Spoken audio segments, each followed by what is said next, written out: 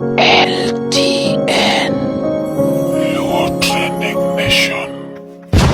Jali wetuombe tu wadongo to lori nyisa ni veda tunakuanga watatu lakini saa moja sijui kwenye yako lakini tutampata kwa penzo ni mmoja ni nani hizo ni kuna sister yetu wa Maivi sijui lakini tuko wakubwa nitamleta 2018 2019 Ronald after Maivi sakamleta tumekaa hiyo bondi ilikuwa basi sister watatu leo tumegrow tuko wakubwa lakini tulibond like we never departed from each other all because that is what she wanted. Rai kwa napenda unity lakini saa naweza shindwa kuexplain. Tumeishi kutafuta super sijui miaka karibu 19 and above anania chata tujakaa more than 5 years na super sijui nitasema bondi yetu ilikuwaje lakini what I feel let's really rest in peace. Mtiota si old sister yangu, let her go in peace. Let God know what to do. Let the will of God prevail. We might speak as human, but we don't know the cause. Let her rest wherever she is. Maybe she knows, maybe she doesn't. Only God can tell. Let Lorraine rest in peace. That's all I can ask. Aparone koro nyalo mana dok mondo bedi. Okay. Opaki Yesu. Opaki Yesu. Opaki Yesu.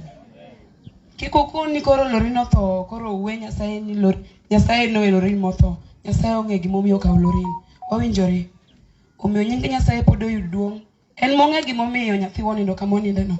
To maduong' madawachi. Lorino chandore sana ameteseka. Hii maisha wasichana wana enjoy, mimi nimeka na Lorino haja enjoy maisha. Rama nyiri ni godo oko ni nyathi woko enjoy. Enne sama tin super leko ngato yuaya chungwa lim. Super na bleed.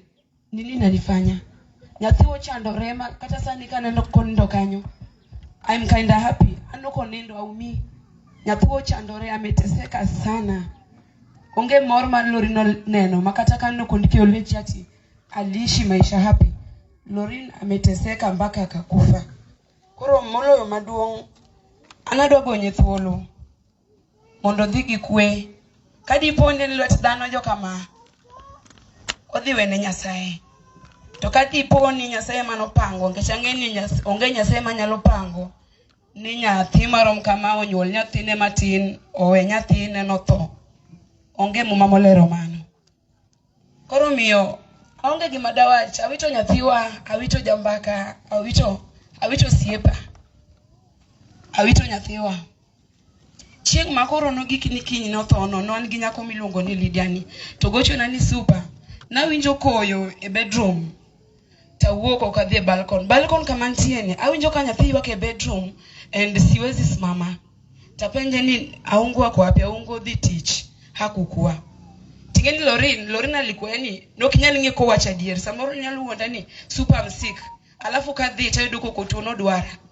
koro acho ni maka wuono to donjona sana nikamwambia mami mano chungani wadhi adier ka wachopo wedo ka Lorraine bete balcon nyathi ywak seriously koni tapenje ni nyathiwa ango matimi nini nakufanyanga super onge kamarama super mucha emangadore alafu Lorraine alikuanga na bleed all time inyalo doko chwere mo from January to December unaona magi mora ti sickle cell nasikia mnasema sickle cell that's a big lie Lorraine hakuwa na sickle cell awotho gi Lorraine osiptendigo akipimo hapa hakuna ugonjwa ulikuwa unapatikana umiotho Lorraine Nyasaye mong'eyo gi en kama oninde na ng'eno seng'eyo uwinjo wakawe otere pendo amani kumowacho no kwa chopo tuwapenyo daktari goni anakujanga hapa kila siku tunawapea pesa mnamdunga shindano anarudi anakuwa sawa itakuwa hivi kila siku toneno kwa biro malo tuacho nia kuna option mbili Mama Lucy na Pumwani to Pumwani wachonangu atuko not Pumwani lakini Kenyatta tuacho no Pumu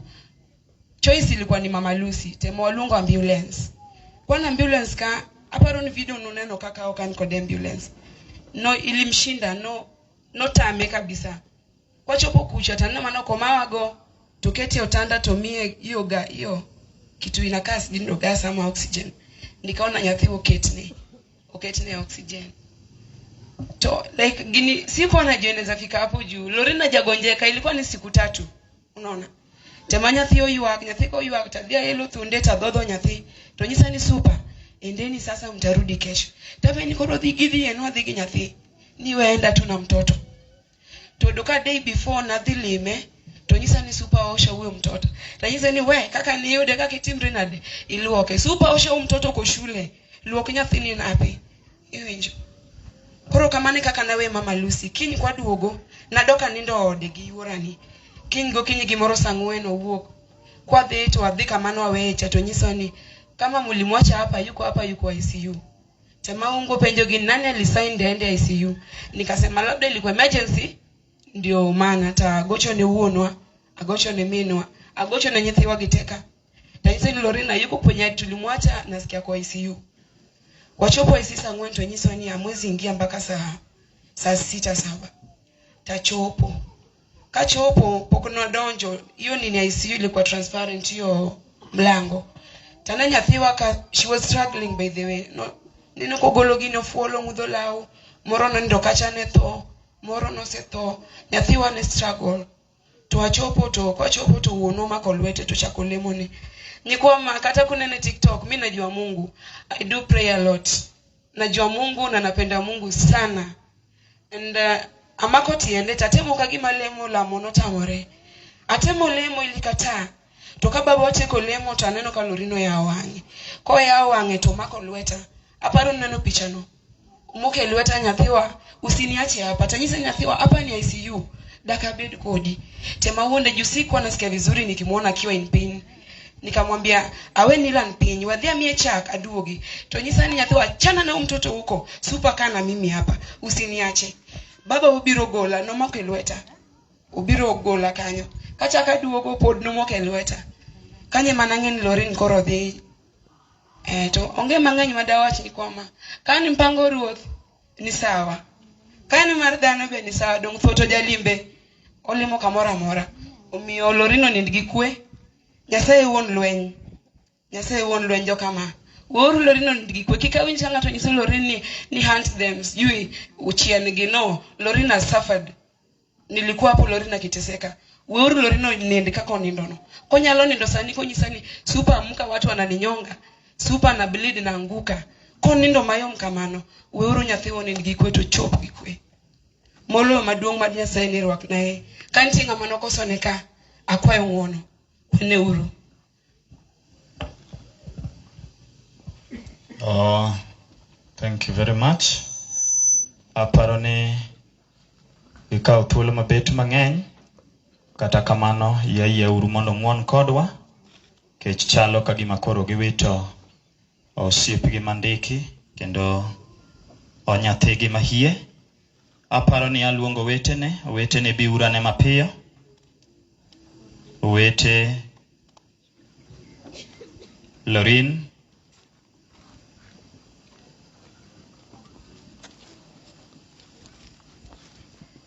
aparo ni ok ging'eny ahinya, gibiro bedo brief. Sama owete Lorin biro, adwa recognize the presence mag wendwa moya Karabuor. Warwaku mang'eny, beduru gi kwe.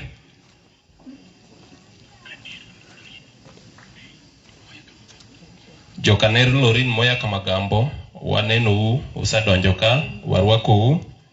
Okepewa mawaseda, karibuni sana, wa recognize your presence. Kasto BOM chairman Masiruti Secondary, uimbe waneni ka, Nyasaye ugwedhi bedabeda gi kwe, joka skunga te, majoka nergi aungo, warwaku mang'eny kabisa, wamor kodu. Madam Lilian Moya e office MCA, imbe wasane ni kidonjo ka, Nyasaye ugwedhi, wamor, erokamano. Erokamano ahinya, magi owete Lorin. Aparo ni adona kaw thuolo mondo amigi gi wach machuok ewi nyamin mosenindo. Kaw kamano to machiegni. To the master of ceremony, our guest of honor, to my dad, mom, all protocols observed. Good afternoon. Lorin, mnajua Lorin. Lorin alikuwa sistangu mkubwa. Lorin alikuwa menta wangu bado. Lorin alikuwa mkali. Lorin amenichapa. Unajua. Na mwili yake ndogo alinichapa. Na machache tu. Acha Mungu amlaze pema peponi. I'm also Jibuto Munafada Secheduto and Bendeka Chung Ilongani Mulusa Kevin Magenyi Mine na Kudoetina Maduong Maloyo Wagoyo ni Nyasaye rukomano kuom Lorin ndalo matin ma osebede piny to wan ma wabedo kwang'eyo ni wantiere gi ng'wech ma ng'ato ka ng'ato ringo. Koro kwa ringo ng'wejno to nyaka watem matek mondo wachop mondo wayud pok mano miyo Nyasaye bende oluongowa mondo waring ng'wejno.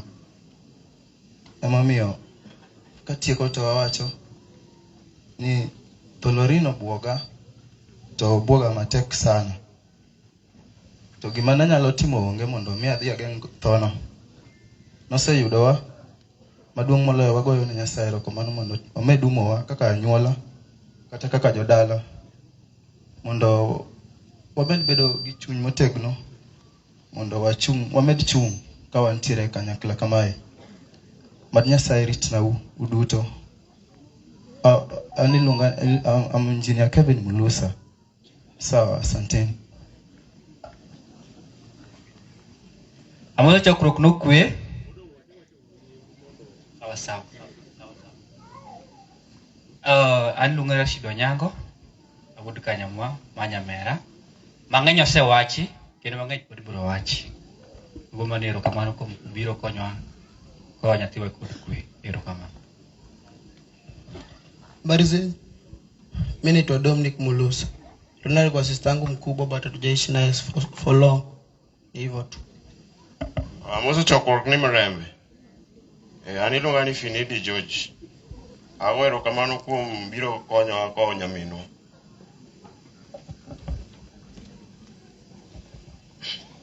Moso chokruok nokwe. An gi nying iluonga ni Maurice Oluoch. Lorin to ne nyaminwa. Gima da ahero wacho ni onind gi kwe. Beruru.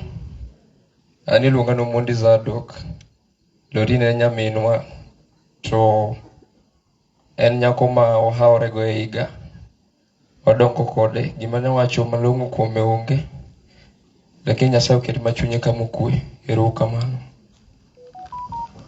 Amoso chokruok ni Ruoth opaki. An iluonga ni William Onyango. An owadgi Lorin, Mombas Lorin. Koro Lorin ok anyal wacho mang'eny kuome. Lorin onindo. Lorin akwayo ni chunyi odhi gi kwe. Setieko wuodhi. Ruoth Nyasaye mondo oket chunyi kama okwe. An iluonga ni Uhuru Junior. What I want to put across is, I believe and I know the destiny of every man is to die. That is the final destination of every man.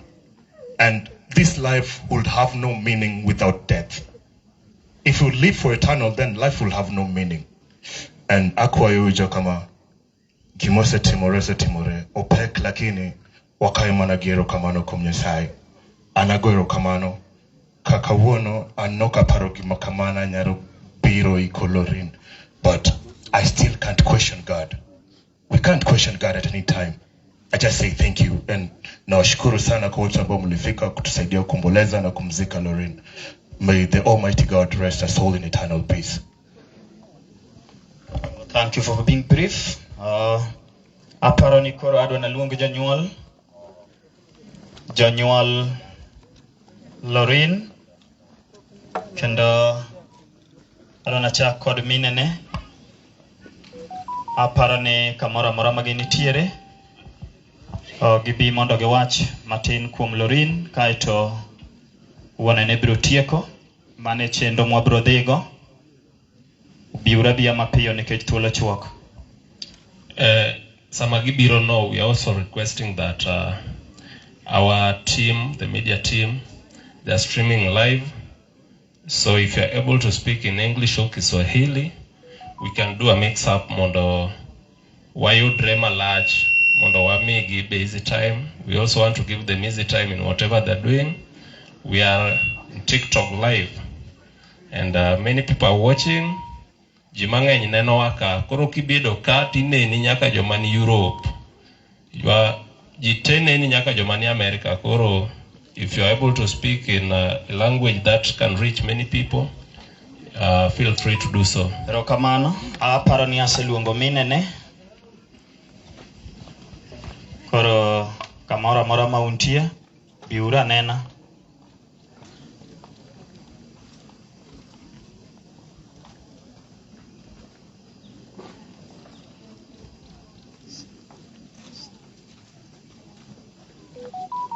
For the matters of time, aparo ni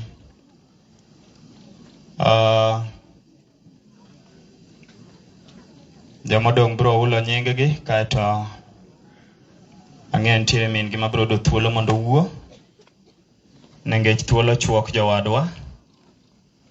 Osetimnwa ng'uono mang'eny ahinya nikech wan e weg sewena.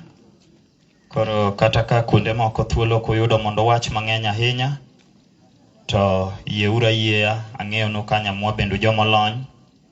Ko kamano to aparo ni kusepango chenro maber kamano to we achak gimwalo koni.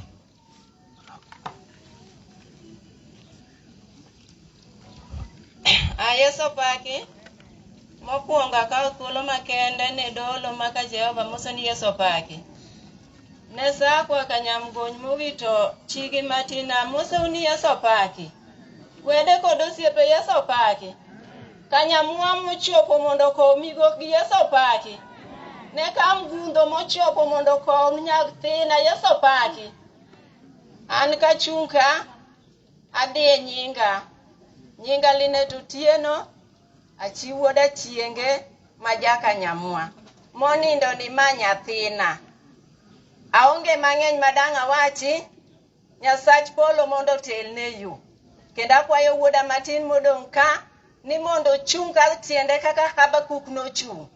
Mago madbed weche Nyasaye. Amoso uno kweuru. An Eunice Otieno. An bende ma nyathina ma nyare yuora matin ma wuon parwa maduong' e odgi. Koro an gi kuya ahinya kawito migoka ni. En migogo mamula ahinya kendo nyoonge gi weche mang'eny. Omiyo chunya lit ka koro neno ka koro wewa e seche manok wang'eyo kendo wan gi buok ahinya kendo wan gi chuny lit omiyo wawuotho kaka joka ng'ato ka chunywa lit ahinya. Mago mondo rom. Amos kuno ewu. Mara Pamela Tien. Anyawa undo. Okweuru chokruok. Okwe kendo. Iwacho ni dhano nigi okenge adek. Nyuol, nyuom, kasto gi tho. Koro Lorino nindi gi kwe. Nyinga Esther Kinyamisi. An min-gi. Amoso uno kweuru. Mara Janet Okuthe, Lorin nyara. Amoso uni mrembe kendo. An kachung' ka nyinga luongon Carolina Nyango. Awuok Kanyamwa. Amin Loren. Lorino nindi gi kwe. Bwana asifiwe. Asifiwe tena. Kwa majina naitwa Melvin Anyango. Mimi ni mamake mdogo. God is good all the time. An iluonga ni Monica Onyango, anyar Kanyada. Monindo Lorin en nyara, an jaod wuongi mar ariyo. Ero uru kamano, Lorin nindi gi kwe nyara. Ero kamano ahinya.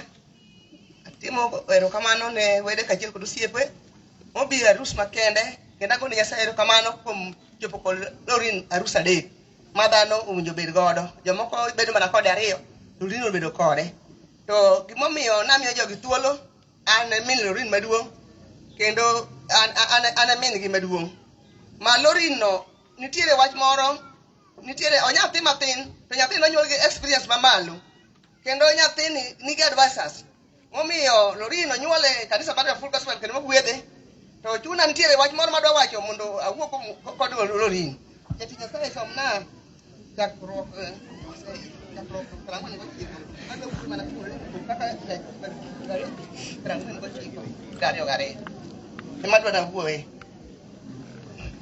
Mama wacho 49:22 niya, Joseph en yath mopidhi e bath thidhia manyago olemo mogundho kendo mabedene laore e kor ohinga. Jodwar nolawo Joseph matek ka gibaye gi asere, to jateko ma Nyasach Jakobo notura tungegi. Hallelujah. Omiyo wuoyo kuom wachno. Lorin en nyathi machalo Joseph no. Joseph ema notayo jogegi kane en nyathi mane jowetegi ong'iewo. To nobedo yath maber. Lorin nolaore kuom osiepegi mane otimo ne gik mabeyo. Kendo Lorin ne nitiere nochako gigenegi kotin. Lorin ne kata mana nyuole. An min gimoro wako jogi te. Min go biro ka an gi 10 e piny Kanyamua. Kendo biro ka nyako mapotin machiegni koko mako ike mar 15. Lorin onyuolo kapo no nyathi matin. Momiyo Lorin ne en yath machalo yath mutiyo e thidhia. Ne en gi weche mabeyo. Lorin ka wuoyo kodi to wuoyo kodi ka jaji. Kendo kina wuoyo no Lorin en nyathi gine pasbon magwa.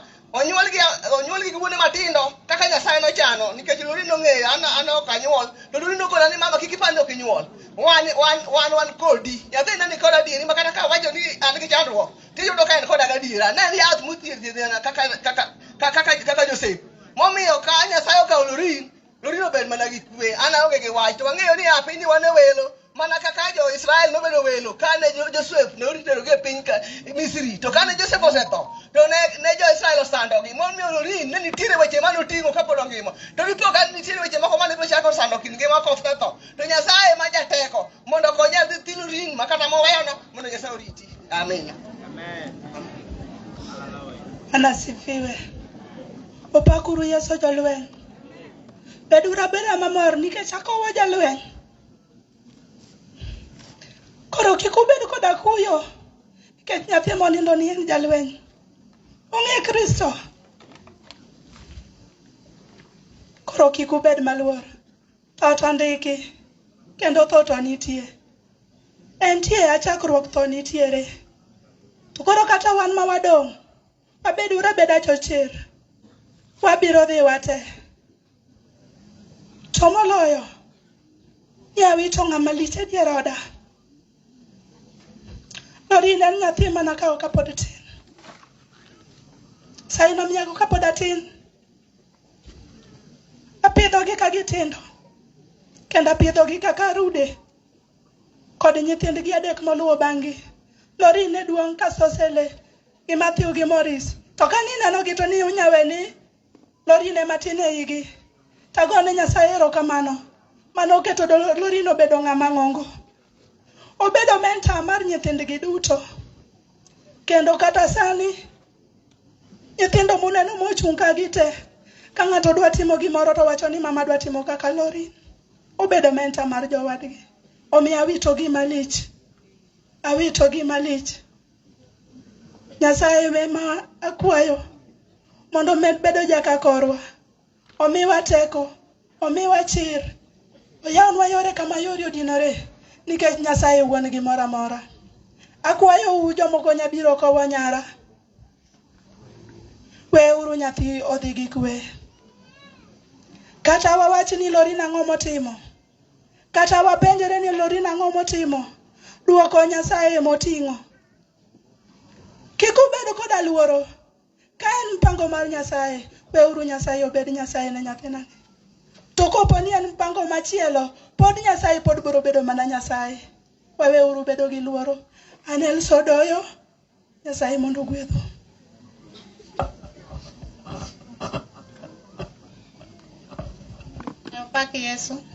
Pak Yesu kendo. An machung' ka ne min Lorin. To aonge mang'eny madhi wacho madawachi Lydia gi Supo osewacho. Gima akwayo mondo kech weche madhi wacho dhi luwore gi wer madwaroni. Konyauru wer moro mar John Okidi mowero ni lweny ok mara.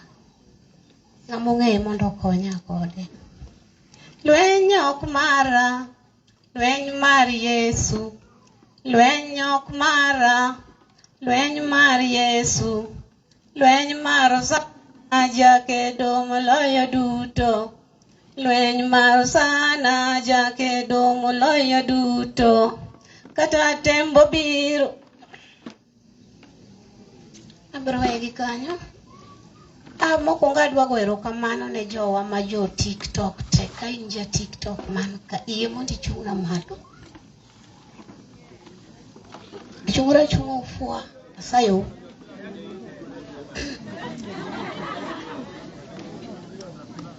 Achungu kamano adwa nyisou ni ahero unono. Nimewapenda bure. Na msidi kuwa na hiyo roho. Isiwe na kwa Nyamigori na Jaberu Nyaronagi peke yake, ikue kwa kila mtu. Nimewapenda hivyo. Na kuna kitu nataka niwaambie. Uniruhusie tu niwaambie. Asaye unigoluru wach moro muwacho ni nitie nyako moro mano threat Lorin. Niye monigo Lorin. Lorin, ing'eni kata kama thono ong'e gimoro amora. Kata ng'amo biro ka gi mpango mopogore mar lit neno ong'eyo. Koro Lorin kamonde no ong'e gimonegi. Waweuru wacho ni ng'ato negi. Asayo ni kwa goluru nyako no oko e wach mar ni onego Lorin. Kuyie to tim na mano. Kuom ng'uono doguru mondo ubedi. Ahero uduto kuom chung' muchungo koda. Nyasaye mad medu chuny no endo. Kod jo angla duto. Ahero nimewapenda hivyo bure. Okabitimo neno mar Lorin matut nikech kako tuo itendo ka osewacho. Otuo kamane pa Lorin ogocho na saboro tieno ni mama okawinjo maber adwa na dhi hospital. To aonge kaka chopo. Tapenje ni to jaduong' ni nitie okona ni entie to pesa onge. Calling matin poden chunyo tieno. Apokoro na video kama ene oxygen ni asechopo hospital kora oseyaore. Odhi kamano duogo ot gokinyi ne gin gi Lydia no. Ogi gokinyi tapenje Lydia odhi tich to kona ni Lydia odhi. Apenje ni donge ng'a okona ni en kende. Kaling matino chako gocho ni ma okawinji maber supo ringo bi. To akoni anyiso supo kona aonge kata credit, aonge kata fare. Takone ni Fuliza Monderingi Dhilurino wacho ni tena amelemewa na mtoto analia. Supa tema magi dhigi mami. Kage dhi supa gocho na gimoro sochiko. Ni ma tafuta muombaji yoyote ukuje na hii Lorin si ya usi. Tana yudokan gi dada moro mabase bedo ka wuotho godo yore te mag Lorin go. Apenjo dada no ko onge jalemo moro amora. Okwera ni jalemo ma Nairobi ka onge Ostras kata chiel. Mwuoge mama no nyaka ka Lorin, wadhwedo ka Lorin. Lorin opando uthone no kabisa. Kata kani nene samanu wadonje ode nene balkon kocha. Owukuru mubiro momosu watu. Kona nikiuse biro kama onge tiende wabedi. Tera uro hospital awinjo marach. Tera uru ka jalemo masai kacha. Koka wadugu wadhi hospital. Kwa dhiri jalemo no kit. Kaka neno jalemo no seneno ni Lorin okenga mantie nikech. Okonolemo kakolemoga. Gimano nyiso wane Lorin otemga kadhiga kanyo pile pile nikech gino en gimichoro to nyalo lal kode. Kwaduogi Lorin nyake ode kaka ne Lorin wa ground kodwa chako twenyo stairs mar mondo first floor. Notamo Lorin. Lorin obet nwa piny kanyo. Onyiso wani ng'ato dhi omna nyathina mondo adhodh gi ka. Tawakwere ni ka yo jikalo kenyal dhodho nyathi gi ka. Onyiso wani kare lung'na uru ng'ato ot mondo bi oting'a. To mama mane wan guchiwo wadwa no oting'e nyake ode. Wachopo ot wayudo ka supo chwako chak omadho chagno. Wase ni koro madh chagni piyo mondo waring wadhi hospital. To onyiso wani tera uru wezo ka mondo dhi oyawna kura ni kore ka wadhi hospital. Nikech Kenyatta kuwadhi Kenyatta wanya pango line kata nyaka 3 days tadhi inyora e line. Okon bins wakamano watere kanyo. Gima mano ndo wachopo kanyo. Jogo timone kaka timone no endo. Ochuone pi. Okona ni koro en sawa. Tapenjo daktari ni nyathini ng'eye ni kendo ka Lorin donjo kanyo to ng'e ni huyu ni Lorin. Kanyo ma Lorin dhie pile. Lorin wacho ni kodhi kanyo 3,000 dong kanyo to pile. Tapenja ni to kae Lorin wacho ni kae mininde. to the same problem ema chako kelika. Jogi timo gana ngapenjo daktari ni gini en gimunge nunya thiedhe koso un pesa mudichgo. Negi chako luor. Giwinjo ka gocho ne wuodo wadwa mora pimo ne. Koro negi chako luor. Akone nyathina dwa no dhi Kenyatta nikech une muthiedhe pile. Kano yach nyaka sani une mane uthiedhe. Koro gimoro kotamo ng'ato to wacho tika wanadha ni. Negi kono wani madhe ketana ne nusida ni koloni. Koro napalo lori nyalo bedo gi TV. To gikono ni madhe kwanza kaka koro en minyuro nyole palani. Ok wanyal timo ne X-ray. Tapeni udwa konye na. Ni koro ene lweto india. Akono kanya dhia nikech nyathini ka emo ninde. To sida chiel emo nindo neka. To kendo sani uduogo to usechako mana timo kaka utimoga. Kora don umia ler nyathini umia barua tere Kenyatta. Koso Lorin koni ma. Kako useket na pigni 1 hour kende pigni rumo tadoka tu. Adokini isuru lida kikel kata nyathino ka. Pigni kose rumo tadok dhodho nyathi ot. To wawuok. Miyo nyiswa ni kahuru ban gi pinyo sebeto tigo. Awe kanyo ka wacho no dwaro nyoka no bodhi nyiewo ne lidi okelo ne omadho.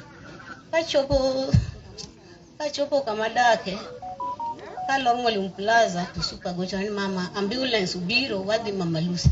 To Lorin ngimane te nokodwaro hospital mar Mama Lucy no tere Kokia. Ine kwa mondo kucho wayude ka koro.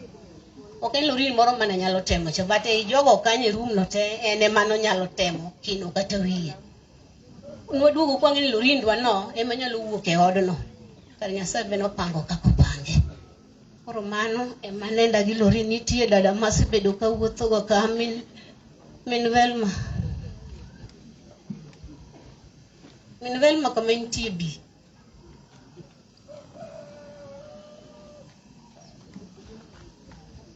Mae dada ma en chiwadwa ene manyaka ne Lorin chaktuo ene mana wuotho kode nikech ka dhi odi cha okanyal donjo bedroom nitie gik moko ng'eny moko anya timo. Koro me chiwadwa mana siko ka wuotho koro embo pimne kaka ne wuotho.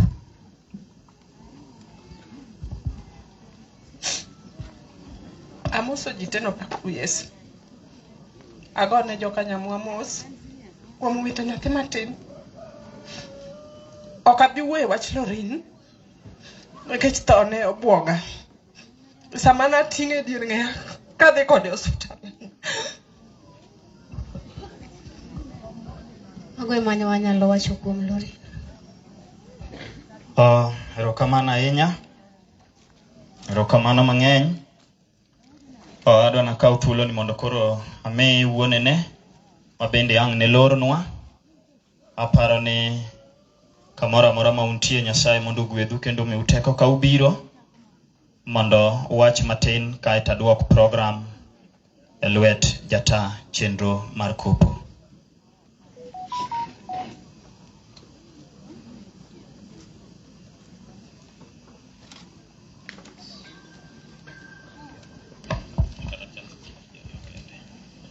Sama wuone Lorin biro, adwa recognize the presence mag wendwa mosadonjo. Nitiere ka ochwama karachuonyo, Oyugis, dala gi Treza, warwako ng'eny sana, waero. Nitie alumni mag Mawego Girls kama Lorin osome. Waneno ka untiere dierwa ka, Nyasaye mondo gwedhu. Nitie ka seda umbe wasana no kudonjo beduru gi kwe Nyasaye mondo gwedhu. Koro sama wuone Morin biro ang'eyo ni time be ing'e kaka idhi lose kaka itaye no. Erouru kamano.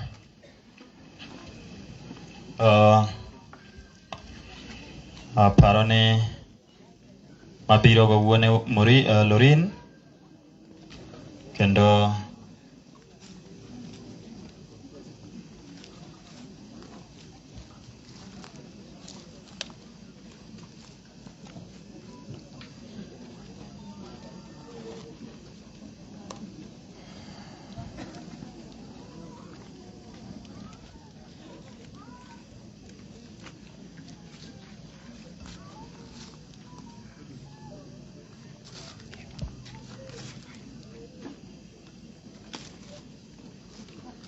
erokamano.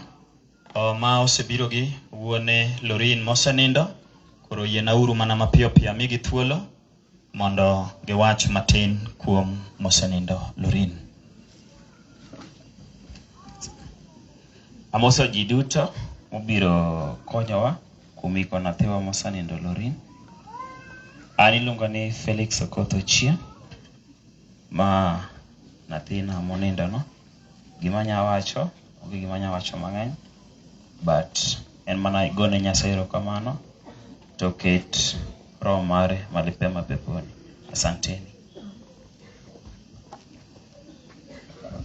Amoso uno kwe uru. An gi nyinga giluongo ni Jackson Uko, uro wadi anta Jakanyaga, magi joka nera.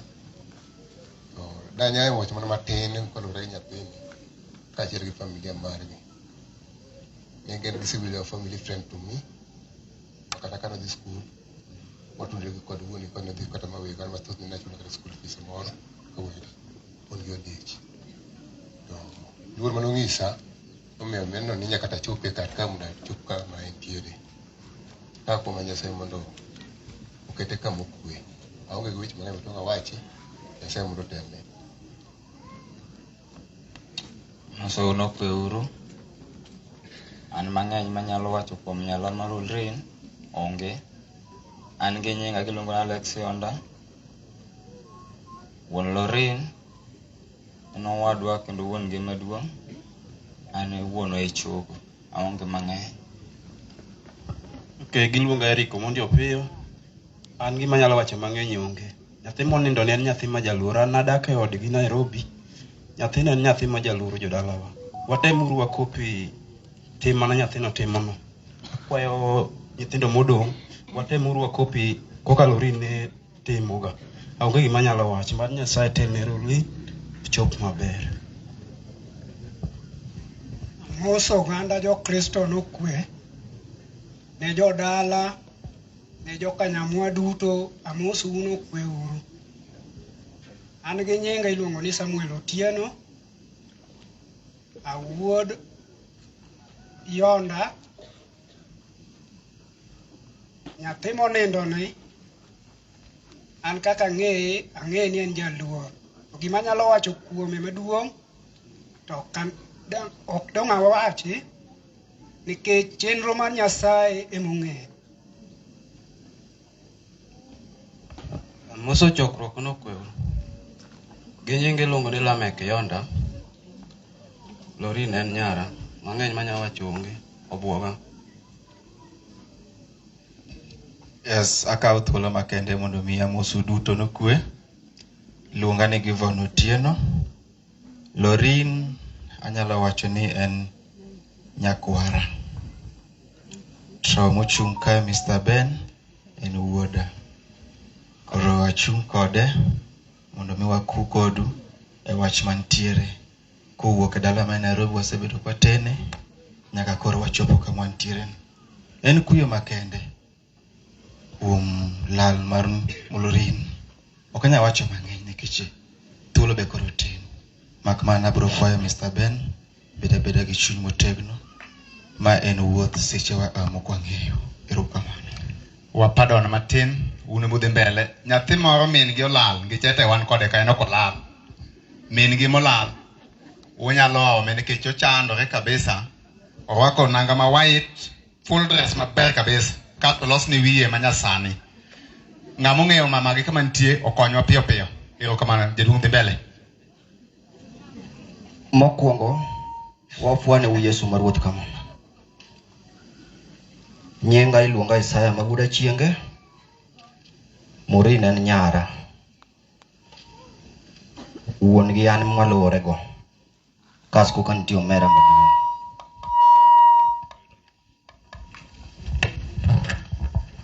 To mokwongo atimo mos ne kanyamwa mowito migok gi manye gi geno. Nyaka ilo migok ni temo wasewuotho go. Gima dawachi ni Lorin owe nyathi mathin. Kendo nadakwa ora ni e yore go duto gima duong' manyalo konyo gido en ng'e Yesu. Kok ing'e Yesu Karanya neno ka kiriti cha. To ujero riti ka Yesu bende chunge. Wapaku Yesu maruoth. To ka wanya timo gik moko maduong' ni obed gi kwe, wan bende waikore mondo wabed kode gi kwe.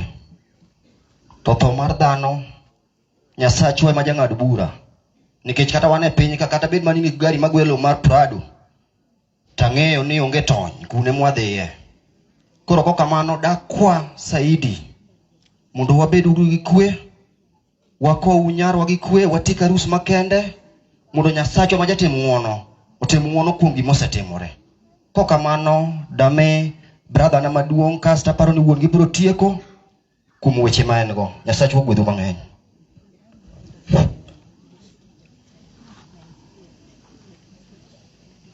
Ne jopacho gi welo ka joma mochopo ka musu ne kweuru. An mokwongo neno kaerogo. To malo ni chuna wache matin. Mokwongo an wuon gi maduong'. Ma wuon gi to jalo bang'a mar ariyo. To Lorin nyakwane ka nyara maduong' mago ne pacho. Nyathine nyomiya luor, nyong'eya kaka wuon gi.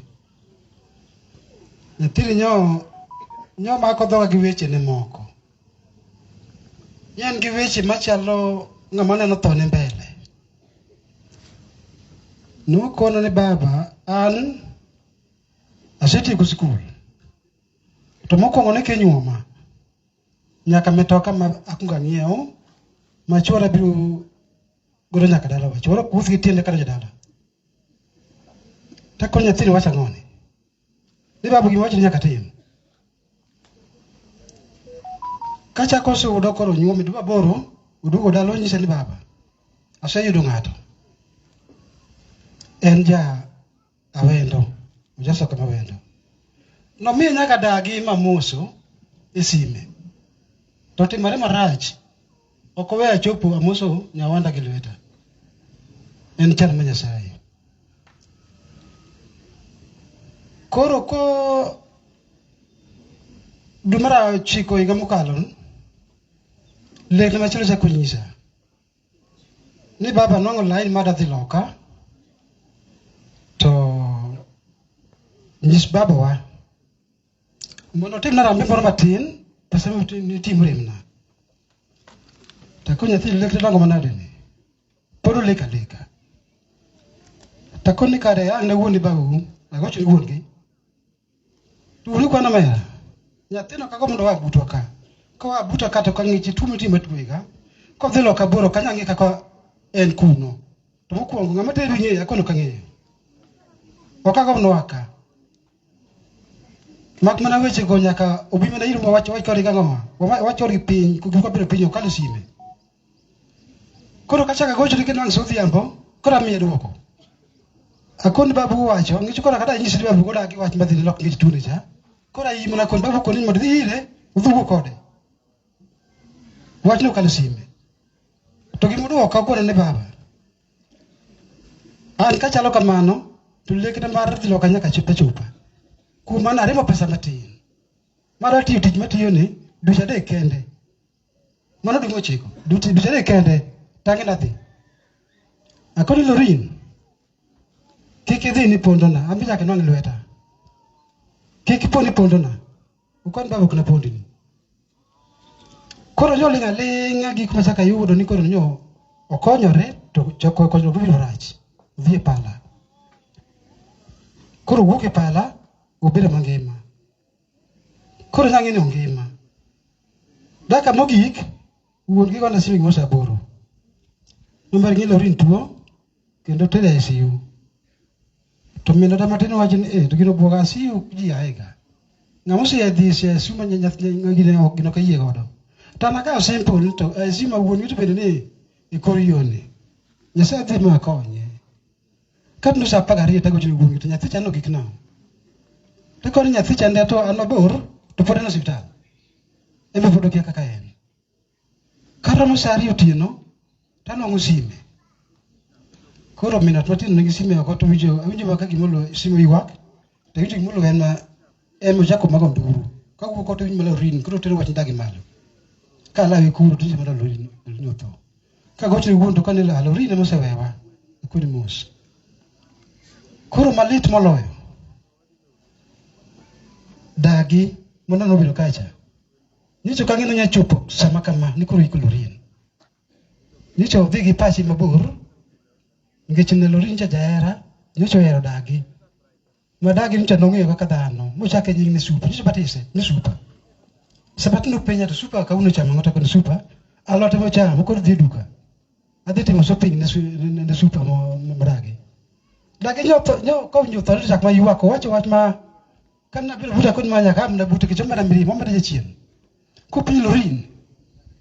Ne miya ninge chango. Ni kwi mang'eny miyo mana minegi. Tito ne miyan gi chango. Ne miya mar nega sal ko inega. Ne winjo ka gino ne lit na ma buta kuno kura gola mana ja oda ni adidi oe. Ngicho nyalo hinye. Koro gino no cha nadhi kode matut. Matari predek. Ko cha ndiko nyasanja nyojok nikoro kawe. Ka koro bede mapacho lal ka jara matin dhiro ka koro pacho lal ko nyalo wuoyo to wang'ito neno. Nego lungi to koro konya yie. Koro kulugo gi game ng'ato koro pacho duogo. Ochako wuoyo. To kelo na wach ma uchande. Odhi marach lorin dhi kode. Takuni kaka ber Nyasaye. Ka oro jada maduong' oyiri kanyo sautieno. To dugna wach kendo madhi sim ni mama cha de gego matek. To kendo ogamo yuya gama. Takuni kero odhi kunyo jari. Ko Nyasaye manyalo ni mondo jolino kata kopon matimore to kunko akowe lorin. Kama niko kotembe. Kumana hera inya kar kumda kar gimarach. Unego dayo. Kaka mano nanga wach kulo rin mang'enya hinya, rinya hera moro. Kata kama ti dena ne lit. Bari biro kata nyoro to no chora bima ka gunya ka chupo ka mane balino onende. Kaka mano nanga wach mang'enya hinya. Okaneno. Loino to kum Nyasaye. To kadi poni ng'ato nchiwo bide kona moro mong'eyo to lorin. To lorin okotho. Nyaka ranyisi nere. Iru kamano.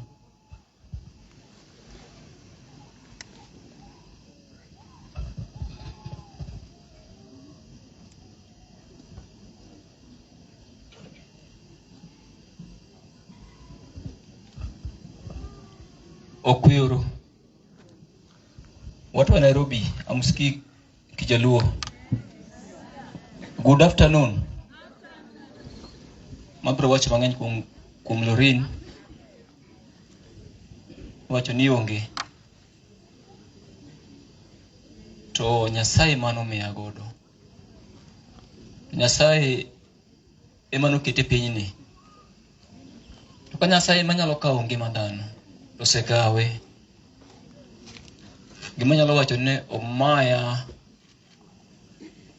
omaya te lorin en an. No nyathi manyako machung' kod wuon gi. Wach mar wacho kod mini to wacho koda. Mini gima nyalo penjo. Ni to lorin ne dwaro nang'o? Ng'om nyathini ng'eyo kama. She is my blood. She has been my blood. Rieko matin manyantie godo no. Nyasaye mano miye. Lek madongo manyantie godo. Nyasaye mano miye. To ring'ado wich. Dang'ado nyathina mondo ka chara dong godo. To di nyaka ohera kum ng'ati dong godo. Dak golo hera kum lorin. Nyasaye bro bede kwe. Lorin bed kod kwe kamora mora mentiere. Iweya nono. Nyasaye ong'eyo. Lorin osebedo ka mentor. Mentor en ng'at moro manyalo bedo ma timo gima maber ma nyawadgi luwo. Kaka ne otieko school dreams magene ni malo. To king'iyo kuom nyiri. Asibiro ko nyithindo manyiri kata lawa asibiro ko nyithindo manyiri. Onge chieng' machogo lorin ni luka. Nen ng'amo ritore kien, gigno timo kien, anja mora man nyithindo manyiri nitie onge godo. Ma piny to lorin nang'o ne dadi ang'eyo kuma dhiye. Ang'e kuma dhiye. Wuoth mudhi tidi ni odhi tieke. To dieri an ok watieki kawuono. Ujomo biro konya Lorin. Alikuwa anajiita Achienge. Achienge ni babu yake Mimi pia naitwa Achienge. Kwa hivyo hiyo jina ya Achienge, it is a blessing from our former grandfather called Achienge Oswago. So hiyo jina haikuwa tu hivyo, ilikuwa jina ya baraka. Kurumangi madanga wachi dalawa.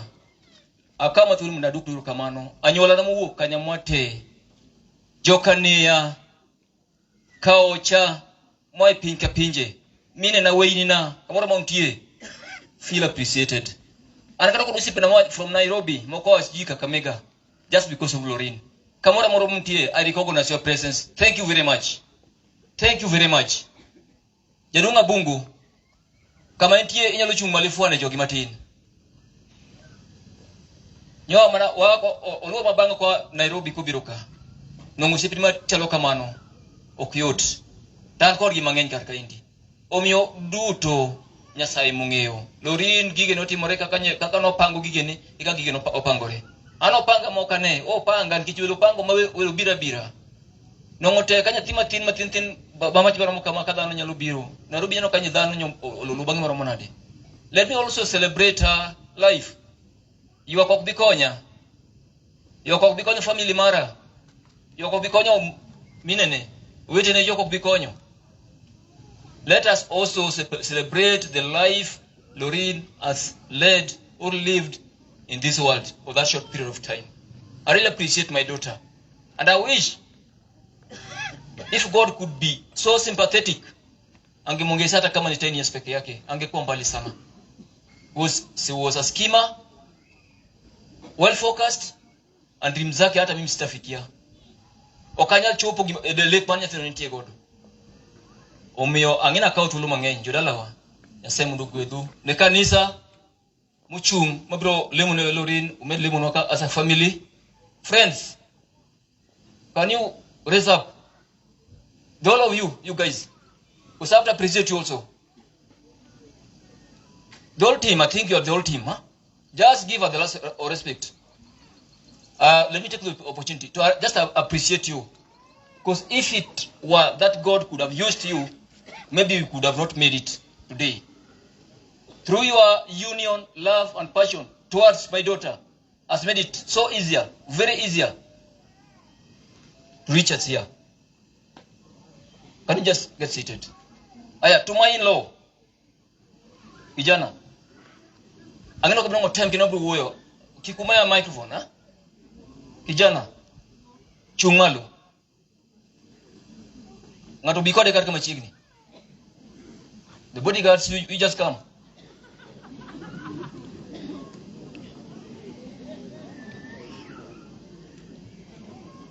Ubro penyo nito erenga mancha no kalorin. En kijana ni. Kalorin uoke oda. Sama kono uoke shinonge ogigene te. Uoke oda mo kwedo keto gimara mora machima no uok. Nase omigogo ni koro dio digi shinangiti chimano timo no mubedi kamo okue. Amo pick up mutingo gigene te makao gas makao sufuria makake se onyati. Kitangena licha ko dipo konyo mesiche. Dipo koro mor kijana ni. Modi odonje ode no. Tiyo tije no. Jana pangiro mogodo mane ode. To kana ogona simu dake makugiro mko kijana ni dadi ngene nimepata kwangu. Eti kwako namna gani? Nini nimepata kijana? Nimepata kijana So the first thing, leta kijana nimjue kwanza, nimuulize kama mtaishi ama ni urafiki tu ya kupita. Kijana ndo mnalungi. Ni promise nango.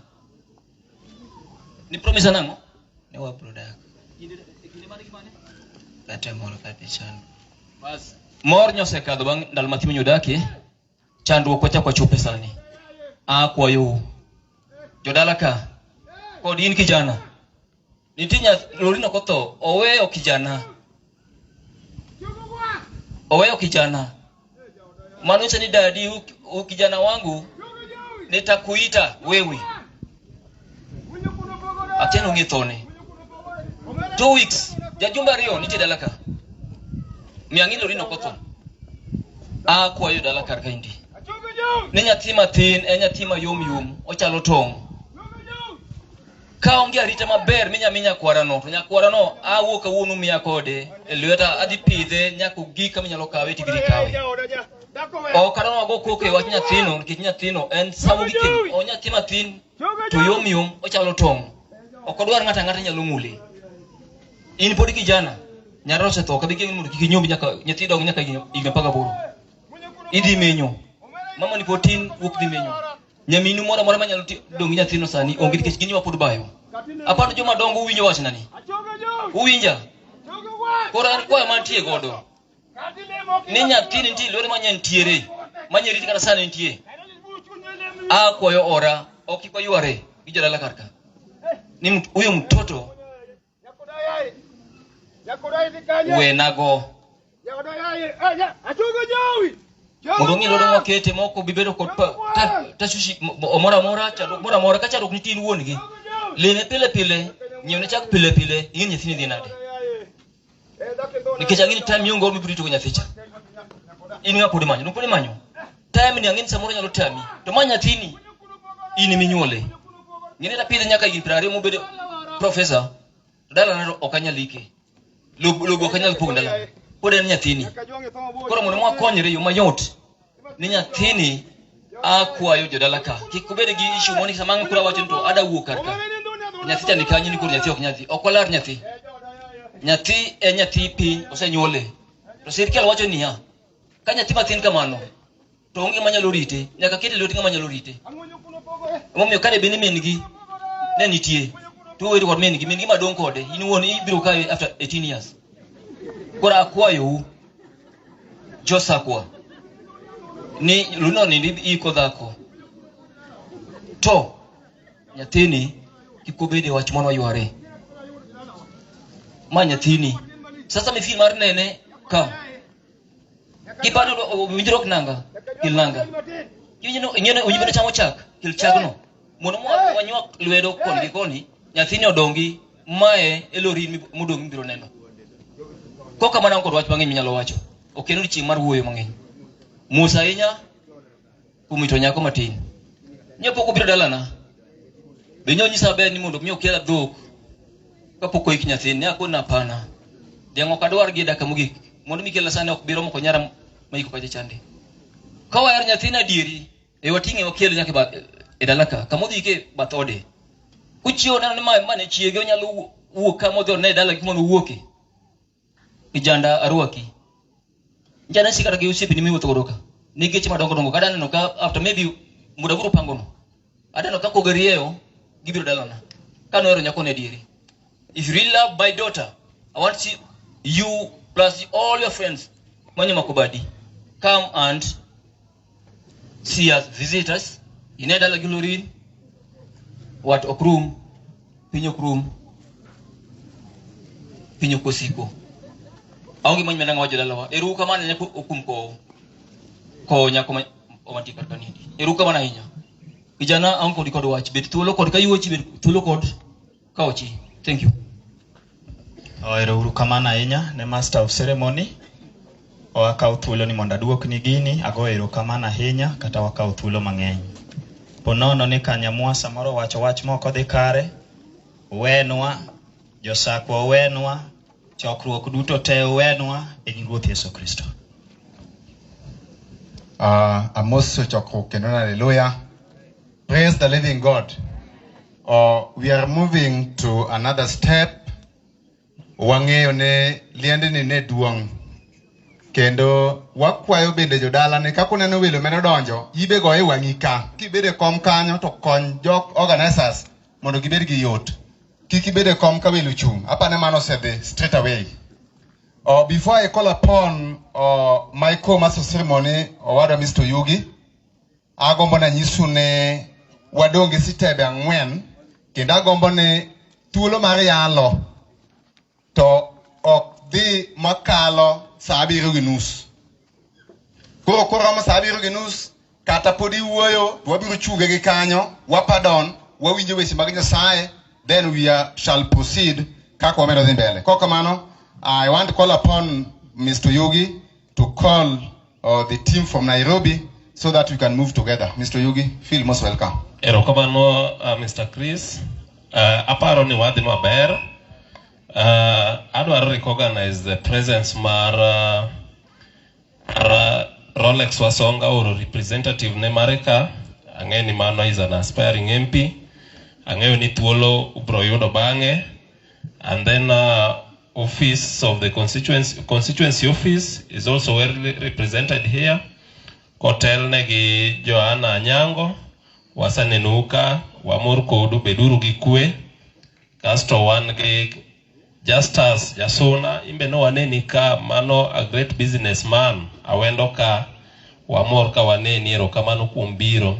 Adwa ka thuolo ni mondo arwaka Rome ema dhi rwako osiepe Lorin Teto gi groups te ma Lorin ne nitiere Nairobi koni. To Rome ang'eyo ni because of time idhi control osiepe wagi. And we also live on TikTok. Jogi okupam ne jomochung' ka gi yawa. Gitimo tich maber to Nyasaye mondo med gwedho gi. Rome karibu sana and then check time.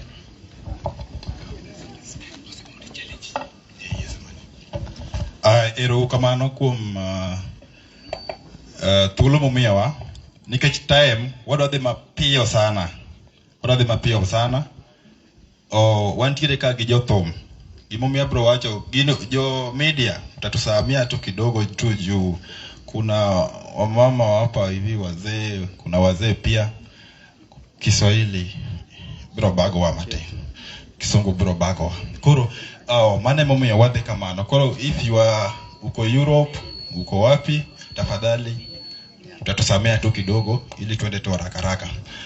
Wan gi jothumbe to wan go siepe magairin ko from TikTok family uneno gi kacha mane omiya chung' kaendi to kendo wan gi osiepe bende mamoko. Koro adwaro luongo gi kidieny kaka kidieny to jok maluongo go tafadhali wadwa wadhi uru mapiyo piyo sana. Kalausi tafadhali be don't gray where you are, please come. Check mic test. Thank you. Tafadhali Evans please kuja ili tuende haraka. Romney ya to kaka wadwa pange Kalausi. Yes. Gini ni ande ibro rwako na jo TikTok. Yes. Mano chenro mari kubro konyo go Evans. Yes. Lower then an kod jothum ntiere MC mar jothum miluongo ni ng'awa Otamo mogo tafadhali kuja mbele. Tafadhali kuja. Otamo chungmalo. Otamo mapiyo. Ne pok wang'eni nyaka buruni betini tamo nyaka wang'e. Otamo kuja. Yes. Evans kuja karibu. Yes. Adwa ni jogi dwa tagi di machap to dhi piyo. Romney. Kaso kusetieko. Yes. To abro rwako wendo naka. Yes. Koro bang' kwaserwako mano kaso committee tieko kodwa. Kabisa. Koro ka jalamo, jolemo koro bro rwako aungo. Aya. Sawa mondo mi watigi ni machap. Koro abro we gi lweti nikech time. Thank you. Ne jogo moko ng'eya aniluonga ni TR Kalausi. Abedo based TikTok, Instagram gi kamora mora. Mokwongo I want to give a big thanks and big appreciation to the portable media. Ma ing'eni waluongo ni portable media, ma media miwuotho kamora mora, opogre gi Citizen, opogre gi KTN. DJ jodalo ma Kanyamwa nitiere ng'ato luoro kanyo mondo luor kama wasign visitors book koka waduogi koka maneru kamano. Alright. Kapok adhi mbele, adanyiso ni wendo makoro donjo sani wan gi kaka Talanta karibu sana jathum marang'ula osipaungo mano kaka Talanta. Wan gi Jack Bambu JB Umoja Lakers Jack Uduriri DJ los gini. Wan gi Sheila kwa sizo musia riti makago stima. Sheila women rep gine. Koro yote monia mokwongo wagone portable media eruru kamano. Online media service, thank you so much. Those who are watching us from abroad, thank you so much. We really thank you for taking your time. Kuna wale ambao hawajamanage kufika hapa and we just want to thank you all. TikTok TikTok ria TikTok premium. Sasa nataka tufanye hivi. Ung'e mabendi Kalausi koma kwa microphone. To nitie gimotimoga mabendi watimo ka baba mona. Ase wacho nyinga longani TR Kalausi japuonja chiel kene mapuonji gima noko puonji high school. Kaito an iluonga notamo wang'o mogo gudo kana sum gi kokote moinga mpango wa kando dikoda kokichu ong'adni channel stay dongi KBC maene jaudi mapile. Aya, mbele. Sasa nataka team TikTok tusimame wote. Chungu fua bwana uchungu mali. Chungu mali. Nyinyi pia mnaweza simama umbu nyalo chung. Okujo dala. Sawa. TikTok TikTok nitie gima watimo to wada time sani. Waluongo watimo ga gima iluongo ni Viva. Wachuru ni Viva. Wadago Didi. Kawacho to banga. Viva Lorin. Poka winjo biuru mbele kaloruru manyaru kujeni hapa manyaru harakisha kujeni hapa bwana cheze hiki kitu jamani. Ine no chung mine ni songa no tie putu moro magomba wuotho chunge kom nitie putu kuja kwanza Jaluo original acha siasa kuja huku nitie putu magomba chung tinda saigi chung TikTokers walor kama wabet TikTok TikTok koma tusimame hapa na kama hauna followers 1000 huwezi kuja na TV na yes hapo yes naomba tuzunguke kwa Lorin. Yes. Let us circulate our sister. Naomba let us make a circle, a very quick one. Wadago Viva and you're welcoming a present worship team Kamotian Legidon Gray and Evans Nyaka Werne Nyaro Wadonge. Aya, let us make a line. Check. Hapo ni Viva tuloba. Kaje ni Lorin, Viva Lorin tuko ni Viva. Sawa. Aya. TikTok TikTok. Viva Lorin. Viva Lorin. May you rest in peace. Duto setimore to we ni Nyasaye. Otek to wakawe gichunya achiel. Wakwa mondo Nyasachwa manie polo malo orwaki e piny ruodh polo mare. Rest in peace nyathiwa. Team TikTok, we are welcoming mitu manatari. Alafu pia danyiso nika wangi producer Jeff Wenyo Tanga Nyakoroleko, karibu sana ndani ya nyumba Addis team. Alafu pia wangi Ajigo Pekmeli, Ajigo Oda Dori. Present worship team, Evans, Don Gray. Praise God. Yes. Nyaka ole. Praise God. Yes. Praise God. Watu wa TikTok hebu inua mikono popote ulipo hivi. Kama tulikuwa tunapenda Lorin, weka mikono hivi. Tunasema kila mtu rest in peace Lorin. Tuende igwe hivi. Tuende chini. Igwe. Kila igwe. Haya, weka hiyo twende baba. Weka hivyo twende. Weka rege baba. Weka hivyo twende. Weka baba, weka. Nataka tupige makofi hivi tu zaidi. Kila mtu. Ero kamana gasa. Weka mikono. Hallelujah. Iwinjore miwuoro. Is. Punch.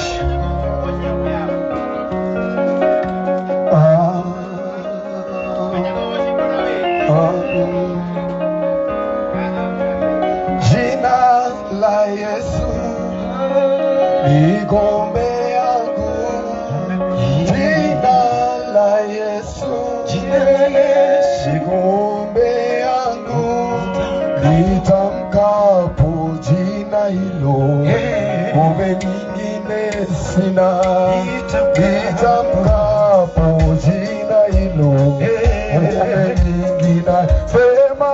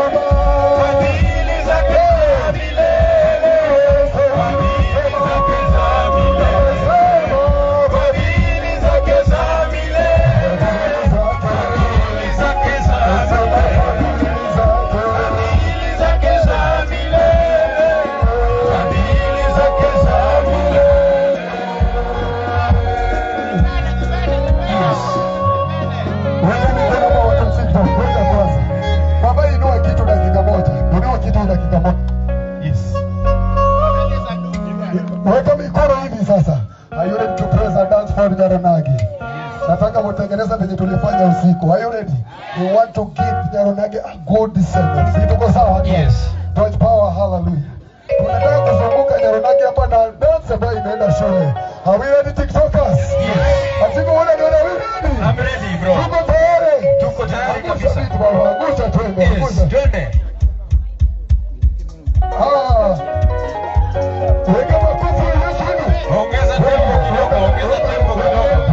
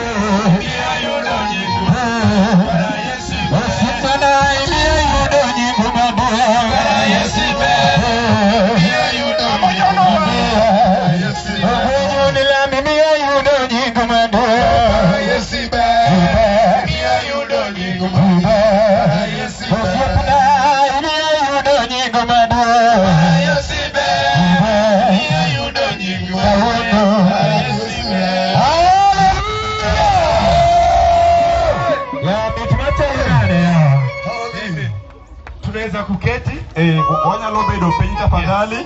Ero kamano team top. Ero kamano Nyasaye mondo gwedhu gubedo mapiyo piyo. Waonge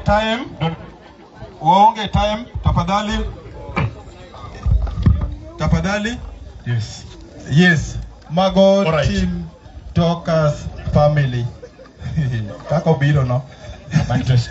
Nyasaye mondo gwedhu. Check. Romney. Jogi gin jok mabeyo. Romney. Onge wat kanyo kata chiel. Kanyo en mano siepe kaka neno gentiere no. Gine mane gichunga ungo nyaka sama chopo chama chalo kama. Yes. Omiyo brother Kalausi. Yes. Wamakre makalo wedo ka ok ni mago kende. Kaka in thuolo ka onge gi registration mo en mana ke bi hapa ka chande. Tibiro yudo gimonde kini ang'o? TikTok. Yes. Koro TikTok no. De luonge ga mopogore. Koro gima timore mapiyo piyo. Yes. Mana bro weni bia ka mondo idhe cha. Evans kapoko wuoyo adara wach gini. Ang'eni maybe jodala wanda ni wang'ere kanye kata warado kanye. Nitie ng'at mano penja ni ere kaka wa join TikTok kata grubu no. Ada nyiso ni ya joining TikTok is very free, onge gimi charge. Ena loso osiepe. Kido ka dondre ni kamoro iyude ifulri ong'ei ting'e to kamane akwaloso osiepe. I want to say this English. No one supports you the most than that online friend whom you've never met. Yes. No one supports you the most than that online friend whom you have never met. And why is all this happening? Is because of the positivity that we are portraying on social media. Gino walungeni social media, kigolo social to wadongi media. Media ni iloso godo nyingi maber, inyalo yiero ketho godo nyingi kata loso godo nyingi. Media ni majo moko tiyo godo elose madui, media majo moko tiyo godo elose osiepe. Lorin knock out the positive side. Akwayo ni let us use that as an example. Aonge mang'eny bokade u mang'eny. Evans, chance on your side. Yes. Kachako an kumnyinga ilungani Evans Kenya pale TikTok.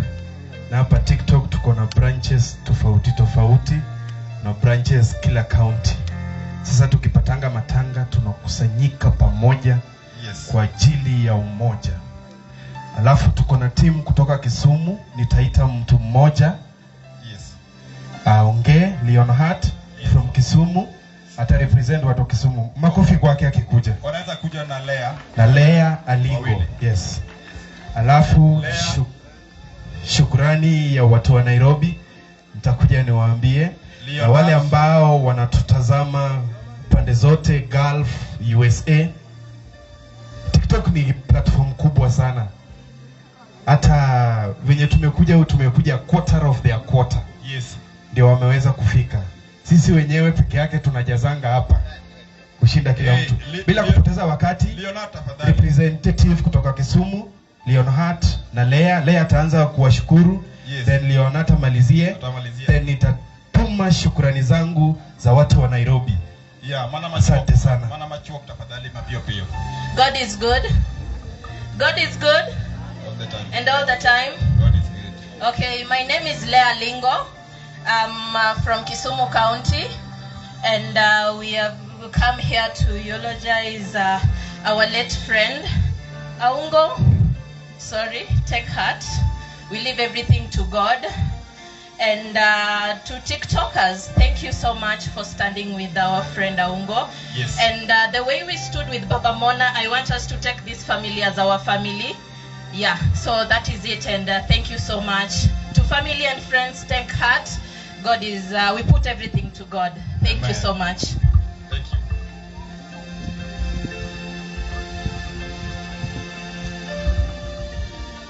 Jadala, Aungo, na wa TikTok wote wenye wamefika hapa hivi kusindikiza dada yetu. Kwa majina naitwa Leonhard kwa TikTok. Na nasema asante sana kwa wale wamefika hapa tu. Ila sina mengi ya kusema. Asante. Tupigie hata watu wa TikTok makofi, wacheni wivu. Hey, Evans. Yes. Kabla uongee, nimekumbuka kitu. Nataka niambie watu wa kwamba there are some TikTokers who doesn't go to church but you believe in God. Amen. I want to thank team Praise Worship TikTok. Kamotiko Evans Kenya and Don Gray. Thank you so much for the good job. Nyasaye ogwedhu. Pastors be wantiere godo. Sadake moko agolga. but chaote wanyore. Thank you so much. The next point, Evans will give vote of thanks to Nairobi TikTokers. Yeah. Kwa niaba ya Nairobi TikTokers,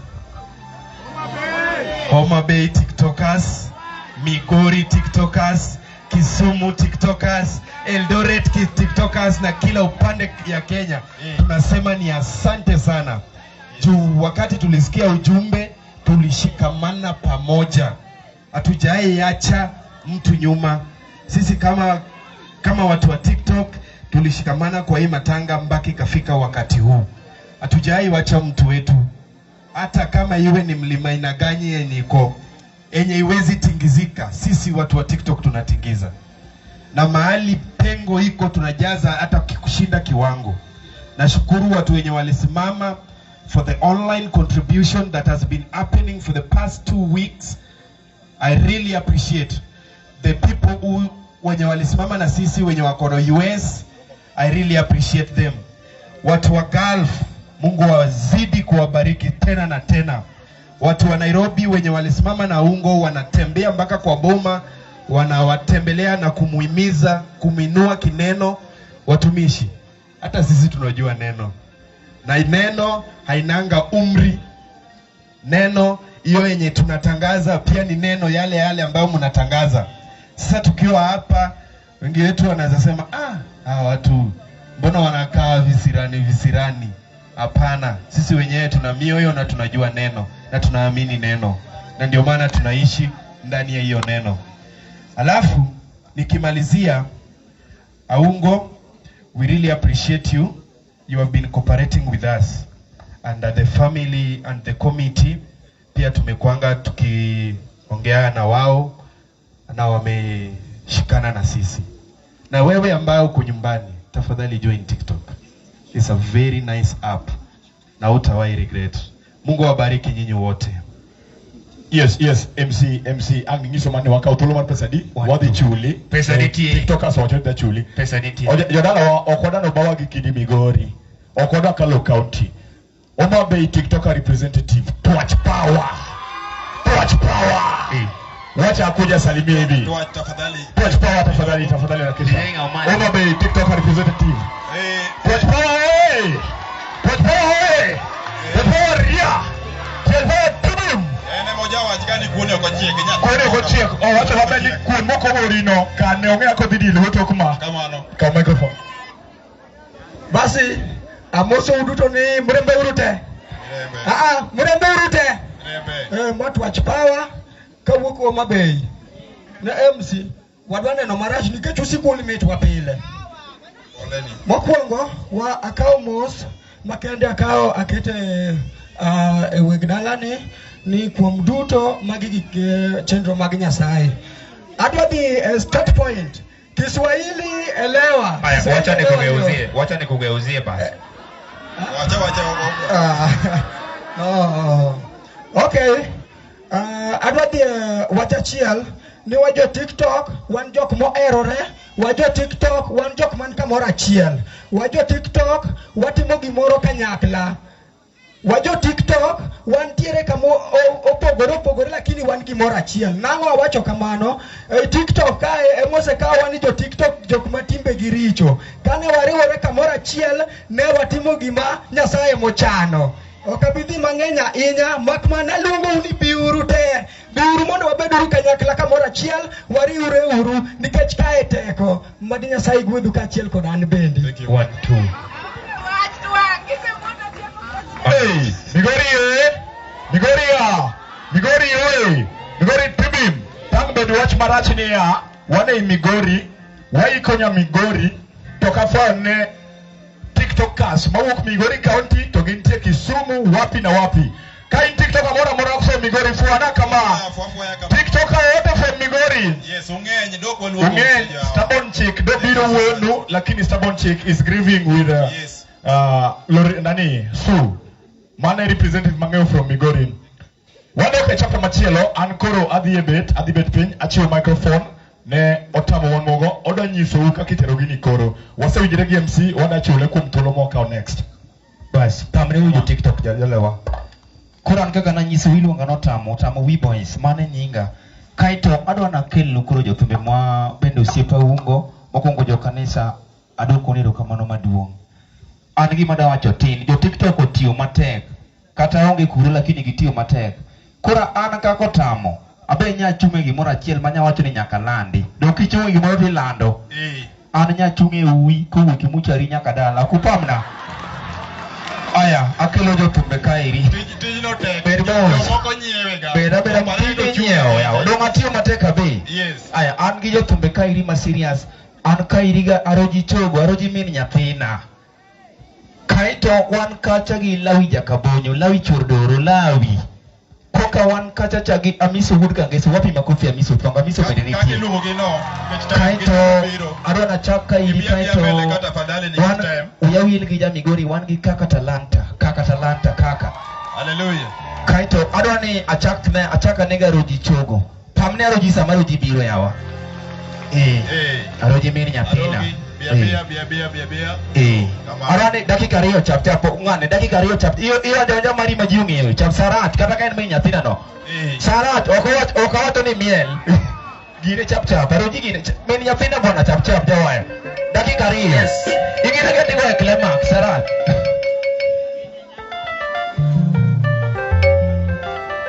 Yi aroji bok chap bwana yao sarat. Awinjo sibra.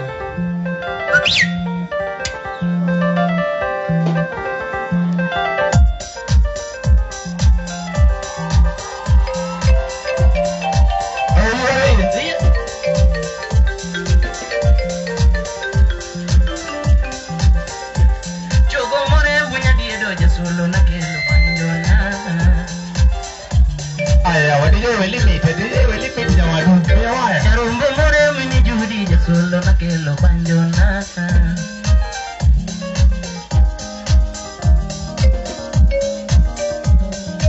Gosto bina.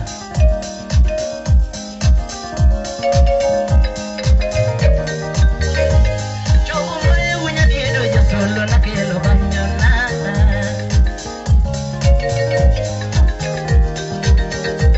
Chogo more wini diedo jasolo na kelo banjona. More wini diedo makoto makelo banjona. Karogi ke ana manyo weno maminya jombeta. Karogi ke ana manyo weno maminya jombeta. Kamuno timanyo rembo dundo weno nyaro singa meta. Penyo rembo dundo weno nyaro singa meta. Kamuno tipenyo rembo dundo weno nyaro singa meta. Minne yatina. Minne yatina. Ase minne yatina. Pero minne yatina. Okwane club. Akelo Lawi Jakabonyo.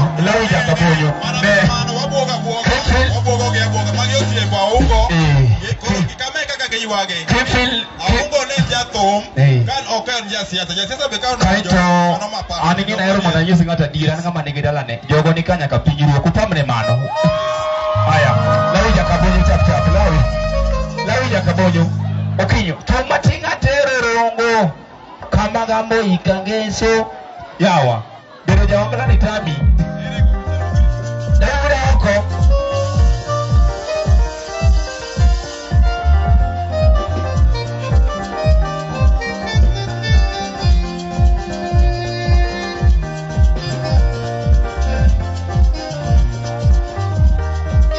Yes.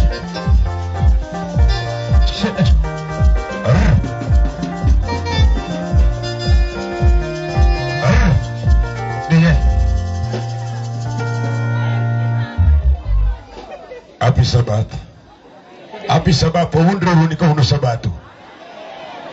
Wan ko angla. Wapinduru. Ija wangla. Kore wapinduru no. Mano tijo tamo kodok kocha. Otamo adana kodi. An kama chungani. Koka na turn 24 years. Kawinjo ni an chwara ngati buoga. I'm single and searching. Nyako man kama poko maklwete. Ambe poko maklweta. Otherwise, aduko ne joka ne aero kamano sana Aungo. Med bedo gi chuny motegno kaka isebedo godo nodera. Aneno koteni gi ora. Aongo wang'ere godo moromo but thothne waluongore ni nera. Aluonge ni nera to luonga ni nyakewa. Kane wanitiere bathe ka. Mamwa en nyawendo ka. But matimore gi ok timre ga e dwach dhano, gitimore e hero mar Nyasaye. Age maungo ne pod nitiere gi jaode, ne gin joma pod nigi gombo gi hera mang'eny. But Nyasaye otimo kar dwache. Samoro nitiere experience moro ma Nyasaye dwa nobed godo. In dhano inyanene yo mopogore miloke kaka idwaro. To gima samoro nyathino koro winjo kamobede gi janyuol manonyuolo nyathi manyako monindo ni, gine ma ging'eyo. Otherwise duto te waweni Nyasaye. Ana biro lielo kabiro wer ni sitaimba. Duto te aduoko nwero kamano makende ad Lawi Jakabonyo. Amen. Pamre Lawi. Kionjo Lawi yawa. Okigona jogi kionjo yawa. Go kionjo mane chika. Batana ng'at Nyasaye ang nuya wer kwaya. Wer kwaya. Aya, chapa twende. Giri mane makoth goyo.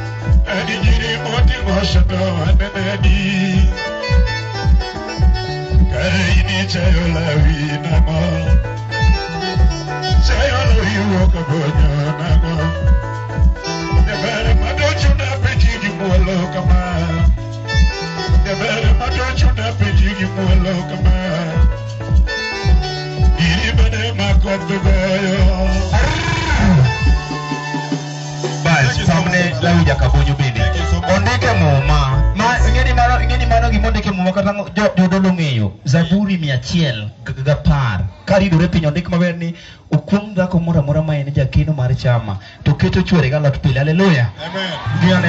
An kairi gi ng'ane an kairi gi kaka talanta podi densi wodi nyako chieng densi bi mondi kaka ini bedi gi sutu no yawa kaka ine miloro no yawa in beda mos bedo gara ngama loko ya ko beda mos densi aya tafadhali mapio tafadhali kibiro beda mos wepanga densi wodi nyako chieng kauru gini obedio macho bas ibo bro climax kende wang nuweli kana kapiru Kile oduogo ma Yin kile oduogo dalaka Ne oduko ika Kile oduogo baby Ne odukao Kile oduogo toto Ne odukao Toine adama monyo kakoyo ngich Yine adama monyo kakoyo ngich Toine adama monyo kakoyo ngich baby, they only go, Pamne is what I'm going to boga. Aere. Kaya, Rocky Bini Kanye, thank you so much. Rocky Bini Kanye, what I know me time to ugile matin kabisa. Sani ngima ukiderigo. Kine na maberni idhi dake pinyi ni poki nye mutoka mtu wakutami. Tafadhali kose lungi tibido kama chafu. Ni okongi madhi gigotego jipenyi. Yes. Rocky B chap. Kau microscope team kongine. Yeah, watch man. Chap. Mejawa dine. Yawa.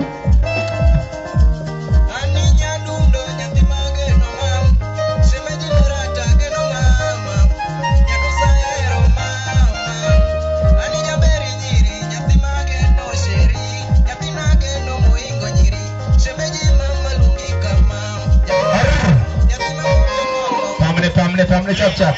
Kaito wangi ngane. iluongo ni Celestino Dongo awuongo luongi kae. An ng'ama ber, an ng'ama ne an misungu noira mabedo jaluo. But koro wan gi kale akwonga kelo ajigo huda dori, ajigo ni kanye. Kaito bede ng'ama seto ji ka ji ni e liel, bede ng'ama seto fuku nyawadgi. Ajigo huda dogi kao. Sakuro la jodogo dongo ma adhi maber yawo. Kusachwanyo.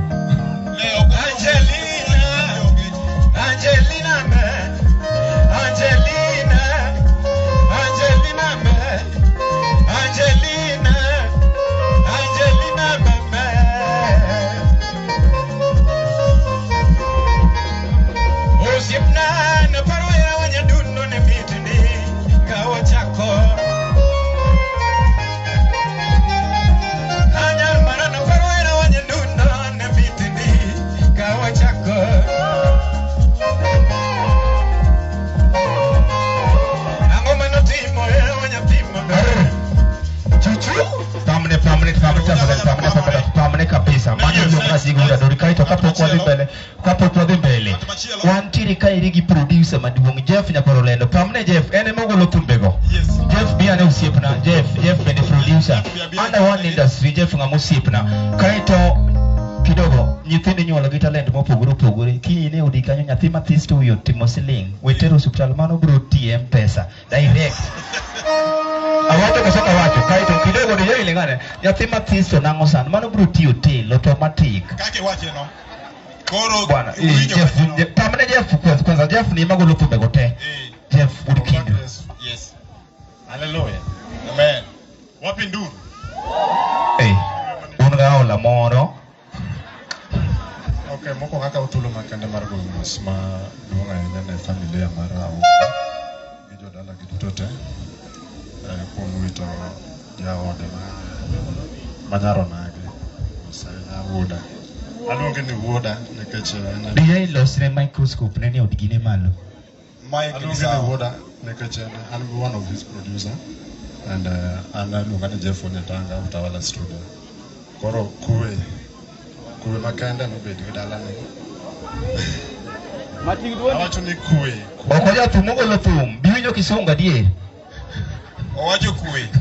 An mane mawinjo. Alamo no mana kuwe. Awongo bed gi kuwe gi familia mari e nying Yesu Kristo. Amen. Pamne no tiko yaka weche ke tina duo. Otamo. Ne nyiri man ka uneno kaka Jeff Onyatanga Nyakorolendo bora. Okwani jomaro boche konywa uru neno gima timre kiny.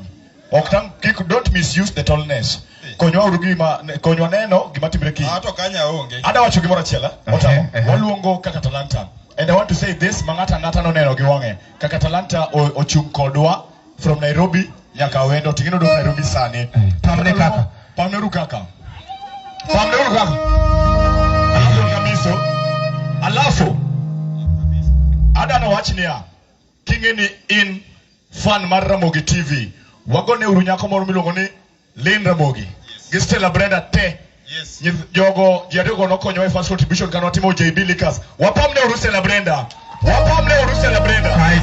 kaito be yes abende akelo ote na mar manager kijiadi muchungi minja kibende wacho na mosu owacho gani ng'ama nong'eyo kaka talanta kuja kaka talanta chap wadoni kaka talanta bi kaka talanta kuja mano sipa ungo ngigi mangato rwaketi from day 1 to day 20 ngigi mangato rwaketi ne nyisi kuma ngato ae kineno ng'ama rwako lada mano ja usi ja they are coming richer taste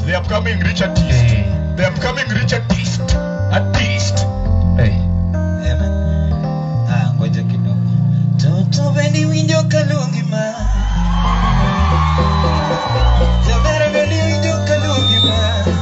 wacha niende kwa TikTokers hapa. Ngoja.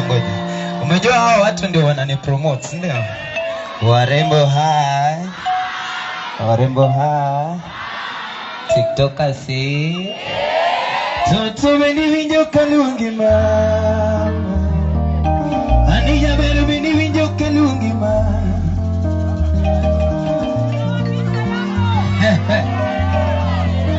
Haya sawa, wacha niongee kidogo alafu niimbe. I want to talk for 4 minutes and then I sing for the 6 minutes. I want to take 10 minutes. Donge mano be. Ngama ngado gini be koro onge wuda tie no. Jo Siruti hello. kadala donge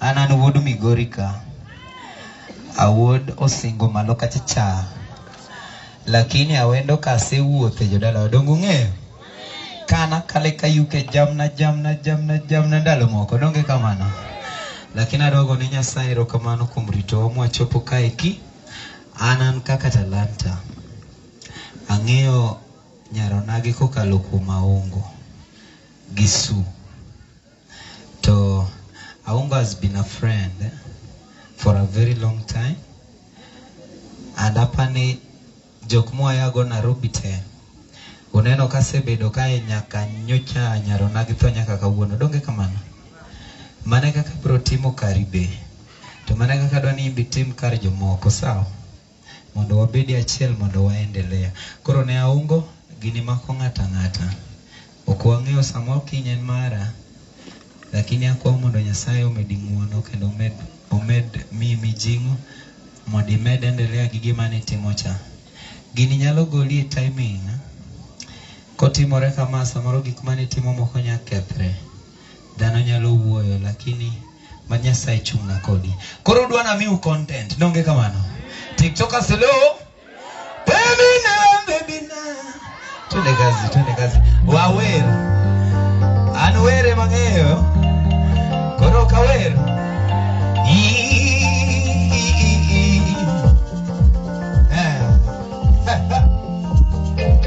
anija bero winjo kalungi ma osipna meni winjo kalungi ma itoto beni winjo kalungi ma jameri winjo kalungi ma anila ni meni winjo kalungi ma TikTok osipna meni winjo kalungi ma alo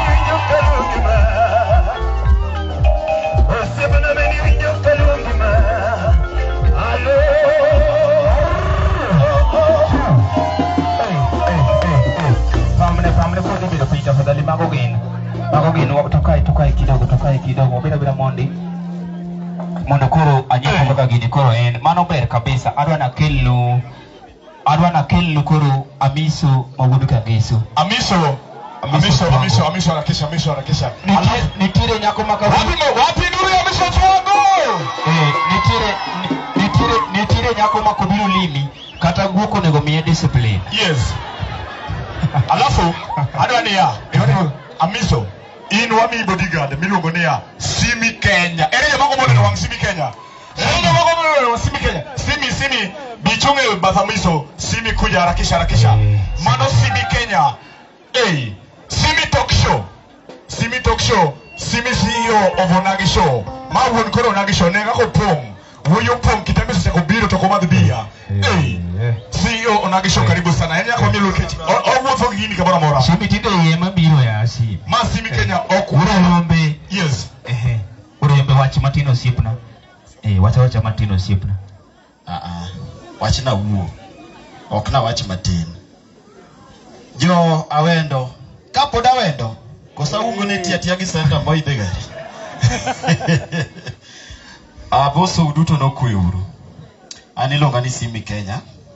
Ajakara chonyo. Turgi ngato na Tommy Sifa. Superstar. Wapi makofi ya Tommy Sifa tafadhali. Koro anto kajathum anatimo gimiluongo ni Onagi Show, talk show kod program miluongo ni Thuondi Luo. Giduto gine channel mar Simi Kenya. To akonu mos mar Tommy Sifa. Jadimo ka mos mar Tommy Sifa. Jadimo ka mos mar Tombwa. Mano Tom marwa. Ato kajathum lakini ma e kama dakuongo go e thum. Ma e kama kuongo were nikech pile jathum idwaro mana gik moko adek mondo ibed jathum. Ing'e ni jakanye tiwacho no mi ino min nga. Don koseng'eyo min mari titieko. Kato koro modong ang'no DJ gona thum kato warwa kamiso twango wuod Kageso bende ginewa. Twende gona gimoro amora in go.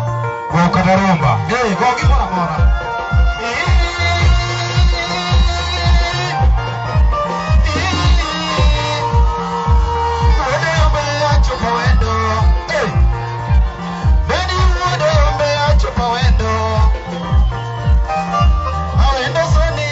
Pacho Doga biro limo ungo wera Wabiro yogo siyopo makende Jabere nyaro nagi Twende Jabere nyaro nagi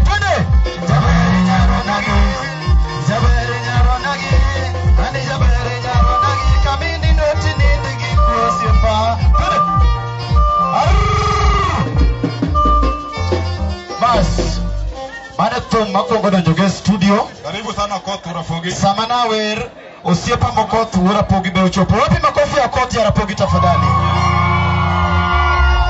Kato koro bas koro waonge wach mang'eny. Ana biro mondo aku kod osiepna maungo kendo wago erokamano ne jo awendo kuom rwak murwako wagodo.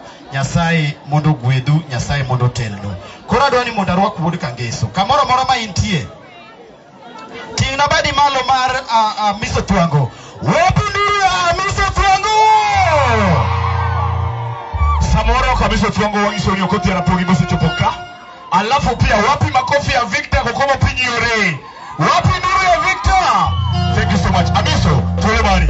Alafu adwania Otamo, nataka tuende chap because nimeambiwa kwamba pastor nataka tumalizie. Alafu kakoro pastor sitiego. Pabni marwa makata waero no budhoka nyaka Friday. Kata wale no budhoka nyaka Friday. Adwani mana miso tege mondo kel pastor onyiswa chela ria dek. Lek mana Nyasaye orone. Gine umiamiso. Erokamano. Mokwongo ne Jehova Nyasaye moyawonwa piny ma wachopo e kuyo mar nyaminwa. Nyasaye ber seche te. Erokamano. Aparo ni en time mar timo neno kata mar wacho 1 2 3 thum wadhi goyo.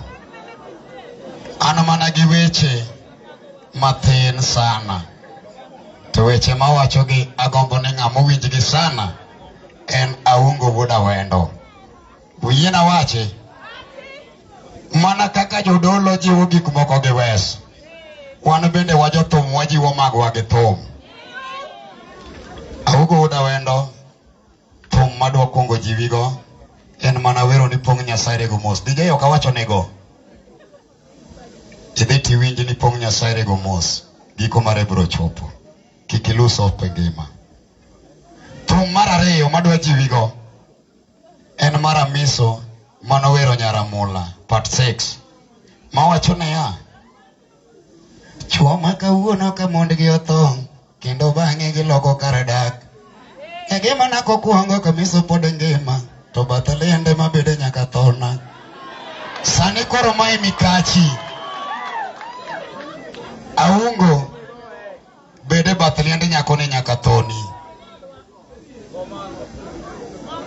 Kik koro ilok paro ka nyaronagi odong' ka.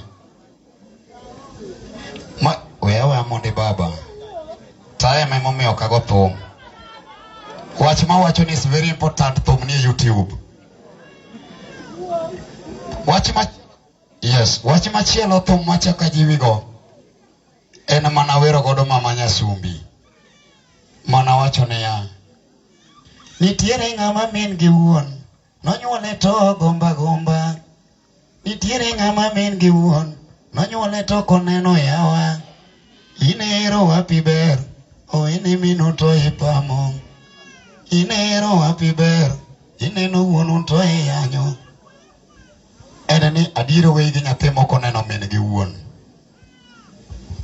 dong kode tinyise piny maber tirite makare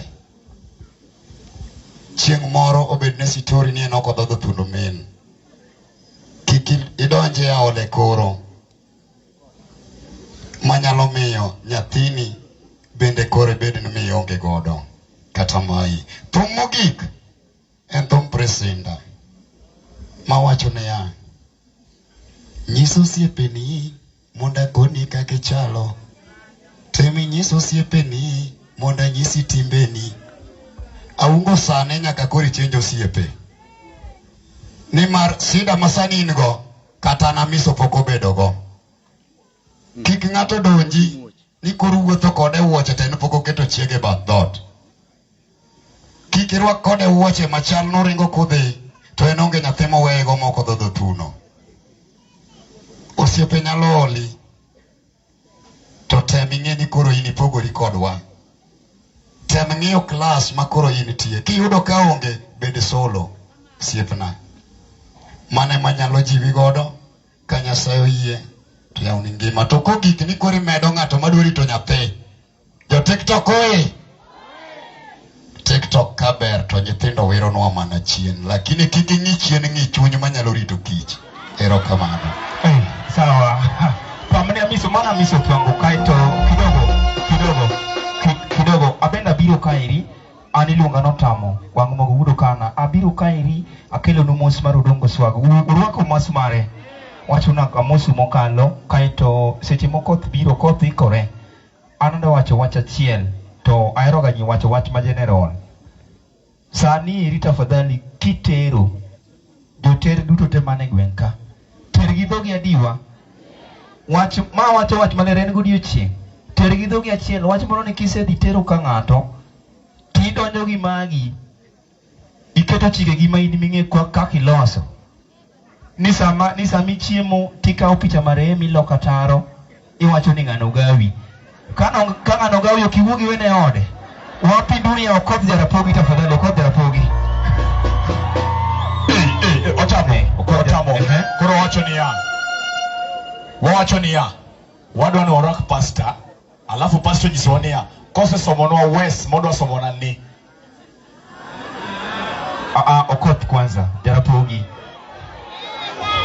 kaito wawene jodolo complete okoth kaito komi otamo wakwayo ng'ama nigi gache machiegni konywa uru ng'ama nigi gache machiegni magache ok obedo locked e parking nitie wadwa achiel ofaint ng'ata achiel ofaint kacha wakwayo no konywa peng mora mora kata gari akwayo ni ukonywa kata cha nitie ng'at moro mofaint e kona kama siemo cha yes mondo tuwe to hospital wakonyre uru pio kama neno ja peng cha nitie ng'ato ofaint kanya konywa uru pio haya otamo mbele adona kelu okoth Jarapogi donge Papa Uda Mary wapi makofi okoth Uda Pogi my polo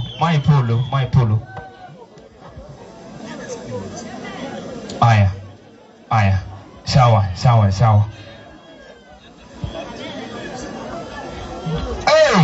ya yudo jodalo maila gi tek yawa oyie no kotho wer wewe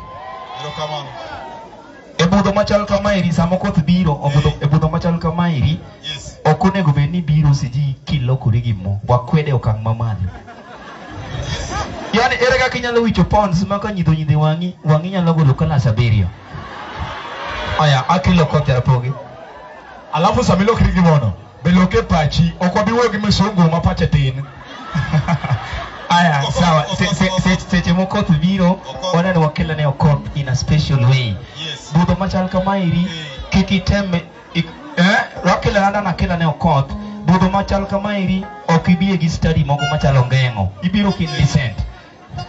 Aya.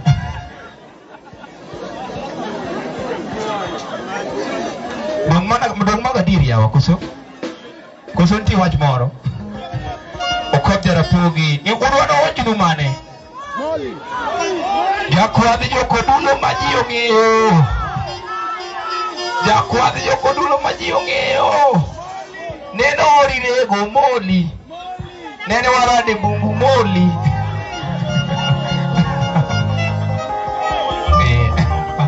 Dijai go bisaraj.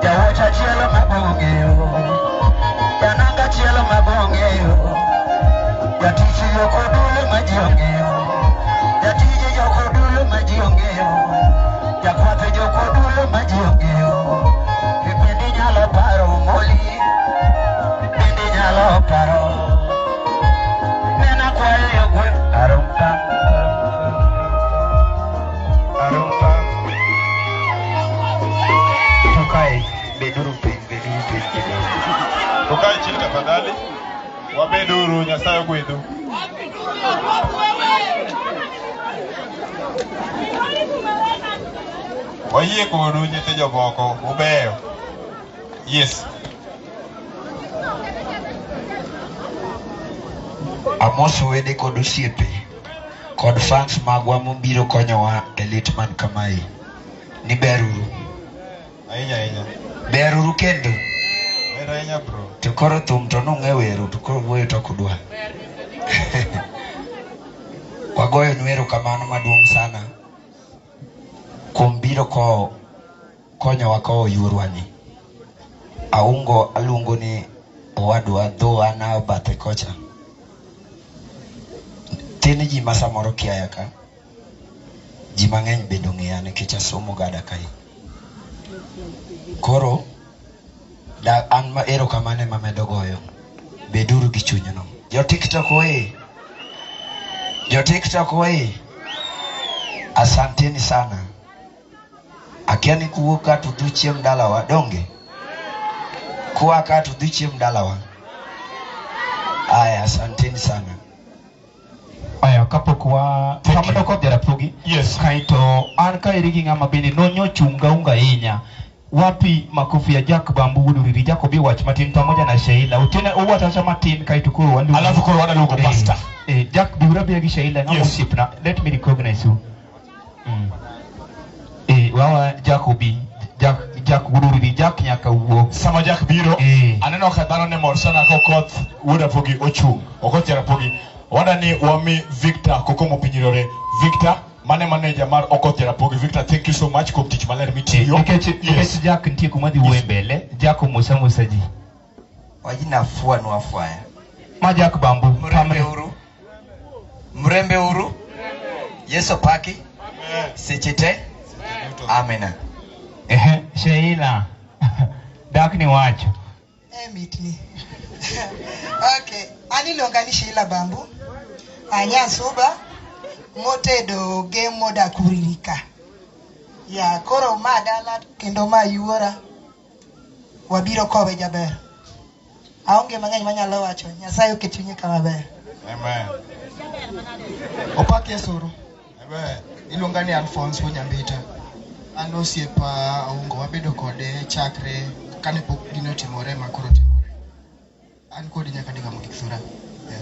Ma jaoda iluongo ni Brenda. Audi Brenda wana wasunge. Brenda wachoro lulu microphone but within a network tent. Koro kamocho pe wansi mwanango. Koro sani eri dong kanisa wacho maber ni ya wakele gisomo mana west gikitana magida somo alafu koro thuolo marwa nyaka ticha beach ngeso gi Jumapili. Ingeri nitie kaka jadolo nyalo fwenyo kata kaka chairo mi brika ka jadolo biro odi. Iwinyo ko mako mana brika ma Jehova Ruoth Nyasaye mama ko gik moko ingeri seche go mako brika to yiengo kama hii. Tolo haleluya. Jadolo karuma shingo. Otamo sama jadolo biro romni wachonia odwa lamo alam machok mogone godo ja TikTok erokamano. Alafu TikTok representative Gulf TikTokers representative, thank you so much. And kai wapamne urubende. Alafu koro Romni ombea watu TikTokers. Kamora mora ma intiere anagoyo no mairo kamano okne jo TikTok peke yake kwa kila mtu mwenye amefika. Mungu awabariki sana. Kumjok mochunga ungo Nyasaye mondo miyo gwedhu. Yudo chunyi no tek. To mado wacho matin sana. Mado wacho matin. Tafadhali kik wawere uruma sama ng'ato setho. Wawere ubesi makata ng'ato koso kata mana mogo moro. Kokoni kata simu ni 100 kejino nyalo nego ng'ato. Koro katieko tadwa mana lamo gi Nyasaye moro machuok tanadhi abeda piny.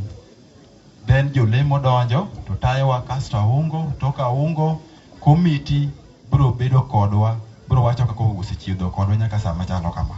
Nyasaye majahera Baba wamiyo nyingi duong'. Kumataya Jehova Nyasaye misebedo kitayo wago manyako chopo sani. Ine mondo mi bed kodwa bed gi chuny ma isebedo go mikete kit ng'ato ka ng'ato. Jehova Nyasaye dhano wuok kuonde mopogore to ine mondo mi chake telnegi kaka ne gichopo moko winjo marach ni ka wang' wachak wadok kendo pinje mwadhiye. Wuora ine mondo mi telnwa wabore gi gik moloso gi lwet dhano. Osana jaloyo telnwa. Nyathima bende monindo en bende in biro bedo judge mari polo malo. Wan wanene kaka ringruok to gik moro amora to biro chopo kuomi. Alamo imanoge nyingo Yesu. We koro warwaka jadolo erokamano.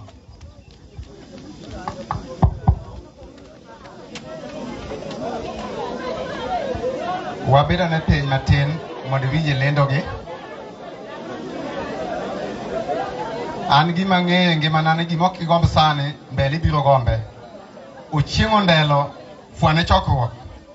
Erokamano mano nyamerero mawendo jaduong' warwaki. Agombo na wachi ni jodolo muneno ka gidwa kawo ka ng'eny to dakika 30 to waweyo nu dalani wadwa timo gimoro amora kata muneno chung' kane ang' naduoge miel adhi mar rwako long miel aduogo ka.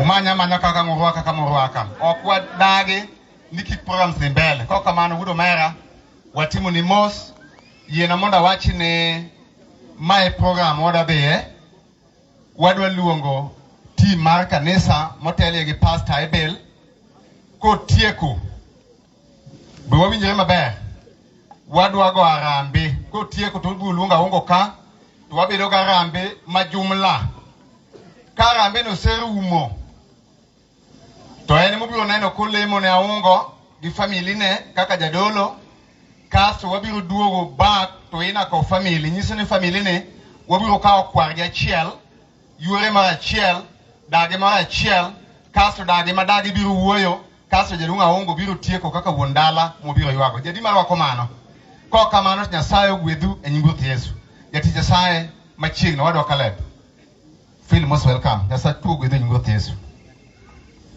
Erokamano amosu tete ni okweuru. Haleluya. Waketu ane pachwa wawinje wa Jehova Nyasaye. Jadi makonya rwako jo Kristo liare ka tete. Erokamano. Adwa ni kapokwa donje lemo to aluonge jo kwaya bende werie wer moro kato ka gisewer kato wabiro lemo. Ka waselemo to wabiro winjo weche mag Jehova Nyasaye e yo ma wabiro chano kaka gidhi.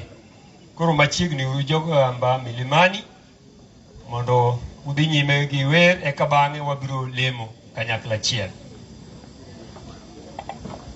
Samobiro no nenore ni jokanyamwa moko nowuok oweyo kombe kanyo, to ka gibiro giyudo ka jogweng'wa moko be obede. Jodalawa magi wendwa manobiro ywagowa, please kik ibed e kom jakanyamwa, gichung' chien kanyo, ne giseywak ni giremo kombe, tibedo kanyo. Kok kamano ing'i wachno.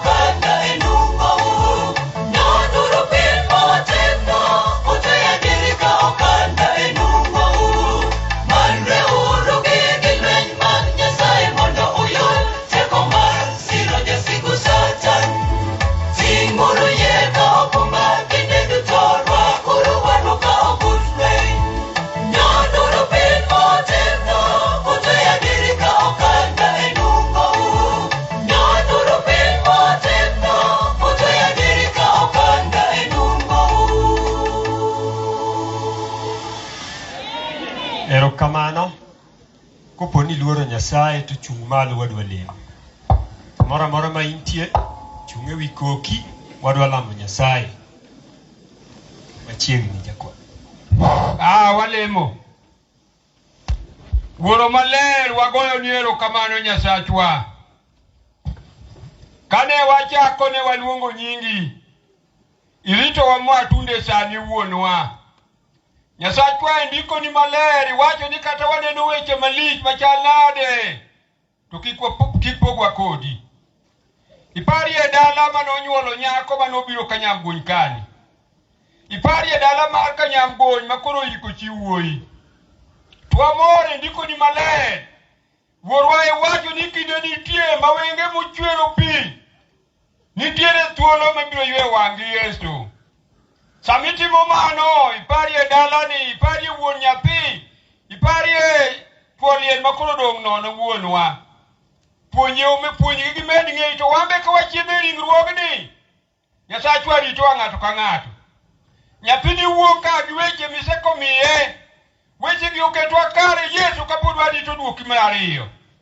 Nyasachwa ka gichako lakini tiyo kodwa kaka ne wachako. Nyingi bang' noyudo kwe. Mate sai wa kuom yie. Nyingi Yesu mowarowa. Erokamano.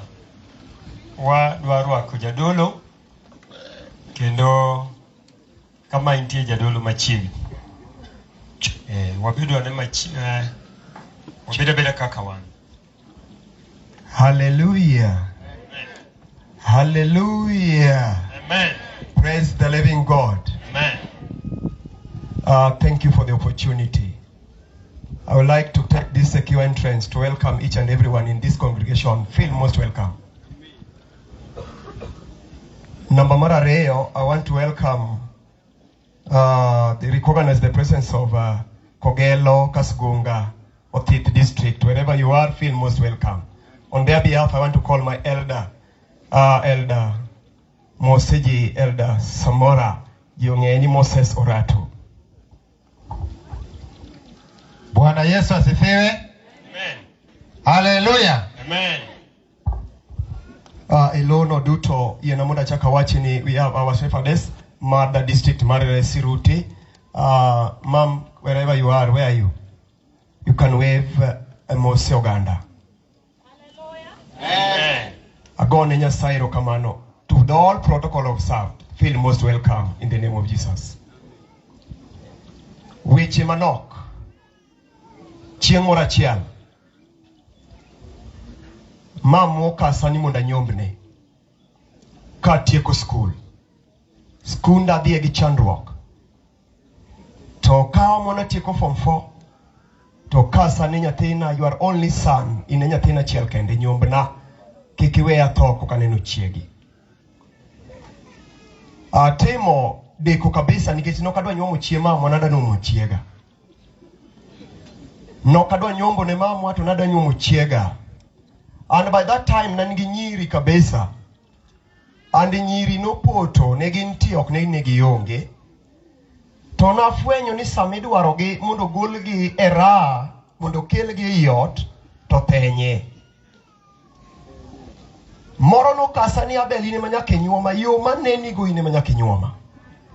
Na mor machunya dieda nikech no ber. She was acute and very sharp. I want you to underline that. She was acute and very sharp. Not very beauty, sharp. And I really liked her seriously. Nowadays, more geek, kama moka sani nyomna, wacho ni, I have a lady. Very, very, very, very what? Sharp. Kadiri approach to penjania.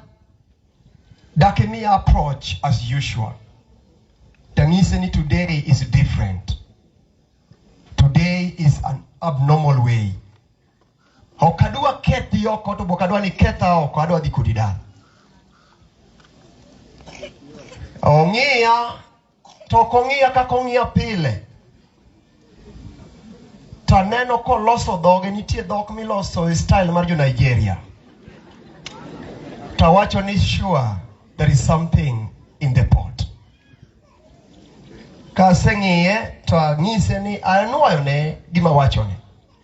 To ng'isa ni is not yet time. Not yet, Abel. Ka iseyudo ng'ato mier irendo rikoda. Tell me. Acho ni an sure wadhi pacho. Mane nitie te notamore. Esa nyombo. Ma wacho ni jogi ng'eny to jogi thin sama idwarogie. Owadwa jogo ng'eny gin kodgi e thunka. Brother animal. Jabero nindo. And surely the lady neber. Give me the posture. Mar nyakono. Dana wuok kodi maten. Aneno ka wang'wa pod rumbi nitie. Look at the lady. Manyar ng'ato monyato nyuolo. Wiro. Oundo. Mogik ikaw. Otho ilweti. She's normal. Ladies are so many. They will follow you. They will hug you. They will carry you. They will boost you. They will kiss you. Even to the deeper tongue of your mouth. They will do all sorts of things. But the one that will stay with your mom is not there. Be very much keen on that. Mama udwaro mare, to kodwar maoko. Mare ubiro, bidi yudo machal gi mabiro dal. Adwa lemoni. There are so many, ging'eny, gin nyiwegi mabecho. To be adhi yudo mar mama. Chieng' moro ka mama onindo, to wacho ni surely. To kane makelo nyako mar mama hie, to chieng' modonjo, ma nyako donjo, to mama otedo maber kabisa. Kose tedo, to miyo wachiemo, ne wachiemo tang'iyo wang' nyako no tir. Mondo donje pacha kambili tagole ni oken chiemo ama ten chiega. Nang'iye direct to the eyes, wacho ni bas. Ma winjo kod donjo kuo, mama wacho ni this the ready koro. Ne en chiega. Kaseng'iye, to ka mama otedo. Wawuok wadhi mondo wanende. To nalawo nindo naonge simba. Kagi kuno tawinjo kagi mochapo pacha ni oninga doga ng'i mama nikech rawe ka en gi spinal cord problem. Koro naduogo mondo mi ang'i ayudo kama mwa e kitanda ogore pin the same night. Nyakono okawo mamwa chako wuotho godo surely nong'isa niya ne en chiemam. Owuotho godo mogik kar mamwa duogo dala to besene maneno koduogo gi opato makwar gi rabolo adek taneno ka besene miyuak godo. Ang'eyo ni mor kaka morno nikech besen pok oduogo kar dhano duogo. Ang'eyo ni nyalo il. In gi mor nyaka malo nikech dhano duogoni to besen bo duogogo. To chieng' mane besen kuong dala ma ji ywak gi besen te ma ji penjre ni rabolo gi ng'ama nocham dala ka lewni gi mage ng'a to besen ni ng'ama ne luokie. You will not even open your mouth and say wow. Chieng' mane besen duogni e kada koni chieng' mane bedo kod to kana neno konyuol mokwongo to nyathi otho kodwa e center. Nyathi ma pok olos ni sanduku ikwayo boksi mar ang'o mar sabun gi mar biskut tikawo nyathina tidole biskut karabolo ka e boksi ni taneno kiting'e gi mine moko nikech nadak e center ikowe idhi iketie mamwa dala to kool lo to lo gi boksi gin ok gin osiepe. Lo kongo gikir nyathini pwa. Ang'eyo ni pok iko ng'ato so touched to your heart, so pinching to your heart. You will bury. You will not say all sort of nonsense. Engimani, death, where is your sting? It will reach a time. Nibiro penjo tonini yaka. Neno kanya timo kuongo mar ariyo botho. Min gi odong, min gi pod onyuolo na nyithindo moko. Gima litna. Neno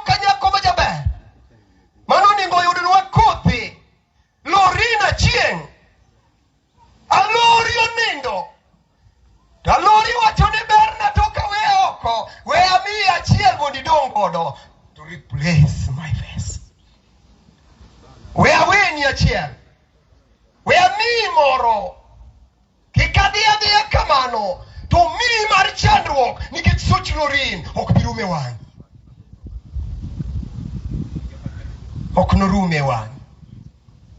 Angoma do ni sujo dalo. Neno kababu ayiwa go chiege. To wacho ni ha? Ne wachako wuoth maber jaber. Tang'o timore yoni.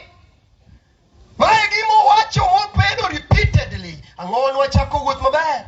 Tang'o timore e wuodhwani. Ne wachako kodi gi chandruok. Ka waonge ot. Oge ka yudo ni ot moro mathin. Ang'o timore? Momiyo weyo na odni. Ne wachako kodi kotanda onge. Waloso mana ilumbe twasoye yogunia.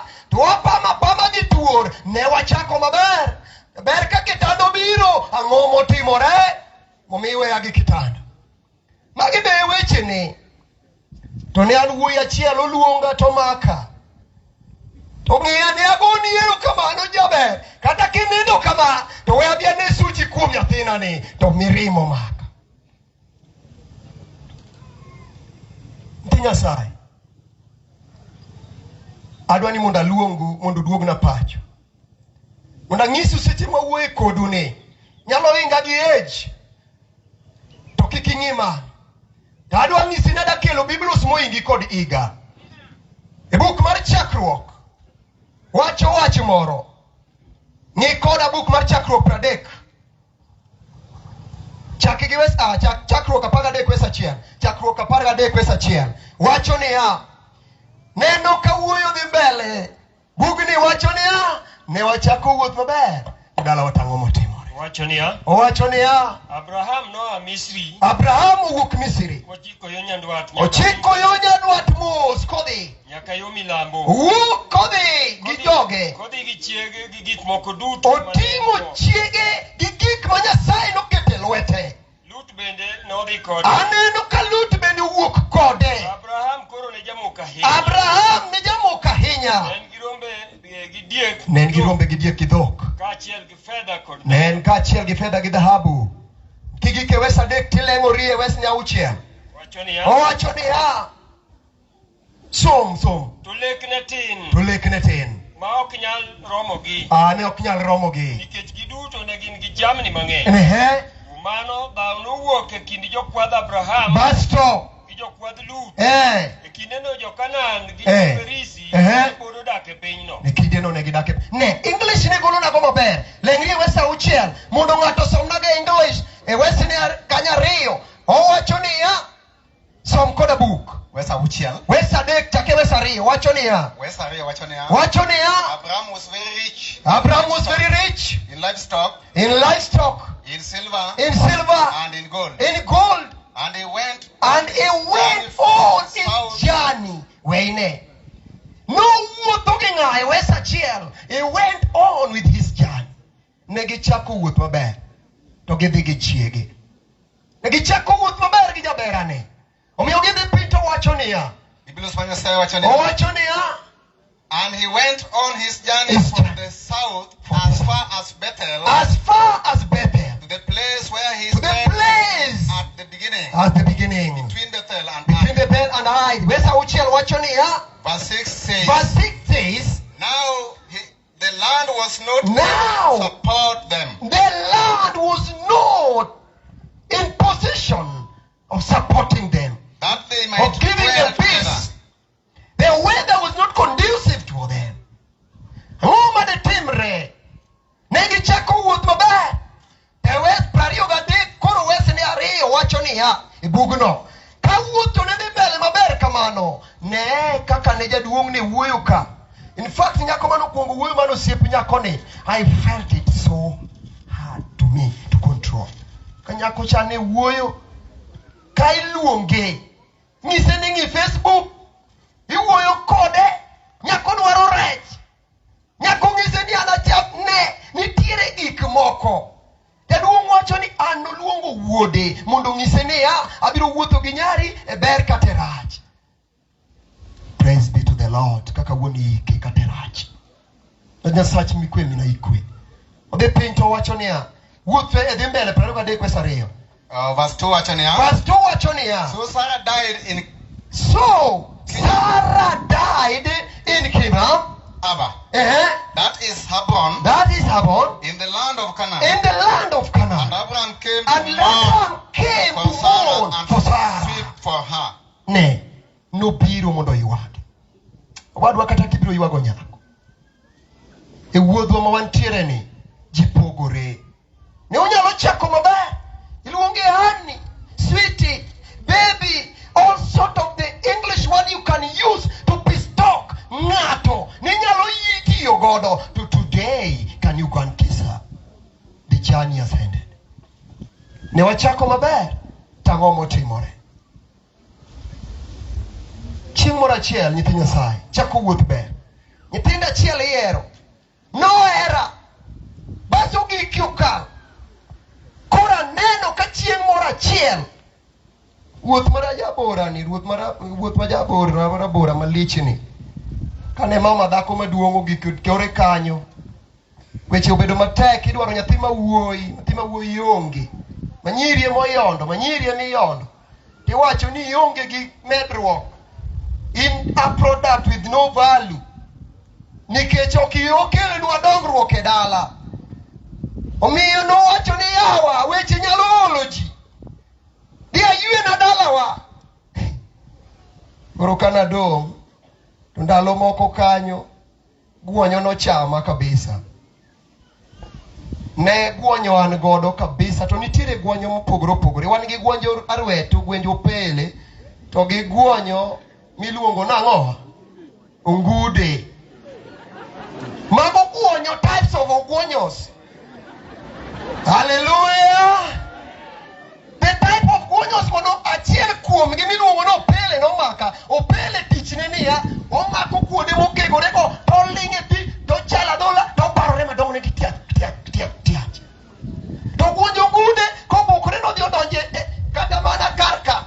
To linge alinga makanyo gudore aguda ti. To komako kata tochika, ogwandi no rach mok dwalo ne.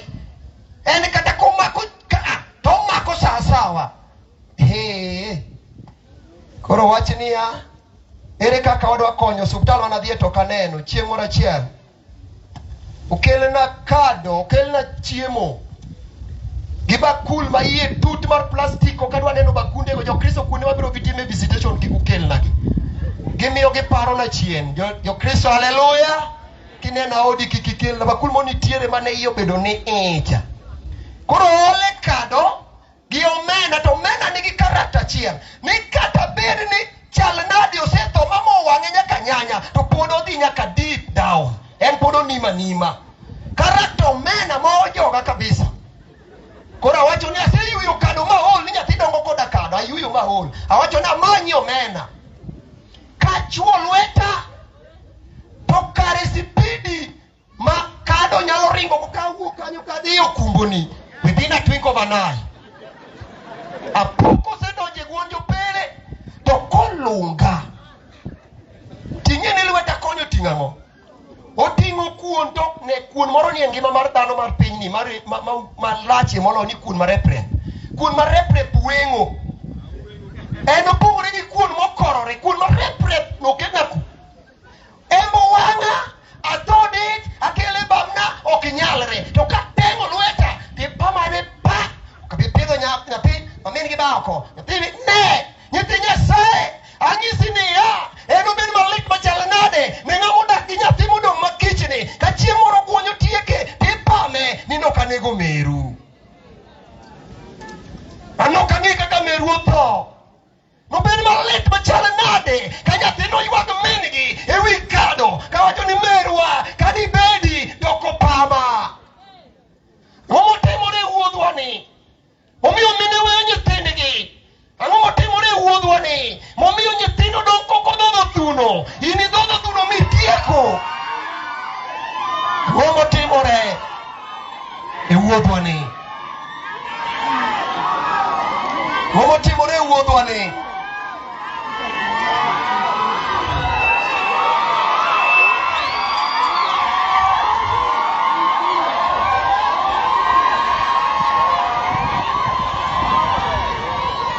Nyasaye mao yuma mitimoni. Mao yuma mitime nyimi ni Nyasaye. Mao yuma mitime nyimi ni Nyasaye. Kao mikrofoni ya lweta Nyasaye. Nyingi Yesu.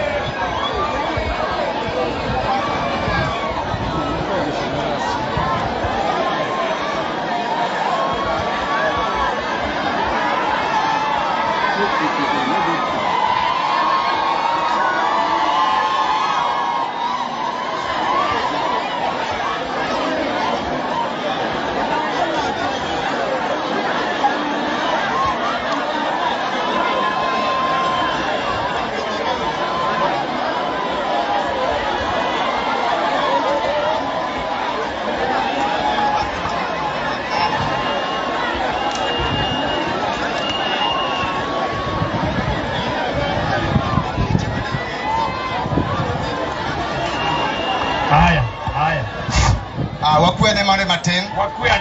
We have consulted egima watimoka. Hallelujah do Kristo. Wabeda demos matin.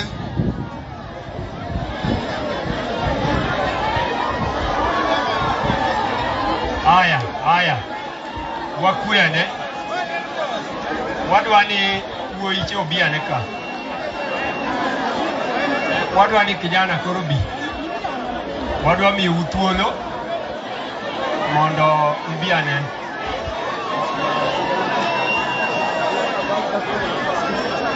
Koro wadwa ni biane wuoyi matin. Ibi ka to kwasetieko. Ka to walemo to watimo kaka ne wawacho cha. Ka to wadhi mbele kaka ne wadhino. Koro kuom ng'wono.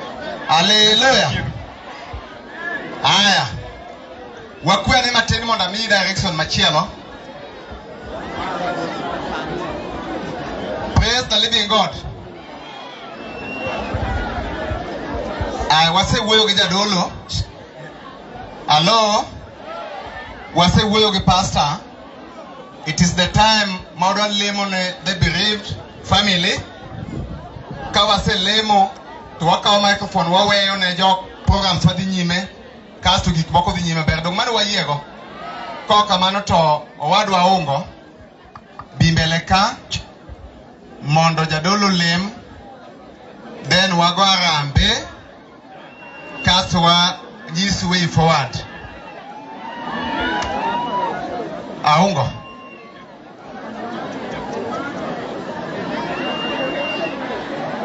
Bas.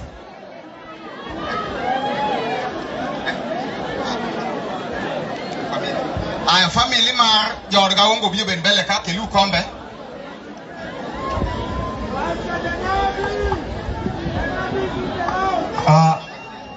Wene thuolo matin, dogu beda. Ene mida lemne dogu beda.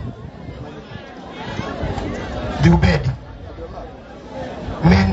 Men wuoyo bi.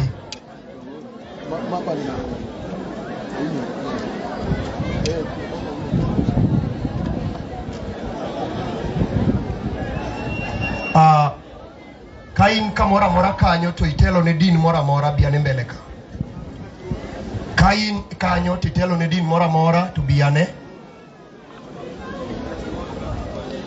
Bi wadwa lemo. Elders, come along. Awajalo uda uta machiegni. If you are there and you are in any denomination, Owado Benson Bange, step over here. Biuru mondo wakony jawagi lemo. Mondo wawe programs mamoko madhi nyime odhi. I want to advise the congregation kase lemo.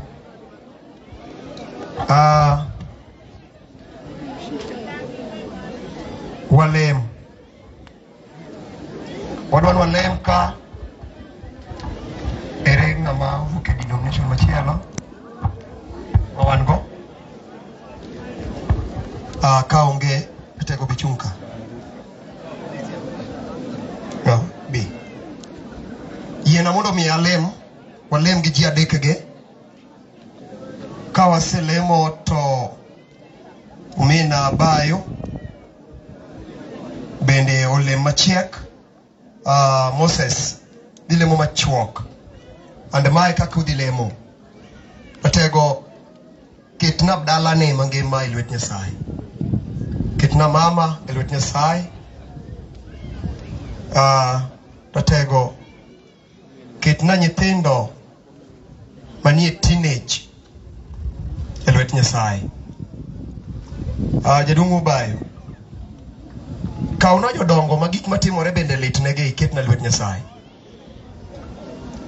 Elder Moses yie mondo me ikaw thuolo mondo ilemna ne chokruok duto okang' gidok to gidok kod teko ma Nyasaye.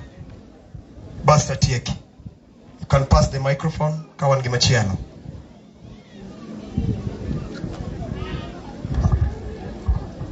Chak kacha kwadhi kama.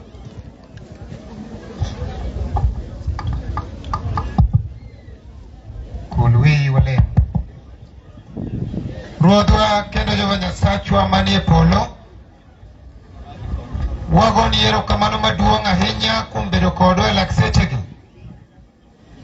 Neno ka nyithindi nochokore e nyasi makende Jehova Nyasaye mane ndike buk mar chakruok ni dhano to ngimane chal nade.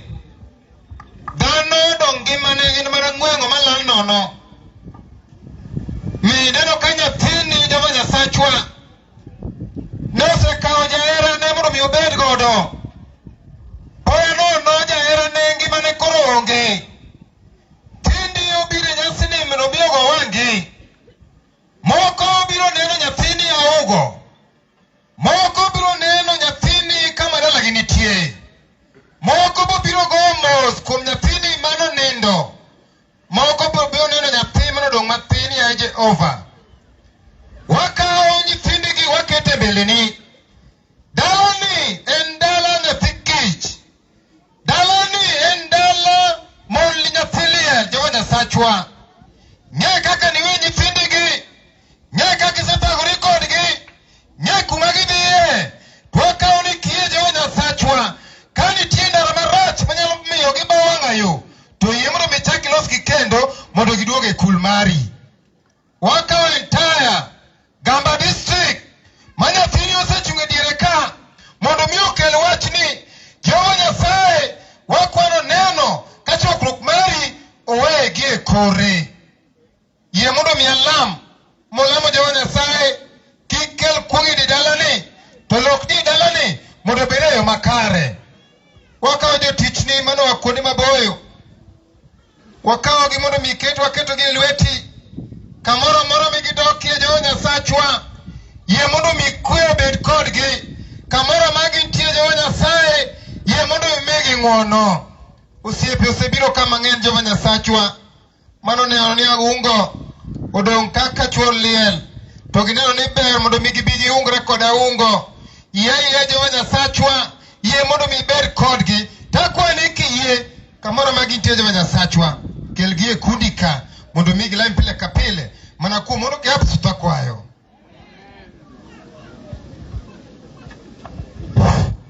Wuoro maler wagoyo ni erokamano Nyasaye.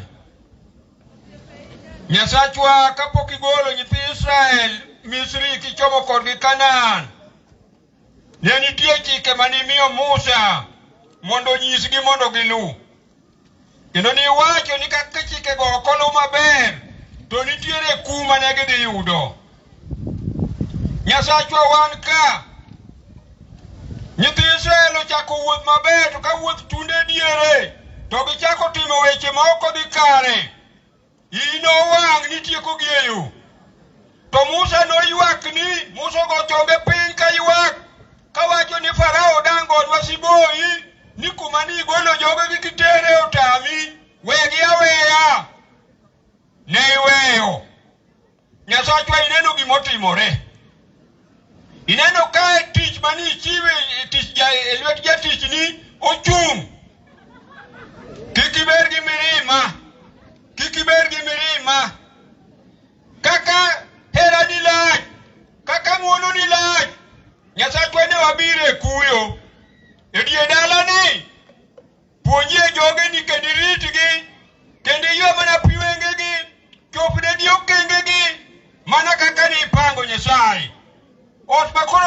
ni Nyasacho wakago waketo gi lweti. Gimoro moro maber ok nyal bede ka ok ine mibedi. Koro chiele dala nigi chiel maiye gi maoko, kirito jodongo te, kirito jomae, kijende te, kirito nyithindo te, kendi nyiso gi yo maber. Nyasachwa kapod wan e piny marach mar wereni, kwa winjo ni tich nyodhi maber to nyingi mayudo duong'. Wambe kamu wabiro aka, itawa ng'ato ka ng'ato nyaka watundie kerewa mag jot. Nyasachwa mato ne kwayo wakuomie e nying Yesu mowarowa. Amen.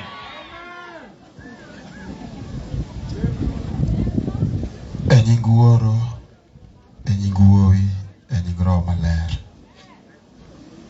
Wadhi alika ka Ruoth a Nyasachwa. Wachni pod ngima, wachni pod tiyo. Pod wagoni erokamano a Nyasaye. Ne wira iwuoye ndiko nyang'o momiyo wang'or karach nitie. Karoningo wagoni erokamano kata rach nitie kata ber nitie. A Nyasach nyiseche piny oseti kananga. Kendo ji duto te dhi ginur kako wuoch dhiang' ma edipo. Wuoro Maler, akawo nyithindo duto te, Ruoth akete lweti mapod tindo. In e Ruodh kwe, ikelo warruok ni jomodwari. Nyasach nyiseche, wan e dalane, wakonya minwa Loren, nyako ma nyopod tin. A Nyasaye, ing'eyo kaka nowuotho e dier piny. In e jang'ad bura makare. Ne nyathi matin, mosewito ja ode, manyo gi genorego a Ruoth, miye chuny mokwe, ho chunye, kech wacho ni kata wakuyo, to ni o chunywa. A Nyasaye, bed kod nyithindo duto te, wetene moweyo chien, anyuola ni duto te, Ruoth akete lweti, migi ang'wono. E nying Yesu Kristo ma Jawar. Walemo. Kamora mora ma wantie ka walemo. Anta akwai. In ma iwuoyo ka ilemo, happy ber in pokitho. To gima mora ni in iwuoyo igo koko e liend ng'amotho. Di kwa mondo itho e kiwuo. Walemo. Walamo kawabire lweti nyade chiem. Nyasachwa wan na kaka nyithindi. Wadwa bedo ka mana kaka joneno. Ura yi wabed joneno mar adier. Nikech kaka ineno wa ni Nyasaye, to bende kaka wachalo. Mane pari e ngima wa, makawuono ni, to losnwa ngima makiny. Nikech ngima makiny e dwoko wa makare. E thuolo duto Nyasaye, wakao dala jaduong' ka achiel kod miyo modong' chiliel. Yie dala ni odong' e lweti. Waneno ka ji nyalo paro ni dala nyalo dong' e lwet dhano. Waneno wachino kuom wuoyi matin David, ka okelne weche adek, kendo wechego ne tek ma ok onyal. Adiera nowuoyo gi jaote manor. Nowacho niya, ae Nyasaye, gik ma okelna gi tek, jothurwa weche mwaneno gi tek, to ka ok kamano Nyasaye, yie idong' Nyasaye e dala ka. Yie idong' Nyasaye mabiro dong' e dala ka. Weche mwabiro neno mabeyo gi Nyasaye, weche gi to biro rumo. Wachni biro siko mochwere manyaka chieng'. Lochni maribedie nikech waketo dalani e lweti. Wakao pasta kaka jadolo. Yie nyak mar lemo ma isekete lwete kaka ogai. Miye chuny mar timo. Kae to bed kod chuny mar ng'uono. Mondo chieng' moro kiko nyithindi dhi e dala. To anene kobedo mbelewa. Obedo achiel kaka joneno wa. Kama laikni ni wacho ni mani adier. Emomiyo migogo sewuok. Mae sane. To wakao wuoyi matini wakele lweti. Kiki iye wang'ene pinyni. Pinyni biro rumo. Weche Nyasaye mabiro dong'. Adiera pinyni nyalo gali.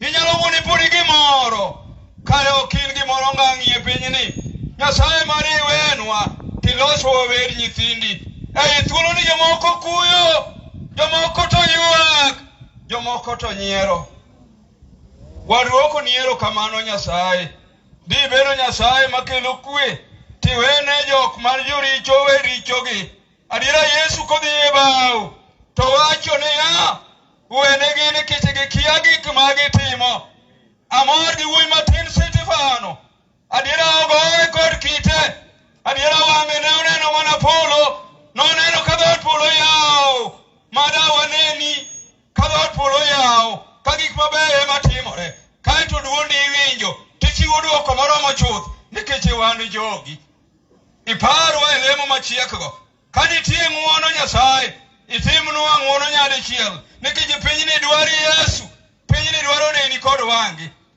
yie gineni ka ibedie bao mondo wane teko ma polo tiyogo ka wadong' nyithindi tiyie mibed Nyasachwa e remb Kristo Yesu ma jawar amena. Erokamano Nyasaye mangima yie mondo ikelwa nyaka ka. I'm so happy to be in such a funeral where it's full of movies. Yie mondo ane duong' mari yayea movie omed dhi mbele kendo into ada kwayi ni akawo nyathi akete lweti. Nyathini ne odong' ka nyathi kich. Yie mondo mi ane tekoni kendo wane lochni. Dong'nwa Nyasaye e weche duto. Ka wabiro ke kodwa to wane tekoni no. Ka wuoyi matin akete lweti. Adieri odong' ka en nyathi odong' ka onge gi chiege. Odong' gi nyathi e lwete. To in to lweti ne pod opong' gi chiemo. Yie mondo mi pidh nyathino at the brain point of a life. Yie mondo mi wane ng'wono ni no mondo mi med mako dalani. Lochni omed bedo to we wane tekoni nikech Nyasaye e nying Yesu Kristo.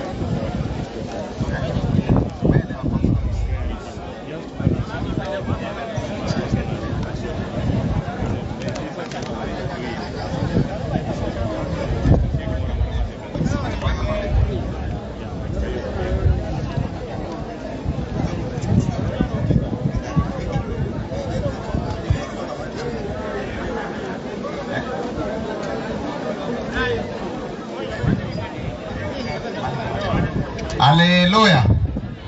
Aneno ka chien kae ji te dwaro ni mondo wuo. To mae direction. Wendwa duto te mano biro ywagowa wadwa winjre wachadi. Ase wuoyo gi jadolo, oseoren mos kendo mane tich mano me wan ka. Koro watimo kama. Wadwa ni mondo wago arambe e sama wago arambe no. En arambe in style maonge ng'ama chung'e. Ji te biro riedo tikelo ka nitiere tarumbeta moro mwayang'ogo to waluoro kama to waketo pesawa kasto wamiyo the family biro wuoyo kasto wadhi wamiyo wenda to watieko tika program. Dong' mane bas ko kamano to miya traf aya jogamba Milimani kwaya sama wakelo arambe ko kamano adwaro family Secretary mar anyuola gi jakom anyuola obed machiegni kasto ka wasitigo gi family to wabiro miyo wamiso thwango mondo miwa gik mantie wasewinjo wachno. Akwayo kama nikech ang'eyo ni arambe dhi kawo time. I want to bring upon committee pok owuoyo. I want to invite committee members and committee chairman Obi Arambe ndo wangeni wana kwa time to banga arambe angeni tutaelekea kaburini. Aya, Yenauru Alwak Committee, alafu Bank Committee, chairman of the committee members will bring upon the manager of Malaika Musical Band, Owachno Martin, Torwaknwa CEO, alafu koro we hand over the program back to the church. Committee tafadhali, committee. Hey, thank you so much. Wadwani wawinjo to bede loga. Wadwani obede parachiel. Kwa wacho ni arambe sani, arambe dhika o time mondo mi wang'wa tie kito dhano ke. Domana dier. Hey, koro watieko rege jowa to komiti nyaka wawuothe e yor ler kaka no wuotho kwa chako. Manyaka wanyiso nikech gigi joketh sana pesa. Ketho ga nyingi ji. To kwadwani kwa wuoka to niang ni romni kia sijui mana nini, kia kalausi obedo na direct TikTok, sijui what, we don't want that. Koro gima wabedo achiel, jo kanisa kweu wiu, ichwang mar kanisa ok ber. Yes, wawuoyo adieri, kanisa wabedo ine monego beni ochunywa to karach tawacho, ofunya Nyasaye biro ng'wono na kaponi awacho marach. Alafu mano Romney, on top of that, adano wachi gora achiel. Yes. Wakwayo jo kanisa mokwongo wabolore gi muolo kwa kwayo ng'wono kuom interference manotimore and the disturbance. Wadwani ung'e maber niya, ja ODM, MCA kata MP kaponi onindo, we should always expect Raila Amolo Odinga Eliel. Kamano. Police Kotho. Yes. We should always expect County Commissioner kata CS of Interior Security. Wanka wayuago chija thum. Yes. Monindo. Yeah. We never expected but osetimore. Prince Inda obiro kodwa, obiro ywa kodwa kanyakla. Yes. Wa welcome gi chunya achiel. Mago fans ge. Chalre mana gi kaka kaponi jadolo tho. Shop kata po nyaka bi. Adier koso miriambo. Omiyo kanisa wabolore kwa kwayo mono in the disturbance. Lakini mano mondo doje itu. Yes. Chairman tianga jo gnase pango dwa wuoyo.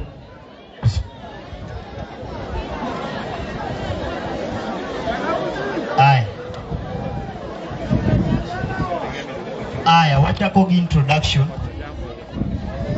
An kachake nyinga. Iluonga ni Felix Odupa. Awuok kamoro ni Ugenya Ugunja. Aungo en osiepa. To chalo kaka owadwa matin. To ka gini noyude, ne wan kode ji ariyo. Nobedo koda bonyisa no owadwa. Isebedo osiepa. To an kenda Nairobi ka. Chung koda. Nachunga ungo makata jo wendo nung'eya nasebiro ka before achako jo in-laws ong'eya naseromo kodgi, TikTok family ong'eya, group WhatsApp na control maber, ma make sure ni gini odhi maber. Weche to ng'eny, weche bro wachore, lakini team mochung' kaeni jogi otiyo tich gitiyo tich moloyo kata gero gorofa. Ok ne wanindi, waloro tijewa, mondo wakony wuoda wendo mosiepwa, okan jaode maber. Waduoko nunu erokamano, ng'ata mochopo lwete, momiyo jaber nyaronagi koro ikane gi nyasi. Jo TikTok, okang'eyo kaka nyalo gon jo TikTok erokamano, nikech jo TikTok gichung' maber ka gimoro timore. TikTok nyochakre machiegni, lakini gitimo wonders. Jothum wetena, jothum nochung' maber, giloso arambe e Gesa, pesa nowuok maber, makaka ne wachopo ka, neno osiepe ema nokawo liende ni kamargi. Waduoko nunu erokamano. Ne jo kanisa, duoko nunu erokamano maduong'. Ongo ng'at mikuga koko lame, kata ni jakong'o machalade, kata ni jatho machalade, to nyaka some muma. Koro kanisa be ago nwero kamano, jo committee aduoko nwero kamano maduong'. You people have dedicated your time. Utiyo maber, Nyasaye manogwedhna u kwa niaba mar Aungo anyisiga pile. Ni an jite nyalo ringi to kanyal ringi, nyaka nibed osiepa understandiga sana, makata nyocha no kanindi go na sim kata saa boro ka weche tek to kanyal ringo wuoda wendo. To gik masetimo ngimana maya timo mang'eny, pok atimo gimoro amora kaka matimi lienda ungo ni. To akwaya ungo kawuono abiro wuok, adwa nadog kora tim tijena, to koro idong maber pod an osiepe timo kaloro. Aya koro biro wacho nying-gi, kagisewacho nying-gi to an gi chairman mara Kokomo Victor Piny Yore Wod Kindu, ne an mana luonge nikech kidwa twang'o nanga to ikongi penyo ga fundi mane maber mana round. Koro na luongo Kokomo nikech Kokomo wasebedo go e yore mag thumgi, to sebedo ng'at matayo ga chenro gi maber. Aduoko ni erokamano Kokomo, inyalo wuoyo kodgi. Asti bro miyo Tony Bet patron maliendni bende bro wacho matin ka jo komite osewacho nying gi. Erokamano.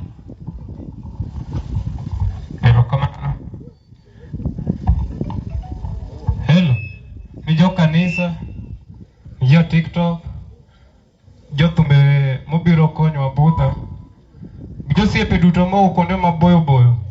Opaki Yesu. An kachunga an iluonga an Mose. An wuod Ugenya. An wacha manager mar Aungo, chwakonyre kode. Adoko ne erokamano.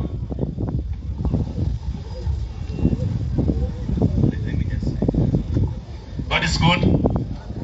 God is good again. All the time. Ani luongan to bet awoda wasiboda. God is good. All the time. All the time. God is good. Ani luongan pon ajawa yoma kata polo do yoma.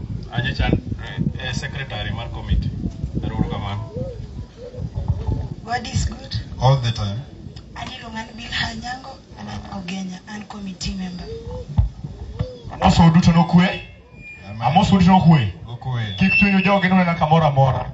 An MC kon, kaka ne MC committee, an TR kala. Check. Ilonga ni TR Kalausi committee member. Amoso uduto. An iluonga ni Godwin George Odero, award Kisumu Chega. Tan wendo kae, committee member. God is good. Iluonga ni Lea Sagimo. Amen. Microphone. Bwana Yesu asifiwe. Mimi naitwa Evans Kenya. Nyinga original Evans Utiena Yugi. Award game asumbika. Piny mwalo ka ungo eno siepa. Kendo kanwa winjo kama tuwe chung. Yor TikTok kocha emambe momiyo no baya e committee koni. Ogoero kamano ne jo TikTok. Kendo wago kamano ne committee kuom tayo chenro ni mochopo kama koro unene ni. Okupam ne committee yawa. Yes. Amoso unokwe uru. Okwe. Erokamano maduong'. Okay, chak gi nyinga iluonga Victor Richard Okomo. Kata Kokomo Victor Piny Yore. Aja karachuonyo Kindu Bay. Aungo en osiepna. Wan kod industry bachiel. Erokamano maduong' abro gonu TikTokers. Umiyo wa tich mayot kendo ukonyo wa tijni. Nok wanyale kane wan kendwa. Jodala be wakonu erokamano maduong'. Jok manwa ore ground ukonyo wa tim achiel ariyo adek. Osiepe jothum otimo maduong'ie mogik. Mondo mi at least gigi ochop kama ochopeni. To ne jo kanisa wakwayo ni kwawuok ka tulamnwa. Wan matek wakale matek. Kik iwang' kodwa wan nyithindu. Sama baba iwang' kod nyathi to bedo nitie kaka owuok kama rach, inyalo go nyathini minegi. Wakwayo ni kik iwang' kodwa, pod watindo, pod wapuonjore. To mwakale matek, lamuru na uru magmauru lwetwa samulemo to pare jothumbwa. To jothumbwa gi be puonjo ji kaka unyalo puonjo ji gi muma, wana puonjo ji gi wer. Koro watimo gimoro achiel, en mana niya wan kocha to un koni. Gikone warome diere. Ero kamano. Amen. Basto kapok atieko, nitie achiel kuom honorable iluongo ni Bruno Otieno Oliende, wuod Migori. Bruno kaka ne gini ochakore osebedo kochung' ga ungo chak gini nyaka koro ochopo kama ochopeni. Osebedo kodwa wa consult kone gi koni e yor pesa, e yor paro, to nikech mok nyal geng' o travel matin to oro joge moko ka. Joge go nyalo chung' malo mondo fwane ji. Then gibia sururo machiegni.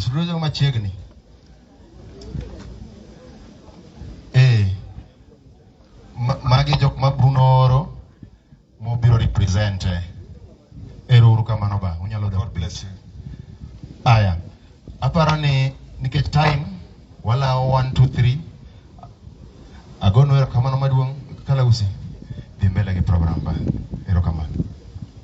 Kako Sewinjo, I will humbly request the committee now to sit down. Thank you so much. Lakini nitie gimana giso committee lakini okotimo kora na time ana wuon. Program aloke ma twist. What a team ya. I want to bring upon the manager of CEO, the manager of Malaika Musical Band. Yes. Manager Iluonge nango Pius Omudo Livewire. Yes. Manager number 00. Manager number 00. Kose Woyo. Samakoro Orwako, CEO of Malaika Musical. Yes. Umia Besen, Mike Rosa. Kanye kamara mecha korego immediately. Wan kamana kodwa dhodhe mbele. Kamaya kodwa mbele. Manager number 001. Karibu sana. The floor is yours. To kanyo bende ma koponi ija ginene politician tafadhali wabro rwakore kanyo mondo kama arkararambe no mondo nwang'ere go chap kaso watero nyaro nage bur. Kokamano karibu. Erokamano ne jodala welo moa kuonde mopogore opogore, anyuola kod jokanisa mahoyo chunywa e liel. Amoso uno kweuru kendo.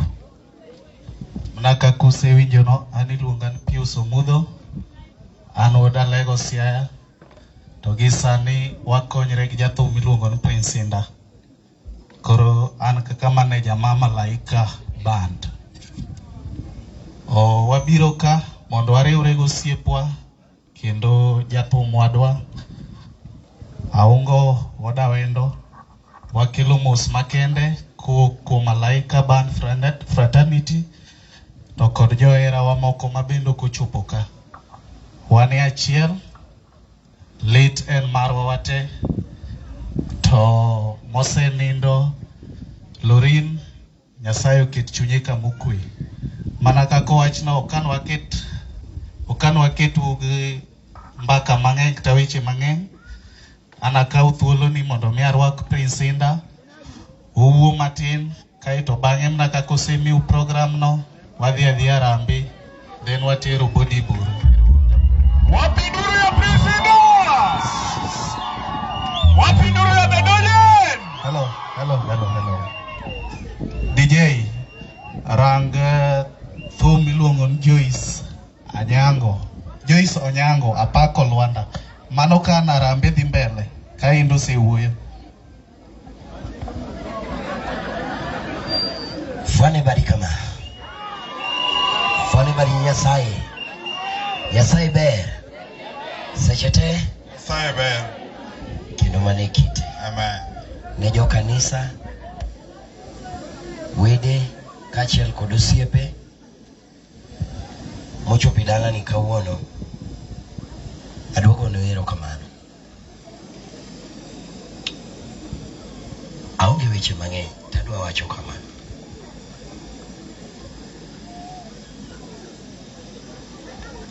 Jowa motelo nwa kiroho. Atimo mos kabisa. Gimotimore ka. Gimotimore no otimo nikech aringo gi ndara tachopo modeko. Intention na ok en machopo modeko. Yalo ma yalo to we ong'ado yalo ikore. Kigine marach. wana nyithi Nyasaye wate. Wabe walamo mna Nyasaye. Kamano. Onge kamano. To ka Nyasaye osemi tich nitiyo, tunego bende wako kila ng'ato. Aonge weche mang'eny. Wabe lamnwa uru kama wantie. Wana dhano. Onge kamano. Abiro ka nikech osiepna kendo wuoyi wadwa. Aongo wuoda wendo. Aongo wuoda wendo en osiepna. To kana winjo ni wach ni notimore ne. To nochuna nyaka nabi. Nadhi nyaka ode Nairobi. Mabed nyaka kode. Wuoyo kode. Wamedore paro. Pinyan pinjo kama. Waduto wantiere yango. Eyo. Sawa ema poko timore nadi. Sawa ema poko chopo. Lakini sawa niko chopo. Tikao mana muzigo ni titimri nadi. Penjo maduong' en niya. To be yikori. Ikruok. En timbe mitime piny ka. Donge kamano. Okanwa miel kawuono. Kech kawuono to wan gi kuyo.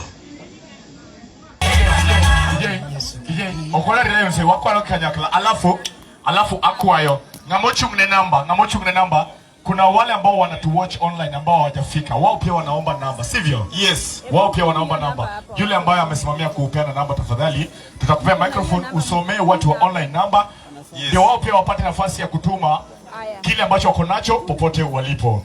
Okoth Jaramogi, nafasi ni yako. DJ twende kazi.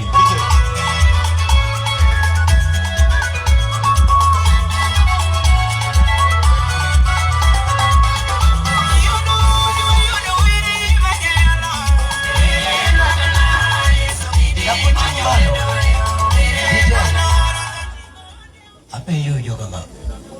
Uwalo mara kama. Wendi. Mwana. Osiepe.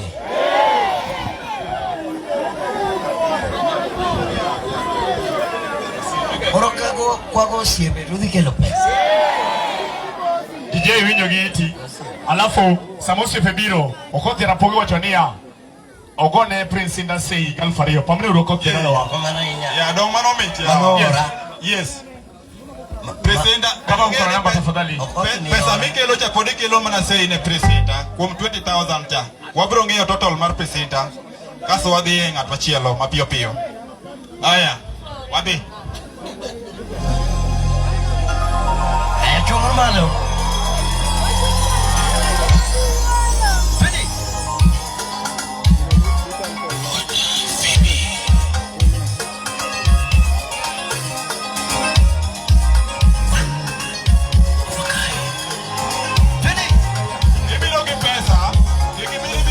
No. Mano to chunga kanyo.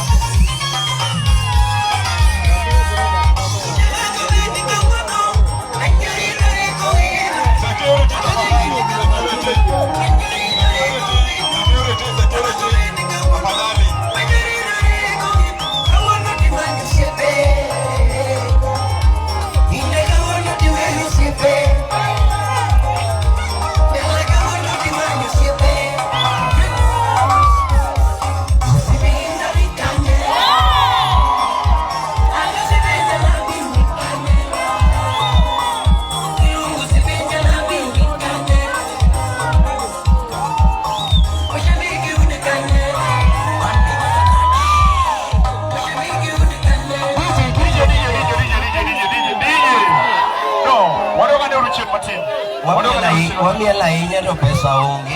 Yani ubiro miel ok ubiro gine ni. Wakonyi. Yes. Awacha kama. Waje. Ndio maneno wa online kwa wale ambao wanatutazama online na wanataka namba pia. Namba ni 0797240179. Rudia. 0797240179. I want us to have one protocol. I don't know about the protocol achiel. Sama ina di mbele kiwe. Tafadhali walosuru line moro. Line moro mogo le sadaka. Ngeni kwa kudra yenya tumchanganyiko biro. Walosuru line tafadhali. Yes. Medikaja lensa nyasuba kapa. Yes. Koro uketo pesa eloti lensa tumoso inda. Kamano. Uketo pesa eloti ka lensa inda inchuno gika lensa chugika. Pesa telo tumoso inda. M-Pesa. Yes. Wabele.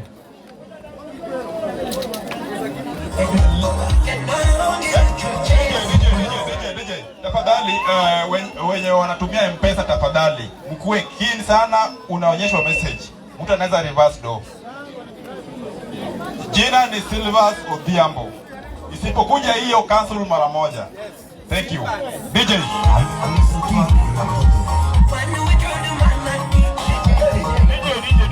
DJ. Mana miso tuwango, obiro moso yin. Aya. Japur wakonyre uru, aneno katembe mang'eny. Gimonego watem, nitie jomobedo kama poko mosa ungo huda wendo. Aungo biro bedo kagi kom, ng'ato biro line to keto pesa neto mosa ungo kalo dhi. Mana kwadhi konyo sa, to kiwacho ni indo chungwa mosi nyiso ni ang'wedo mosa ungo mar ariyo. Nitie ng'amane kacha, magombo mondo mos ng'ama yoro liel, donge? Nitie ng'ama dwa nogol kata 100 kata siling 10. Koro kikete kategori sani nitie ng'ama dhi dok gi pesa ne. Jogi tobi, indo chungka, to ungo bedo piny, to ng'ato golo gima en go, kitieko to ang'iriwo ne pesa di. Kwa wale watu tunarudia namba ni 07, watu wa online wanaulizia namba 07 97 240 179 07 97 240 179. Jina inatoka Silvans Odhiambo. Silvans Odhiambo. Ngome endelea. Kidogo tafadhali. Hebu hii nafasi hapa. Kuna venye tulikuwa tumekaa chini vizuri. Umanya lodok mundo jo media kende mundo donka. Tafadhali. Mundo koro kikwa chachi regi jo makelo pesa, gijo miel gijo ango. Inyalo miel gikumenti wako kwaya. Thank you so much. Wayo na jo media gikende miwena ka. Security bende. Please. Koka manoto presenta de bele baba. DJ.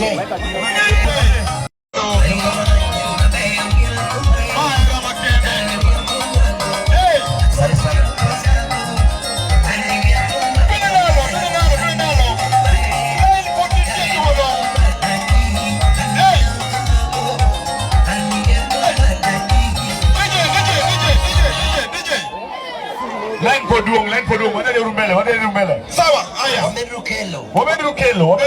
Birobia. Wanya ole nyathi chak.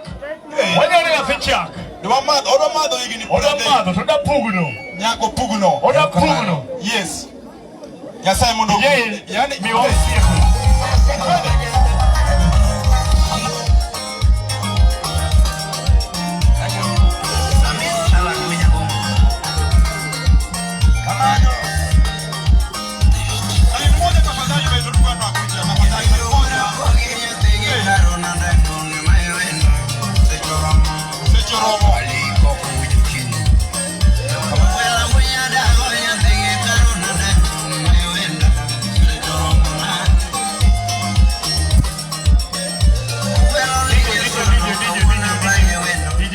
DJ. Ineno gima itimo no, imiyo kora goyo kofi kugi fine. Okof miyuak debate kaka hu bina but presida ka. Yawa. TikTok TikToka. Ukoya noma. Tumu ni mbele, tunu mielgi chien. Agoyo falofo. Justin Nyarwenya. Justin bro one. Justin yose wanka. Team TikTok pangna urula ini. Yes. Pangna urula ini. What team as necessary. Tumu ni mbele. DJ tafadhali kidogo. Nitiere jo siasa mantiere ka. Awaseyudo habari moro nitie jo siasa mantiere ka jaber moro osebio apia. Koro ka wang'o setieko kod kosetieko janabi biro rwakogi. Abiro nyiso janabi nyege to ene modo tagi ni nyaka watieki. Pesa ene biro kwano to wachiwo kama onego bende chiwore. Gini leo dia nabi. Alafu yo Gulf, watu wa Gulf, watu wa USA, watu wa Qatar, watu wa Egypt, watu wa Dubai wanauliza namba. Namba ni 0797240179. Narudia, namba ni 0797240179. Jina ni Silvans Odhiambo. Thank you. Kuje, line endelee. Line kuje.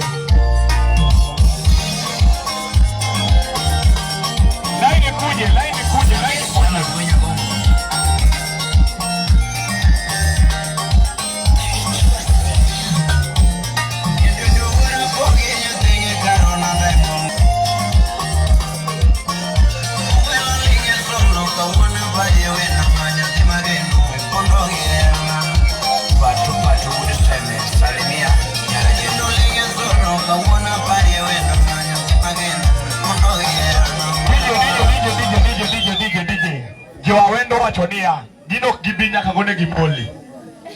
Jowawendo wachoni gino gibika nyaka gone gimoli. DJ ket moli. Eka jolkuro zibiro. Alafu wado wanungenia. Bang sadaka wana gichiwo makende. Wasetigo sadaka wado gichiwo makende. Uweno ariek kodu. Twende kasi DJ. Miwa moli mondo jowawendo bi. Emasika lanoga. Injinia obala bulinya tike. Emoka obachama.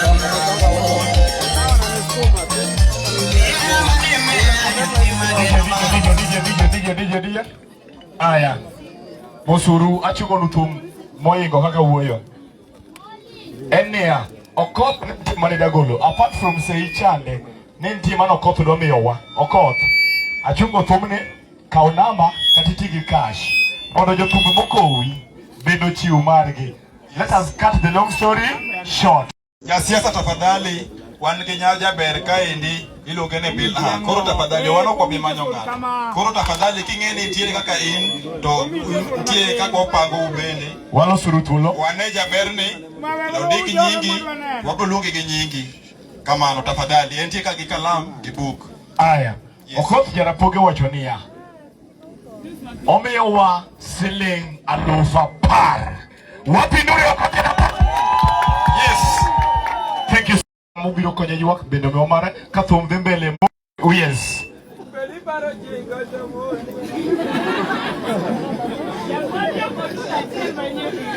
Jack Kadere wada wendo wan gwengu. Twende kazi DJ.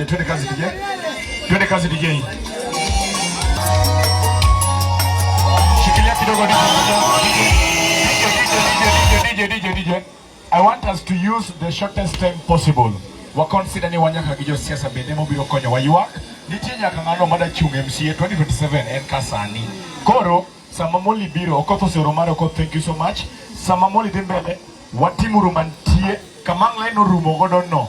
We will welcome the politicians. Alafu we hand over the program back to the church.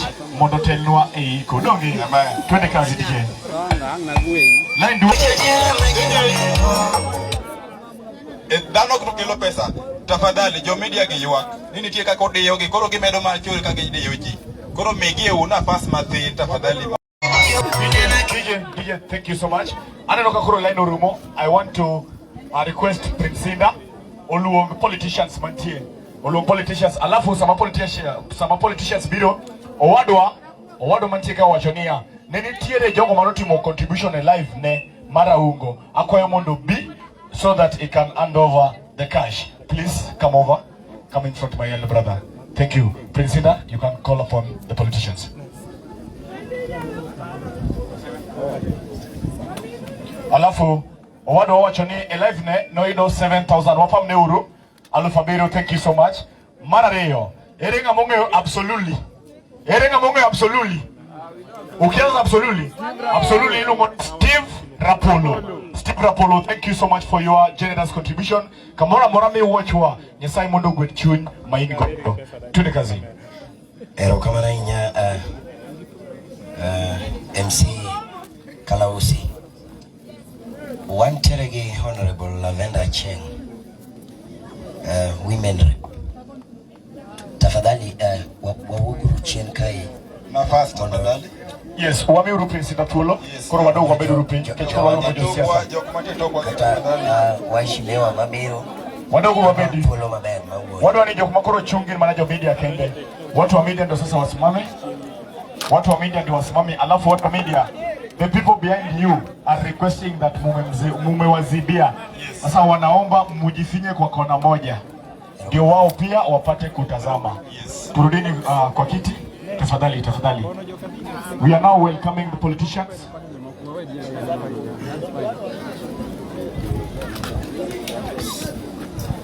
Okay, Lavena Cheng dwaro women rep. Amoso chokrok nokwe.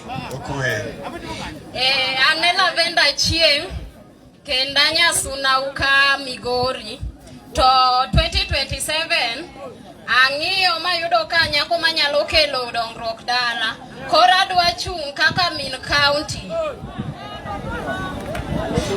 Agolo aywago wadwa kae kiki gimoro mathis boda nyako mathis kora lweto alo tinto tek e min county. Ne jo Siruti agonu mos kuom wito nyako mathis, ne owadwa Ungo agoni mos kuom wito minori. Kendo akwayo ni Nyasaye obed kodu gi kwe. Kik wi wil koda kaduogo kwayo mbulu abro bire pap. Sani poda wacho mani wa mos jodala waka malit nitiere.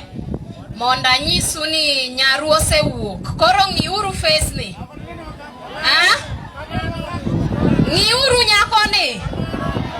Ma min county ma Migori ka 2027. Nyako maber. Migori wang ni nyuomo nyako masilili mugole od mingi. Makata ka ocho biro to pesi kelo dala dongi. Nyako matis malogo ne welo makara ilo biro to ane madhi gi besend logo. Gi pima liet. To ka peso chuno ni nyaka ruwe ka donji to massage bang'e tim. Koro kasa kamora mora mubede uter wach ni Lavenda Chieng nyasuna Migori women rep 2027. Wapi makofi ya Lavenda? Erokamano ahinya. Wantiere gi Joanna Onyango.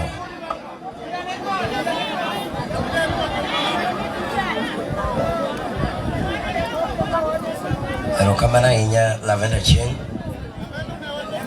Joanna Onyango. Erokamano.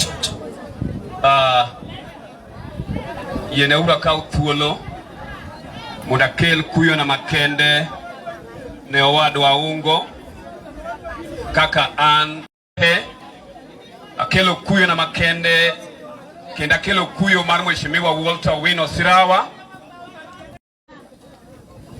kendo arambe paka wuono ba sebiro nikech chane kako chane no wase kelo maro mar arambe paka wuono kapo ka wuoyo presenda angni wona kaka mjumbe batiyo adwa na rwak jothum te manore obiro awendo ka mondo riwre e kuyo mano mako kaka jawendo jo TikTok te mano biro kwa Homa Bay o Kisumu all over Kenya arwako awendo constituency omiyo kapo ka wacho wach tadwa na wachi ni anoku jawuoka to wudalau ma iluongo ni Alex Ogwari emo winjo bika to kalure gi weche mok nyal geng Alex new fees oloso weche mag basari mondo in the next 2 weeks nyithindwa yud basari kadhi school ber koso ok ber kani tie ng'ama dwaro koma ni Prince Kanye makende bakwai kani tie ng'ama dwaro koma mabede mar mjumbe winjo ka jomoko biro ka in tie to biye mondo mi thuolo kaka mjumbe batiyo kopore ni tie ng'ama dwaro wacho ne okawacho ni ng'ato dwaro to kopore ni tie ng'ama neno ka nyako ma wendo ni jaberne odware thuolo ni mari Prince ka tieko to kigaro chak chungi dwaro mjumbe obed mani en MCA kata governor kani tie anwoyo ng'at madwaro nyako ni mamiel go ni miuna we Beldina wendo constituency ni kani tie ng'ama dware bika Ebi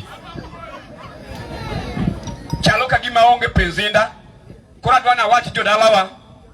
Gweng ma wantie ni. Nitiere kaka wasechiedho kaka constituency. Mjumbo nyisana kagika kasekelo kuyo ne joka awuonda te ne od Caleb tawach wechegi.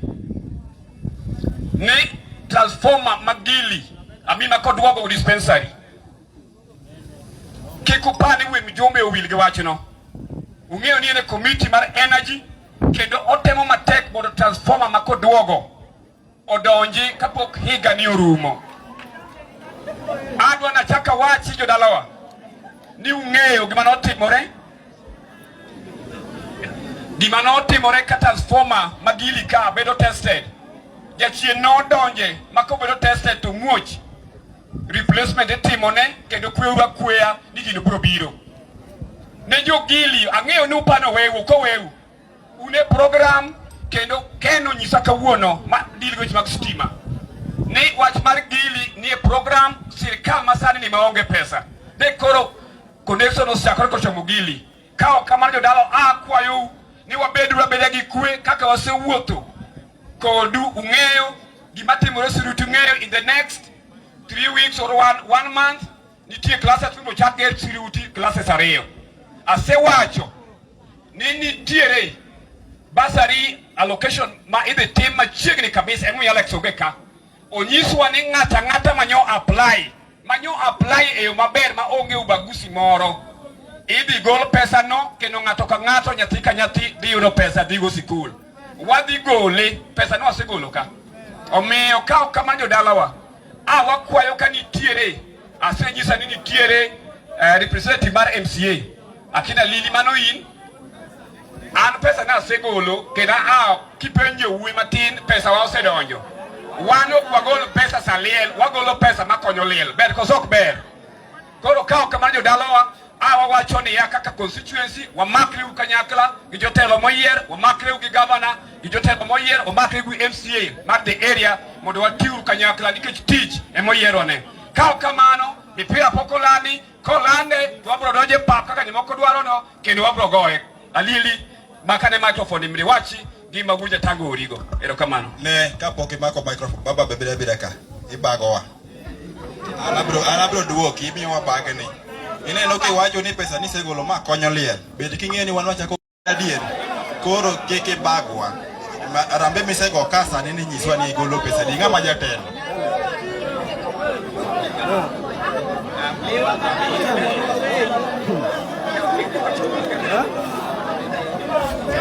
Asekelo pesa kama muso inda nikech gichane sama bedo introduce akelo ka siling 2,000 jodalawa mara arambi.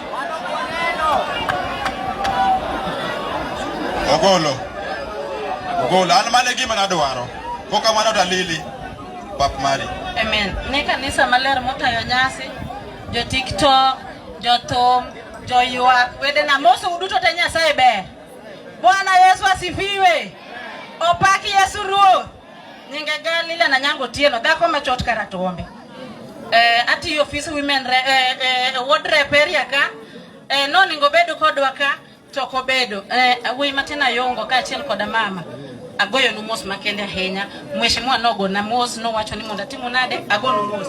Mheshimiwa nyose tudore gi minalis to pokwa ol podwana wanatiere. Abe asekela rambe ka tachaka duoga wabiro kaganya ka anan gi pesa matin mitbetie suka tok room. Indan ka okikori na maber tabagi abaga kama le. Awacho kosoka wacho. An gi matin mitbetie suka tok room. Jo west donga nitie koso onge. Omiyo wabiro ka mondo wahow weyo makende ahinya. Kade bede ne dichwo monindo to iwacho ni ni dhako mohero ra to kata kodong kochiliel kongima to tho. Gina janugo aduoge opposite achaka jibigo kato bedo ni nyako osedhi to kibedo chuor liel mobedo raha ok dirit nyithindi ok dirit jogi amora hinya gi jatho moro mano wuoyo ka wacho weche mangima manigi nengo ka wika mondo iketi e chunyi yiero osiepe sani mida wuotho godo sani onge kom mane nono mila Adier koso kadier. Chakre piny ka MCA ka nyake president. Onge vacant. Siasa biro gi kwa biro goye kaka sadhi. Sani wamiuru jotelo te unge ni kawuone tarik ma ji duto tene doki assembly. Ochakre national kata mana nyaka ngoe county ka. Gidoki yalo weche mabeyo mikele county ka. Go kamano aonge gi wach Nyasaye mad gwedho. Achaka kela lofu to korumo. Thank you so much. Thank you so much. Nyaka wamigi thuolo nikech magi kore jotelo mochung' ne dongruok mar pinywa. Ma kore jotelo mokoro ochung' ne dongruok mar pinywa. Gima wacho no adana nyiso niya, gi Kisungu wacho niya, the only woman who knows where her husband is a widow. Mane ng'ama ong'eyo kama chuore dhi exactly. Ng'ama pod okendi chande. Okia inyanyise ni chuore ni Egesa kata chuore ni Awendo Ndori Owema Okia. The only woman who knows exactly where her husband is a widow. Prince Sida tafadhali mbele. Bitu maratari.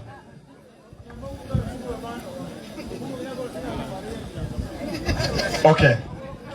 Inyisa ni Josiasa Rumo. Inyisa ni modong alafu warwako jo kanisa. To the online people, you might watch your social media. I still want to thank you again for taking your time. Wase gono jo TikTok erokamana inya. We will link you Facebook and Instagram. We generalize you all as online media service. Thank you so much. Alafu inyisa ni Engineer Rolex. Engineer Rolex. Inyisa ni Engineer Rolex bendo chop. Wewo alafu ami pulo turwak jo kanisa. Ne jothurwa amoso uduto nokwe. Nyinga en Samfan Gora Wedhi. Ne wachope liel ka mar mondo mi wachope waku kod owadwa Aungo ma en wuod Awendo. Chien kacha sama ne masira ni ogoyo Aungo, Engineer Rolex Otieno Wasonga nosebiro mokuyo kode kendo nobedo kachiel kod anyuola. E seche go ote mare no osechopo to kata sani ma wachak wabiro kane, wabiro mondo mi wagol pesa mondo mi okony owadwa kendo waku kode yo makende. Siasa mawendo usewinjo wuoyi moro miluongo ni Engineer Rolex Otieno Wasonga. Na winjo ka jatelo moro no ochung' ka owuoyo mbele wa to kaka no luongo ne pod wakone wawe wawe tiek kare. Kaluwore kaka ne bendo wuoyo to no chalo ng'ama ne luongo jogo lweny. To wan wabire yo maber mar kuyo. Wawachunu bende ni nitiere thuondi mosewuok oko. Chandruok nitiere to kopo ni chandruok nitiere to jotendwa winjo beg ni wuok oko to giwuoyo kanyakla to chandruoge gi ikonyo godo jopiny. Emomiyo wan kod wuodwa osewuok oko miluongo ni Engineer Rolex Otieno Wasonga kendo 2027 onge ringo wadhi rado nyaka watieki. Erokamano ahinya. Aparo ni gi okang' mwasechopeno ok wadhi marach ahinya. To be dware ka medo jiwore mondo mi wadhi matek nikech sabe ok ritwa. Aonge weche mang'eny, adana duoko nuero kamano kuom jowa mokonyowa e Harambee. Jogo mooro pesa kowuok oko, waduoko nuero kamano. Jo TikTok, jo thumbe wetega, kachiel gi jo kanisa, wede kod osiepe. Jo kanisa, agolo gudu kendo akwayo ng'uono kopo ni dawach wach ma dekal e nyim jodolo. Akwayo ng'uono kendo kalu. Thank you so much. Thank you so much.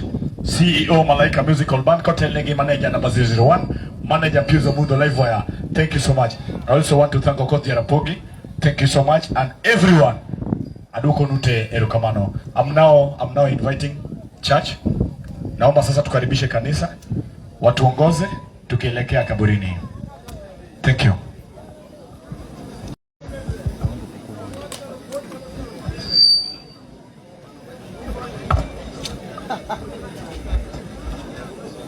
Jodalawa, agombo ni watulia matin. Agombo ni mondo awachnu wach moro matin. Kago erokamano ne jo music kendo waduoko erokamano kuom tieko tiju maber ma utieko yadungu tieko maber. Wing mar jodala koro wabed patient nikech dala ni nigi wegigi. Ok wanyal kalo dala kaso wabukore wamiyo Aungo thuolo mar wuoyo ka weg dala ne machuo kata ma wuone aungo kata ng'ata achiel ok oyudo thuolo. Ada luongo wuon aungo moro achiel kata ji ariyo, kasto adwa luongo minene 100 to gi mamagi, kasto aungo biro onyisa ne nyithindgi biro tene to en mobiro wuoyo lo nyithindgi. Dong mano ber? Kok kamano to an mano ago mana dhi abira man of protocol. En mana ni kakore neno ka gimoro dhi mang'eny to ibiri kuodhona ok igo koko nikech wan ka for consultation. Dong winjre maber. Ibiri be kati kuodhona madhi marach, Christopher watime kama. To kigo koko gi chien kuno, ti confuse ta aba nyalo confuse gik moko dhi marach. Kok kamano to awacho ne ya. Ei wuoni aungo te. Go wete ga aungo. Adwaro wad ga aungo achiel. Owad ga aungo maduong' ni ka ok onyadhi koko nene Viki adwari ka. Ubedo ka ga aungo biro wuoyo titeno bathe. Koro ada luongo wuonene achiel kuom wuonene kasto wuoyo. Kapok wuonene go wuoyo to bitie min aungo moro mok mama gi monyuole man koda kama chiegni. Mada wuoyo go erokamano elo gimotimore to gi nyiweni ni ka be ginyalo go mondo gimosi. Be nitie? Is there anyone kopogore gi min Teresa? Aneno ka onge. Aya. Amanyo thuolo mamiyo go wuon aungo meno wadwa Charles Kadera mostand e achiel kuom wuonene kasto biro ka to wacho achiel. Ka gitieko abiro luongo ng'ama somo eulogy to kotieko to aungo wuoyo kasto Pastor Lemon wa gi jokwede to wadhi e iko. Kok kamano to Jaduong' Charles machiegni dala ni ok wanyal bedo ni ok wanyal keto jodongo gi mondo wach mondo onyis ji directions gi go erokamano kasto gitim gima ginyalo timo. Koro Jaduong' Charles, vote of thanks ya be tim chuth because you don't have any time machielo. Erokamano MCA mokwongo go erokamano ahinya ni jomo biro konyowa ko jaoda aungo matin, jo TikTok wagono ero maduong' ahinya kalore gi tich mosetiyo kwa Nairobi nyaka ka. Musicians man ga aungo wagono ero maduong' kabisa.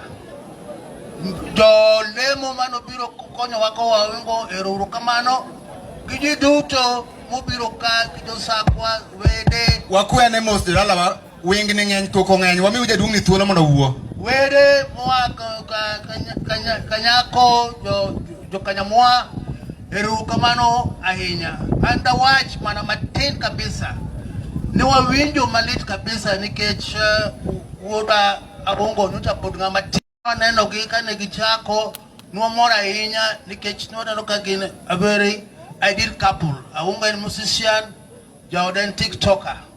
Then I'm a racha ahinya ni ngima wang'eyo ni inyuoli inyombo katitho to kar makoro nyombo chopo no ong'ade kabisa litnwa kabisa kendo watimo mos beduru gi chunyno jo TikToker gi musicians erokamano kabisa. Wawacha ni Jaduong' nang'o? Erokamano Jaduong' Charles Kadera. Aya.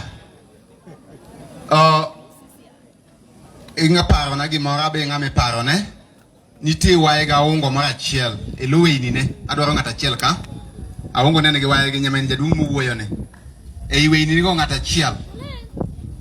Min Teresa en ng'acha. Aya waya maduong' ma no kwa recognize the presence of Mrs. Fares Oluoch Kanindo. Jadi ma winjo Oluoch Kanindo.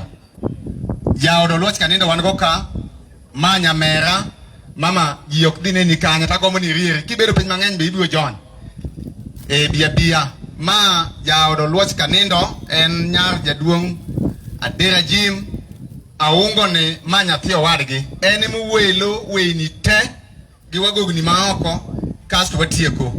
Koro kwa nene to waneno Fares Oluoch Kanindo mama machiegni. Agoyo nuero kamano duto te mokwongo amoso jomo a Nairobi duto te kenda mor kaneno gi nikech wan ne wabedo e thum kendo thum ni emogero dalawa eka wadonje siasa. Koro ago ne jo musician moa Nairobi erokamano to gi jo TikTok eko erokamano. Ne jo dalawa duto ma jo Kanyamgony atimo nu mos kabisa nikech nyako ni ne pod tin kendo nonengo miyo obed kobiro rwakowa nikech joma tindo gi ema konyo joma dongo. To koro setimore kako timore no, akwane wuondo mera ni mondo beda gi erokamano nikech duto Nyasaye machano. To ok ng'i godo ang'eyo no winjo malit kata wan winjo malit. Koro duto wawe ni Nyasaye an gi nyinga iluonga Mera Molo Luoch kumolo rume Isakwa ka. Erokamano anya dalani. Erokamano kaka omedo dhino rom manya nanga masomo eulogy cha mondo toka madam Musawo to odhi somo. Erokamano. Kokamano to wach kode kocha. Kokamano to awacho ne aungo nene gi minene ilo minene go te. Ilo minene te nitinga mosi biro machiegni kopogore gi mama Teresa nikitaka lokanyo adongi steps ariyo to wadhi grave. Ilo mine aungo aneno ka onge chal ni gin mabor. Yiena uru mondo akel min Teresa ma min aungo jomoko kung'eye en mama Maculet Odhiambo jaod mosi yweyo wadwa Caleb Awuonda. Kokamano to madam machiegni bi mondo iwach minyalo wacho kasto watieki. Warwak machiegni.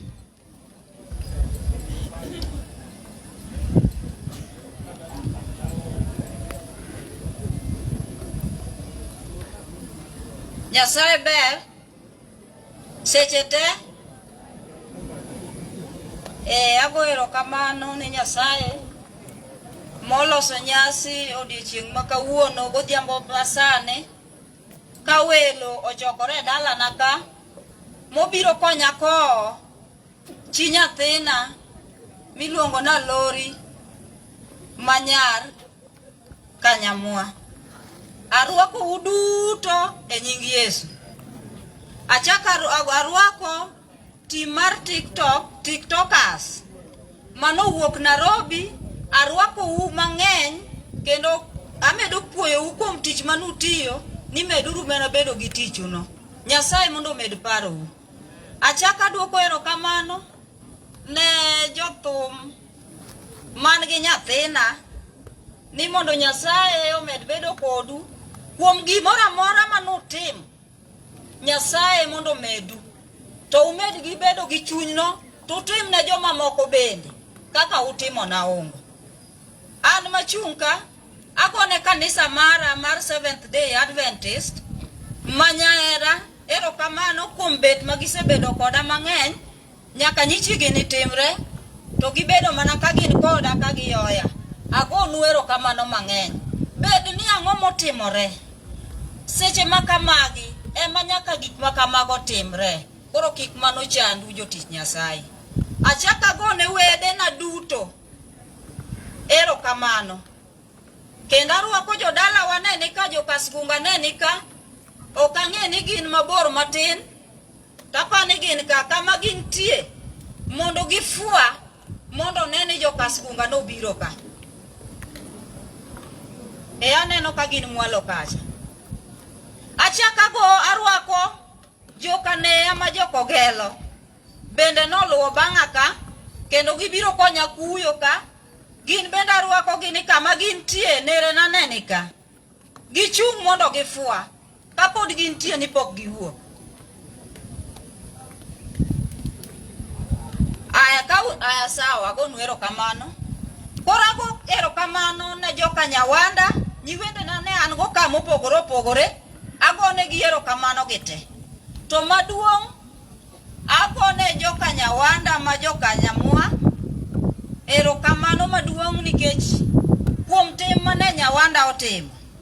Nitie jomoko mok nyal timo gima ne Nyawanda otimo. Kano gik nyako ni koro nosekethore to Nyawanda nowacho ni kik water gimoro ma jomoko to chuno ga ni nyaka tim.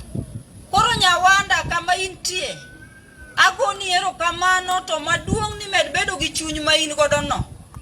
To hera manie kindwa kata gi wat omed bedo kendo med siko manyaka chieng' nikech aparo ni nyaroda Lorin oweyo nyathi matin ka manyiso ni watwa en wat mosiko. To na winjo nyawanda kani kwayo moro kendo ne en gima ne wacho. Kanya duoko ni na onge gi wach nikech aparo ni e Luoka kani isebedo gi nyathi nikech nudhu kawe ka min gi osekalo hospital musebedo kode. Ok danga kaw nyathino na mai nikech in kode. Kani miyago to na kawe. To gima duong' matemo nyisi ni ka in kode to wabro temo mondo watudre an ba ne kama nyakwara nitie sika nene wuon gi bende kik bed mabor gi nyathine. Uket nyathi bed machiegni gi wuon gi nyaka biso chopo kang' makoro wanyalo kawe. Aparo ni mano wach mari ma nyawanda maduoki godo. Maduong' ni wa meduru bede achiel kendo waherre maka gimoro timore koru kono tukonowa. Wan be ka gimoro timore ka wabro kono. Mana tieko gi kanyo. Achaka donjo kuom jotenda mano otemo kuyo koda. Ne story no temo kuyo koda nyoro na gimoro matin ni mondo atim ga chiel ari adek. Agone erokamano joma nika omed dhi kone ni agone erokamano. Kachaka doke Walter gima Walter notimo nosiep ne ma Silvans ma en aungo goda wendo. Duok ne uri kaka ana mina ungo nikech nyicha supporter wall kendo aringo ne kendo pod aringo ne sane. Duok ne uru ni agone erokamano kuom gima notimo na ne nyathi. To med mana bedo kode kamano kendo gimed bedo siep. To na neno jowadwa moko be wa wan ge timo chilo. Manyiti wakam nego mane wa campaign nego chilo maka yako. Aneno gi ka gintiere ka Jakom okange din kanye. Chung malo mondo ufwa. To maduong' kaka udun kanyo no Jakom ami mana dakika kang'eny tadek kende mondi wach gimoro.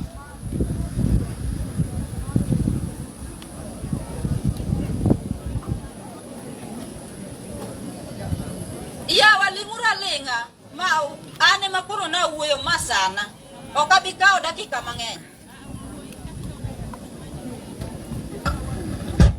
Aya ne kanisa TikTok wede ka achiel gosiepe mobiro kanyo cyber seche te mokwongo ka okuyo makende kaketo ne dalani ni kwayo ni kaber Nyasaye orit dalani.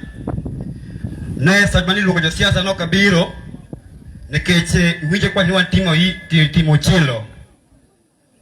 Ane Jakom mar humble request tima yako batwa wendo kucho. Mina ungo tresera marwa.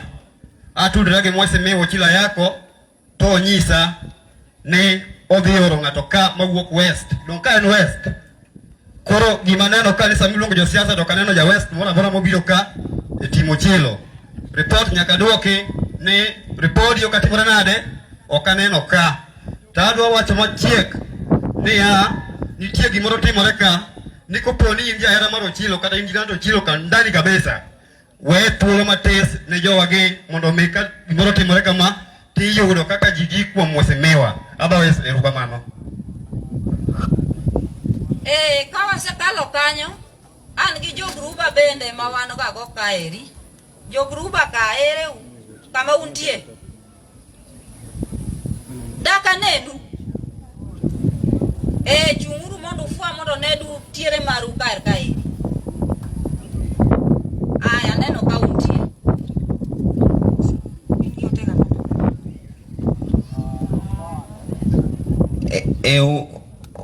Amose chokruok no yimore uru. Ne awinjo ko wacho ni nitie ng'ama ne gavana oro koa west. An mana sebedo ka tudora gi jogo to giwachona ni kawuono ne nitiere ni gin gi bura moro e assembly. Koro kiny ne gibi dala kae mane ote mayudo. Nitie joma ne oro mabiro dala ka. Aparo ni kanyo te akadho koro. Koro adwa wuoyo enen nyaroda miluongo ni Lorin maluongo ni jaber mar oda chogo ma oda mane kaka luongega. Lorin nyaka bidala na ka kawuono aparo ni kang'eny to en gi higni 2. To kaka nodonjo dala na ka awinjo ka jodala gi bende nosiwuoyo.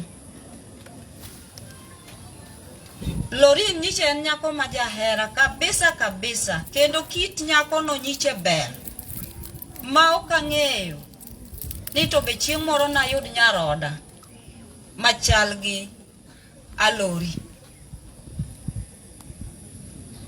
Nyako ni nyiche nyako ma ok pim gi ng'ato.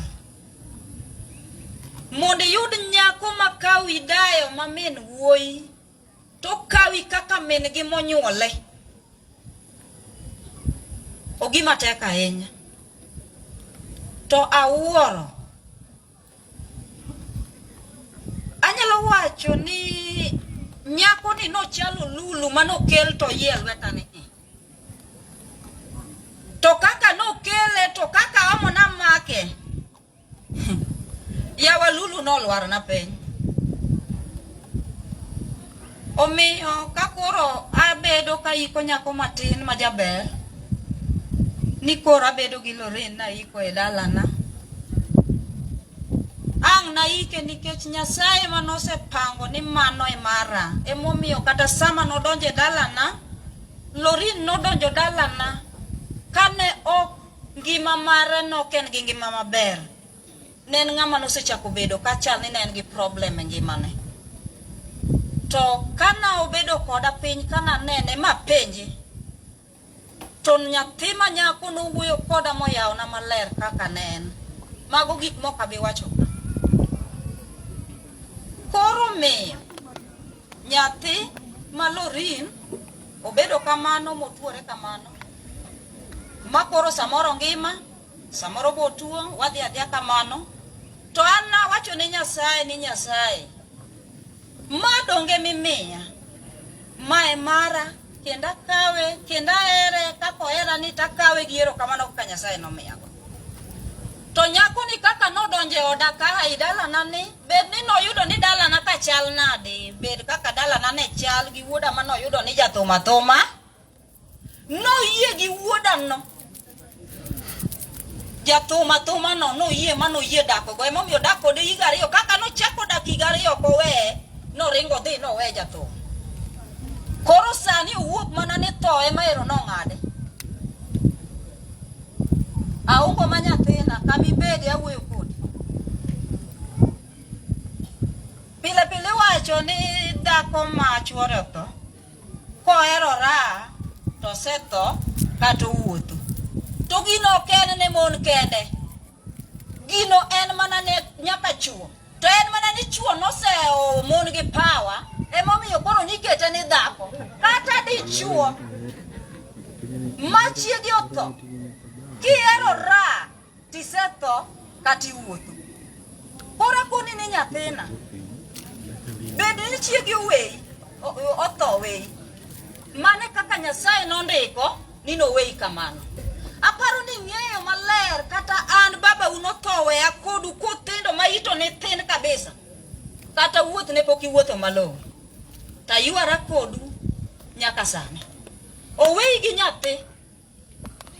Ng'e maler ni kawuono in wuon ng'ane okin wuoyi sa. Koro kata kidok kuma intiere awinjo kosiepe ni moko no wuoyo, ing'iyo osiepe manyalo miyo iger kari. To kiki bede osiepe magaola. Marade adwa ni kaw pi mang'ich ikete chunyi ing'eni gik makamano osebedo kagore ne ji. Sami bedo gi kuyo tambe bro meda kuyo. Wadwa ni Lorraine manyaroda majaber otende maoda adwa no bed gi kue kamoninde. To mondo nyathimo weno dala ka samore manoting wiye malo. Aonge gi mang'eny mabro wacho na ero nyaroda ma Lorraine. Kenda ere kendo poda ere nyaka podo ninde lo poda boro ere nyaka chieng'. Aonge gi mang'eny mage manyalo wacho matin go mondo romu kuom Ruoth Yesu. Ya donge osewuoyo. Madam no ore maber ahinya Nyasaye ogwedhi kuom mano. Agombo ne watieki kendo kama koro wadhiene jodala wawich to wil nikech ung'eyo kaka kane liet chien kane liet ne en pier pas ang'eyo ne samoro wanyalo bedo e chokruok nyako bedo patient ami thuolo wanyalo bedo e chokruok gi paro ni chief ne nitie kodwa dier chokruok kata nooro ng'ato ka nitiere jok ma jodongo gwenge kata chief marwa nge chokruok duong' to kaneno tie mare jodalawa kama intiere ka in chief moro amora to ting'ane badi malo kama ok adna kal kanyo nikech wan e area mar ng'ato ka onge to wang'eyo ni waketu kwe gweng' abe machiegni ne samoro abiro bedo chief koro adwa ni gweng' obed gweng' mabiro rito gi kwe mana ka chieng' mo chief retire kok kamano to e thuolo ni kapok akelo aungo ema wuoyo mogik ka en ka gi nyithindgi go ok dhi wuoyo te aunge mong'eyo ng'ama ang' nomi thuolo ni in miwacho ta tieko to ok gikal ji ariyo nikech sa ng'eny nikech sa adwa miyo thuolo ng'ama somonwa gimiluongo ni eulogy the condolence manondiki gi family gosiepe dichiel kasta kila ungo wuoyo to watieko kok kamano ratego gino kikuloki some kaka en no jini kode kanyo ange ni lok gi pach gi nikech loko no dhi kawo sa mang'eny e nying Yesu. So good afternoon everyone. Kapok isome arambe mwago kawuono owuok 80,850. Mpige makofi. Bas wadwoke ro kamano kuom pesa no jodalawa Nyasaye ogwedho nying Yesu. Som ndiko. I'm going to take you through the life history of the late Lorraine Achieng'. Birth and family. Lorraine Achieng' Odoyo was born on 3rd January 1998 by Mzee Ben Odoyo and Mama Benta Akinyi, stepmother Elsa Atieno. She was the firstborn in the family and was brought up as an hardworking, innovative, and a prayerful girl. Achieng' was the sister of Super, Celestine, Mercy, Apundi, Mami, Vivian, Valerie, Stacy, among others. She had 8 brothers, namely Matthew, Maurice, Eric, Daddy, Young, James, Rashid, William, among others. Her uncles were Isaiah, Joseph, the late Dickens Onyango, among others. Her aunties, Melvin Odongo, Pamela Tom, Esther Atieno, Lynette Oguta, Eunice Obira, Monica Onyango, among others.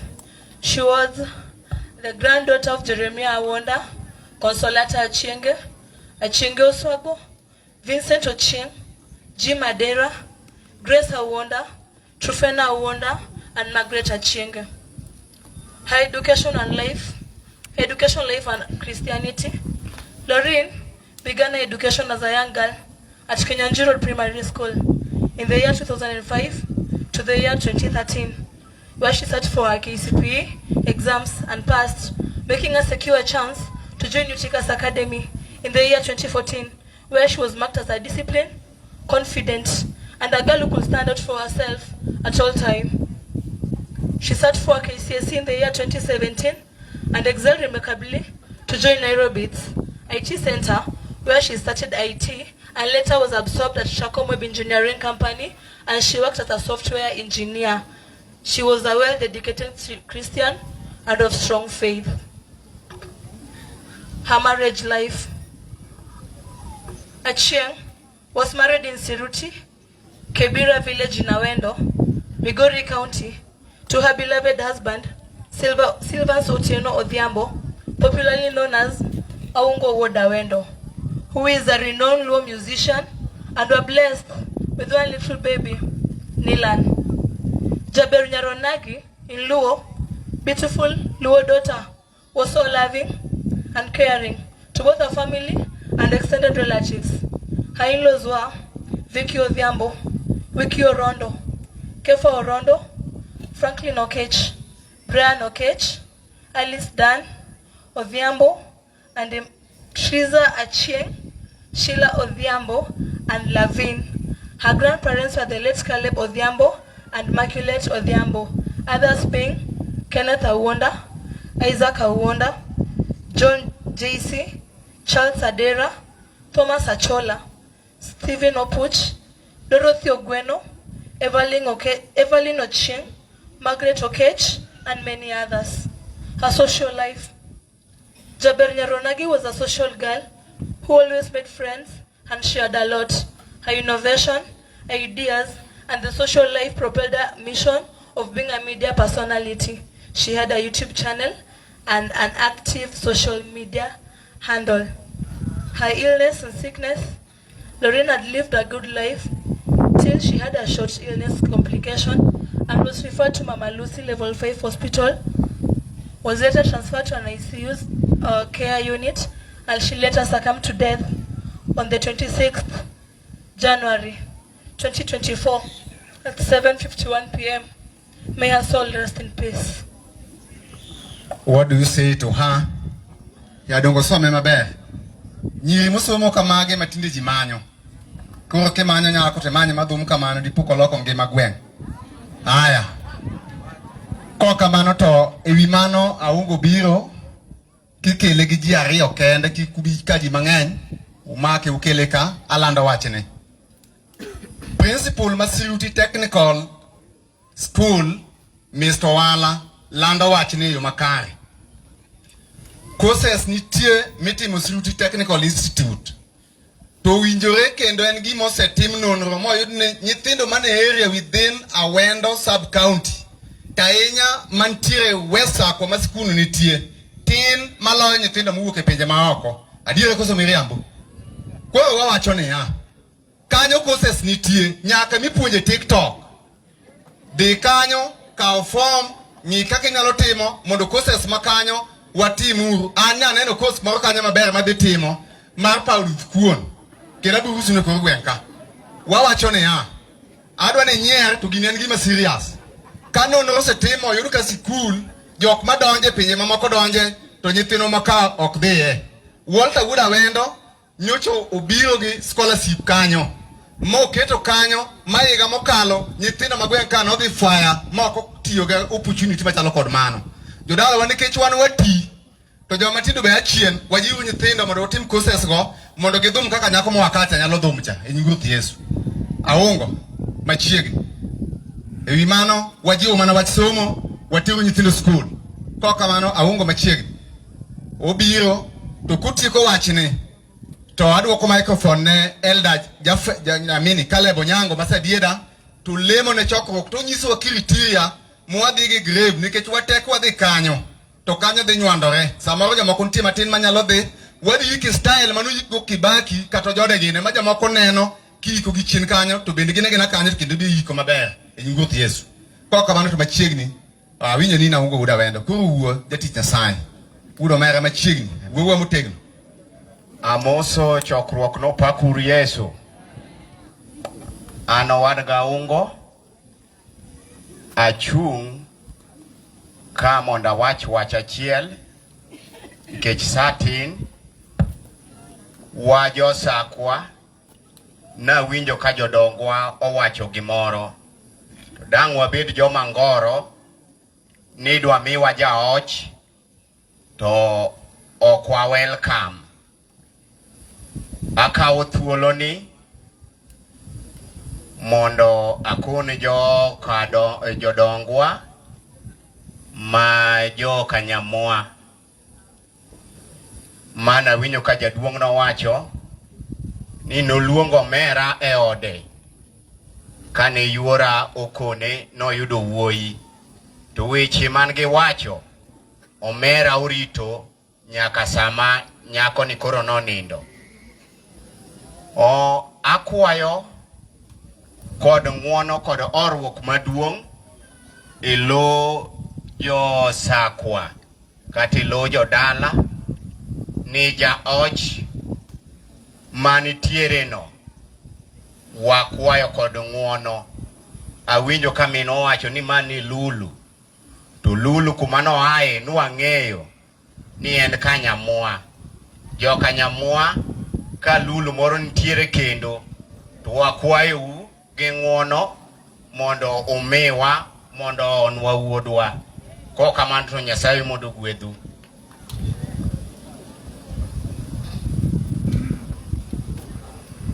Ne anyuola wede kod osiepe mobiro konya ko jaoda. Amosou nokwe. Amosou kendo nokwe. Nikech sa ang' nawach matis kuom mosenindo Lorin.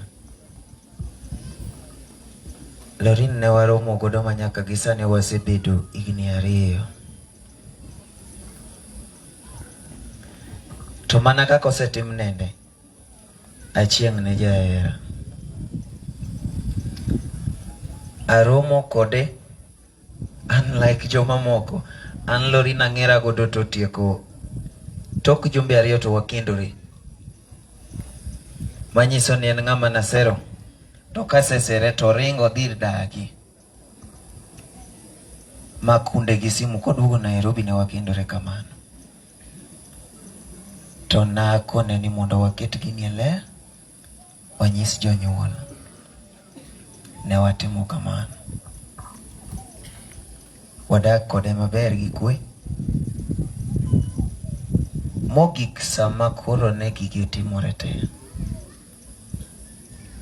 Yes, ero kanu nene kamano. Kata sani kunene sanduku.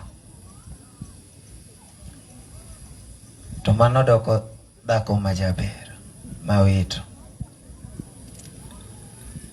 But mago ne mpango Nyasaye.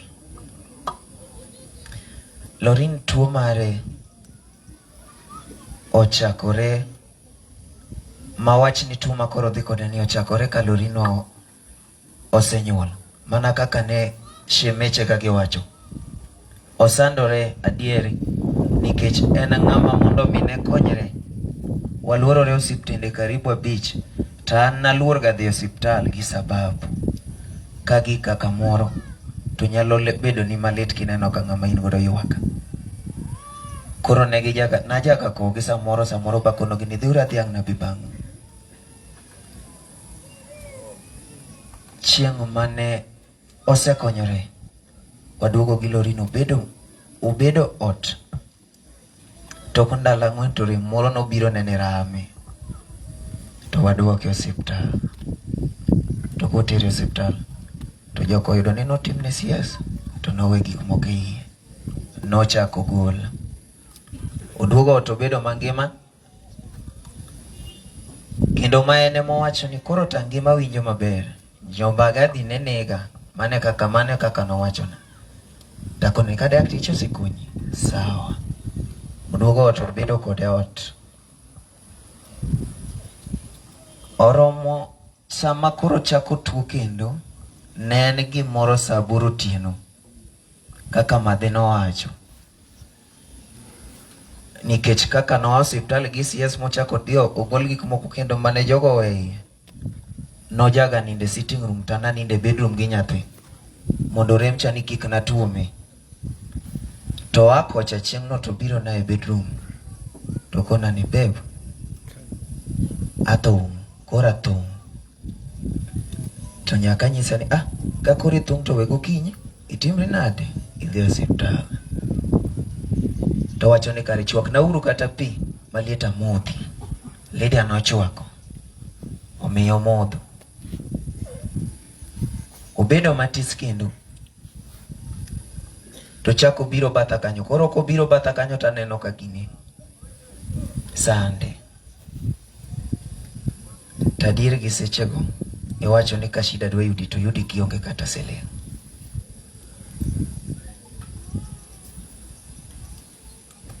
Tanyise ni gisani taonge pesa. Oya manyo siepna moro kanyalo oro na pesa sani. Idhi go osiptal gokinyi. Oyie ni sawa. Ochako chwak ni pi maliet modho. Bang'e to gini obembe. Tema pani nogocho ni madhi gini mondo or kata gimoro dhi go osiptal. To bang'e nadoga nyiso madhi bende ka shida dwa timore gigo timore kaka ma. Bang'e iro notere osiptal.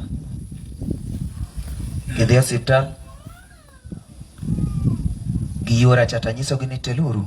Oya uru gi nyathi. Amany pesa. To wacho ni wawe Lydia otera gi nyathi ibiwa bang'e kiyudo pesa. Bang'e aneno ka Lydia oduogo gi nyathi ka Lydia ne dhi skul. Gokinyi tanyisa ni be akwonga dhir gi kacha takono gini adhi ang'e gi ane komondi. Tadhi ayudo kobedo maber ongima. Lydia waduogo gi nyathi abedo gi nyathi kamanyo pesa. Ayudo pesa mo wabedo gi Lorin nyaka saa 2 osiptal adok kode ot kongima. Kadok kode ot kongima tema piyo nigo na simu ni dwara kamoro saa 7.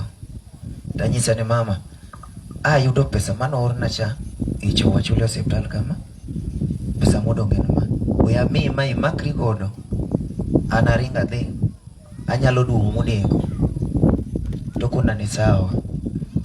Oawa nyathi kose nindo tikete bedroom kacha anwawe anine gi akumka. Donge awa nyathi mawe kose nindo tawe gi kanyo tawuok. To kachiegni chopo kuma dhi to kochona. To penja ni ushafika mbali? Tanyisa niko karibu kufika kwenye nilikuwa naenda. Tukona ni sawa, to ngado simu. Tuko ngado simu takucho mikendo tapenja ni nini? Tukona ni gicho chako duogo na kendo koro tothunga seriously. Tanyisa ni gochi ni super. Oringo biyo teri osiptal. To kata kapodi nigi teko we agoch ne jaod Elvis mano yura moro be wadak e plot. Obio kawi gi nyathi oring kodi osiptal abiro bang'u. Gidhi osiptal. Atieko tich kaduogo ot. Aduogo gimoro saa 4. To kapok achopo ot tawacho ni jogi ma kawuono kogochona kata ni timo nang'o ni gidwa chamo ang'o. Tagocho ne tapenjo ni mama useduogo ot? Dokona ni yawa dakticho wacho ni dwa miwa transfer. Koro waseng'iyo Pumwani gi Kenyatta.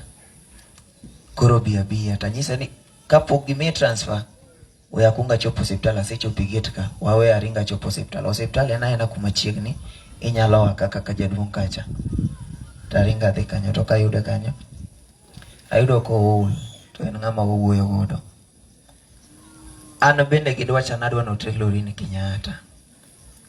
To chopo na osiptal wach mano wuok na edho daktari ni dhako ni neno kama intiere ni odong' ka gi dakika 30 maka pok otero osiptal moket ne oxygen to tho kamano.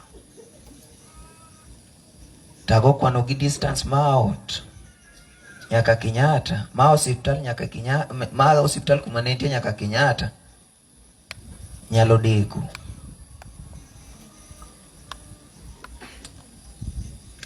Chuno wa mondo watere mama Lucy ulunga ambulance. Nyaka kunga sando achando gi yuora gine anti ngeno kadwa dhi kudu osiptal aluoro. Tore moduogo kaya tawacho ni wawe akawuono kata tek tachoka chira. Adhi kod gima wadwa bede maternity kanyo ka jogo thiedhe. To samose ketne oxygen. Oduogo bedo kanyo makoro wawuoyo jigoga mbaka. Wagoga nyaka mbaka kanyo. Mogik sama ji wuok tanyiso yuora ni nyathino ok dong' osiptal. Nyathi wadhi go ot. To dakteche insist ni wawe nyathi. Tanyiso daktari ni history mar osiptal ka ok anyawe nyathi.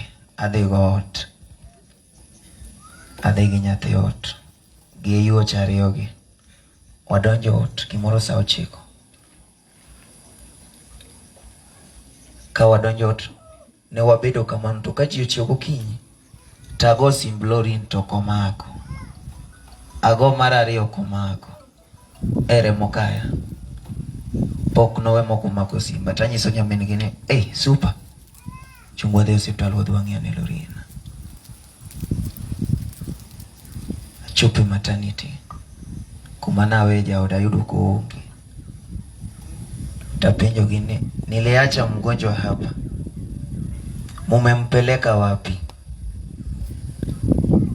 gikona ni kise koseka manyiso ni notere ICU.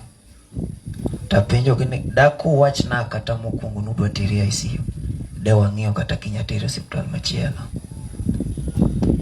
Ni situation mano chopo cha kata wacho no ginya wacho.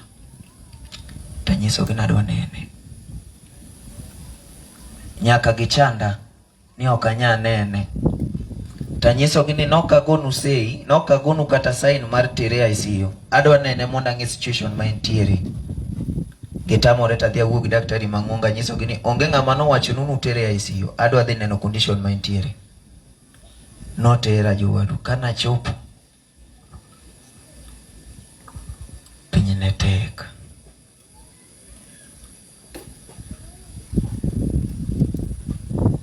Achuno nyamini giluongo babagi. Gi mama gi kinyo biro. Ji obedo kanyo. Emewacho ni dwaro remo mondo mede. Sami dwaro remo mondo mede, ni dwaro ji 5 katin.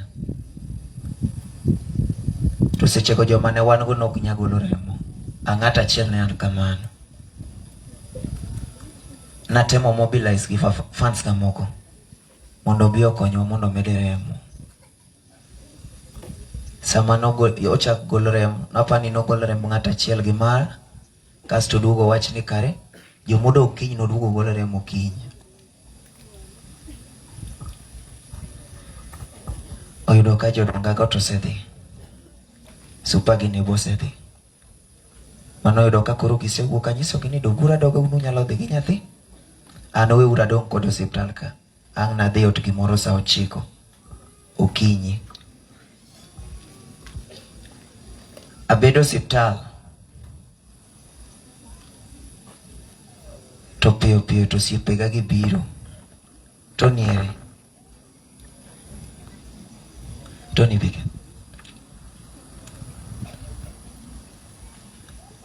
Tony nobiro gosiepega moko. Gipenja ni pod wanyalo golo remo. Tanyiso gini jogi wacho ni kinya golo remo. Koro manyiso ni nyaka kiny.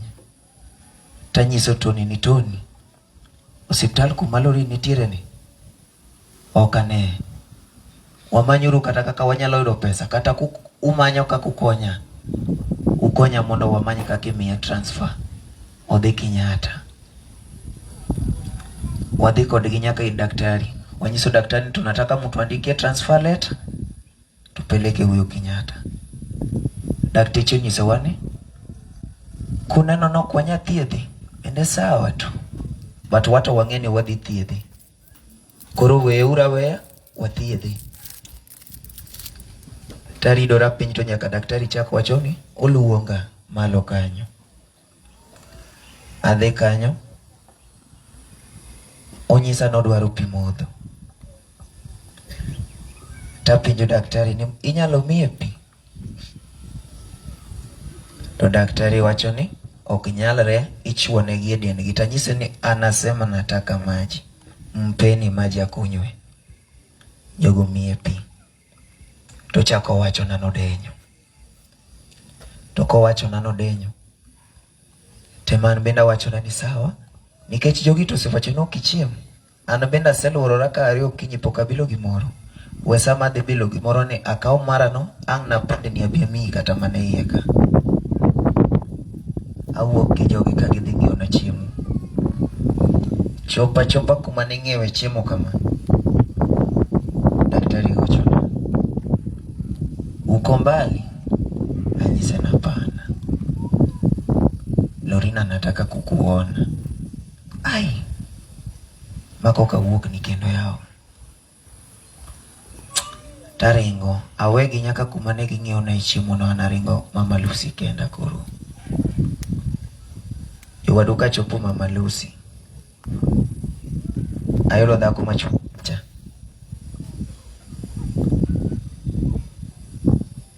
Ayudo ka dakteche kode kanyo. To gik na mapenja ne Lorin bende timoga kama adieri. Noloko wiye kama. wadoloke chuth nyaka kawuono.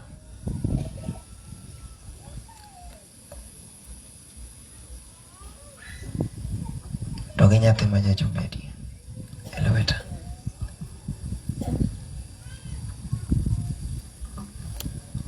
Barang nagonye thuolo kawuono. Ang nagonye thuolo kawuono dhi gi kwe.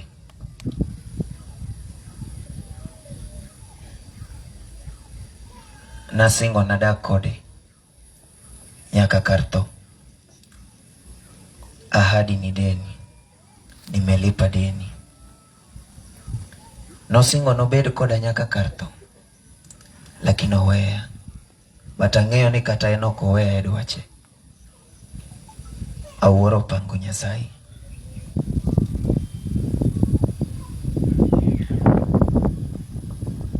Ne joka jodonga, baba duku ni erokamano maduong'. Apani sama Lorin notho notama kata kaka gochni anyisi. Akwonga gocho ni mapenji ni usechopo ot.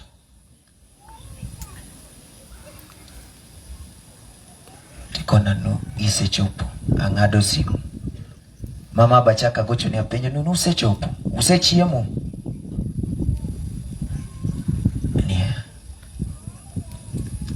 Tapane nochu na mondo mikora chok chir bang' kuro kose kao thuolo matis. Kawiya kuro sikue. Monda nyisi ni Lorin onindo. But aduoko erokamano maduong'. Wat mane kinda kodu ok orumo. Nyathi odong' ka. Wat koko medore. Pod okawa kaka wuodu. Manitiere ma wanyalo chopo pod abiro chopo. Nikech ni lana. Nikech era mana ero Lorin.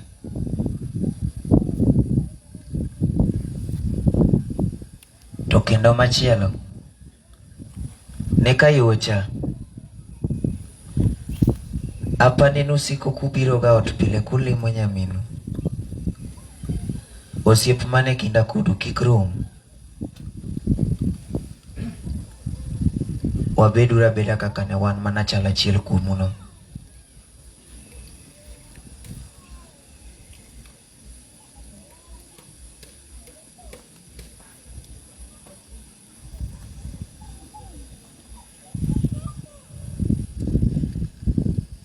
Anok dang' awach nadwa kwa nyako.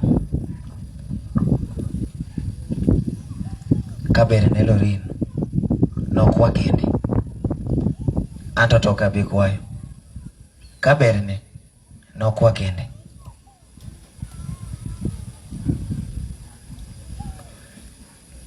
To adwa duoko erokamano an bende ne osiepega mosechung' koda.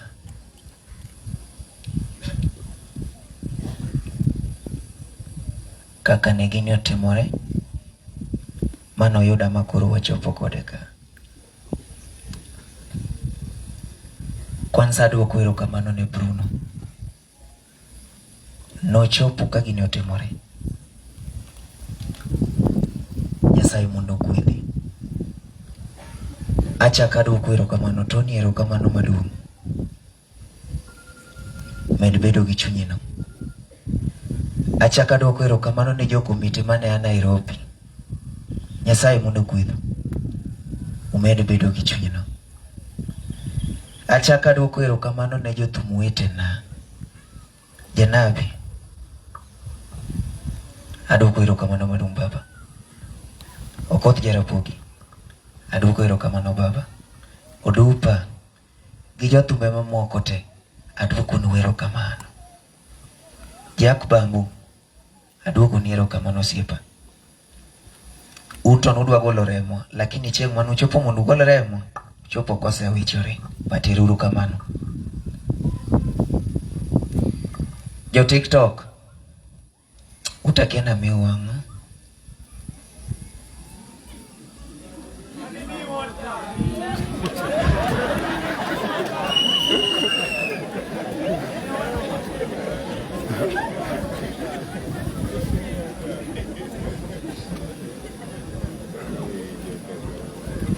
But adier makenda ni danyalo yudo gima miyo to da miyo. Taduoko no erokamano. Erokamano no biro miyo maduong' molo mada miyo.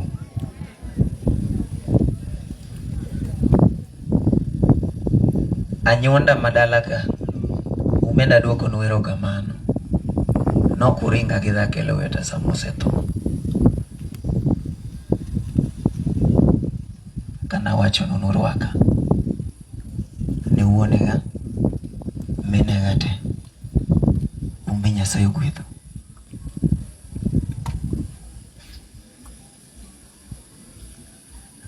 Ne josiasa waheshimiwa mane bendo temo chung kodwa.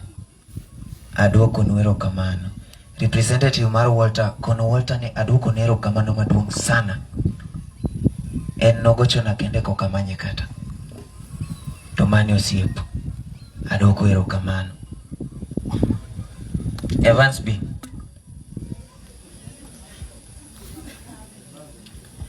Itang na mea me bagni B.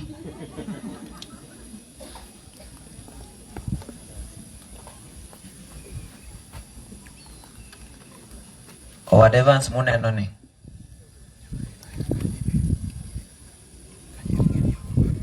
Evans Nyasaye gwedhi.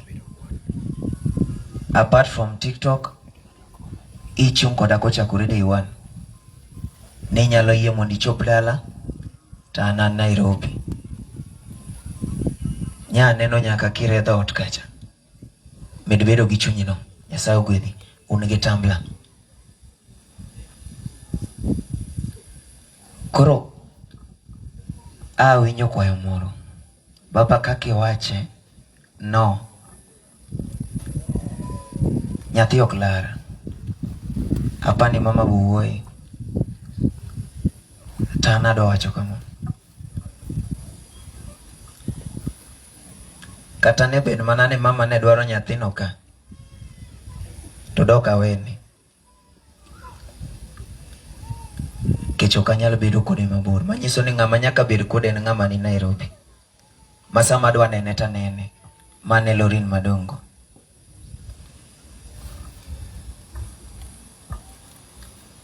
Adier makenda ni an bende kadang awuondo nadhi bedo kode nadwa rite. Daka tuwe ng'eya kadhi go thum.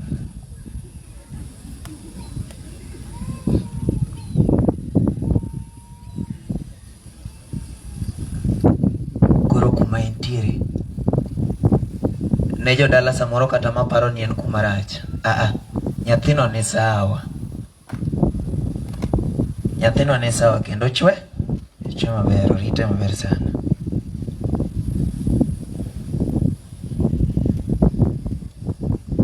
Koro mana gima mama nowacho.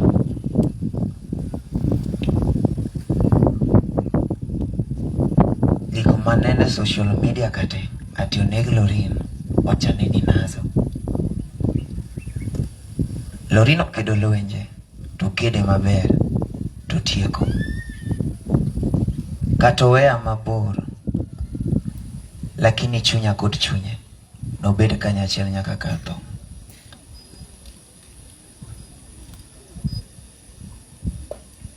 Wawe uro yogi kwi. Odhi mayom.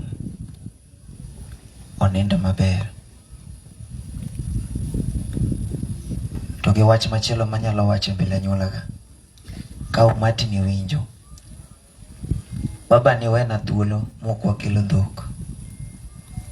But chuna nyaka kel dhiang' nikech nyathi.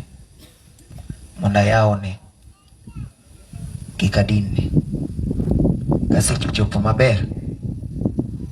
Kumung'ono mutimona. An bende nabi. Mane wat. Akia kadidonge osiepna moka gone erokamano. Poka wacho nujora moki. Owada gima doga fwenyo. An gima nyalo wacho. Kata ne jodalawa. Dak gi dhano maber. Konyo ga samoro.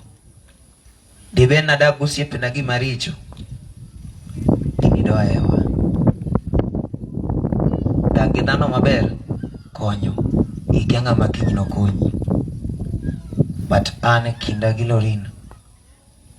Nyasaye oamua nokawe. Pod abro ywak. Ywak tanyalo ywak kapare sasa.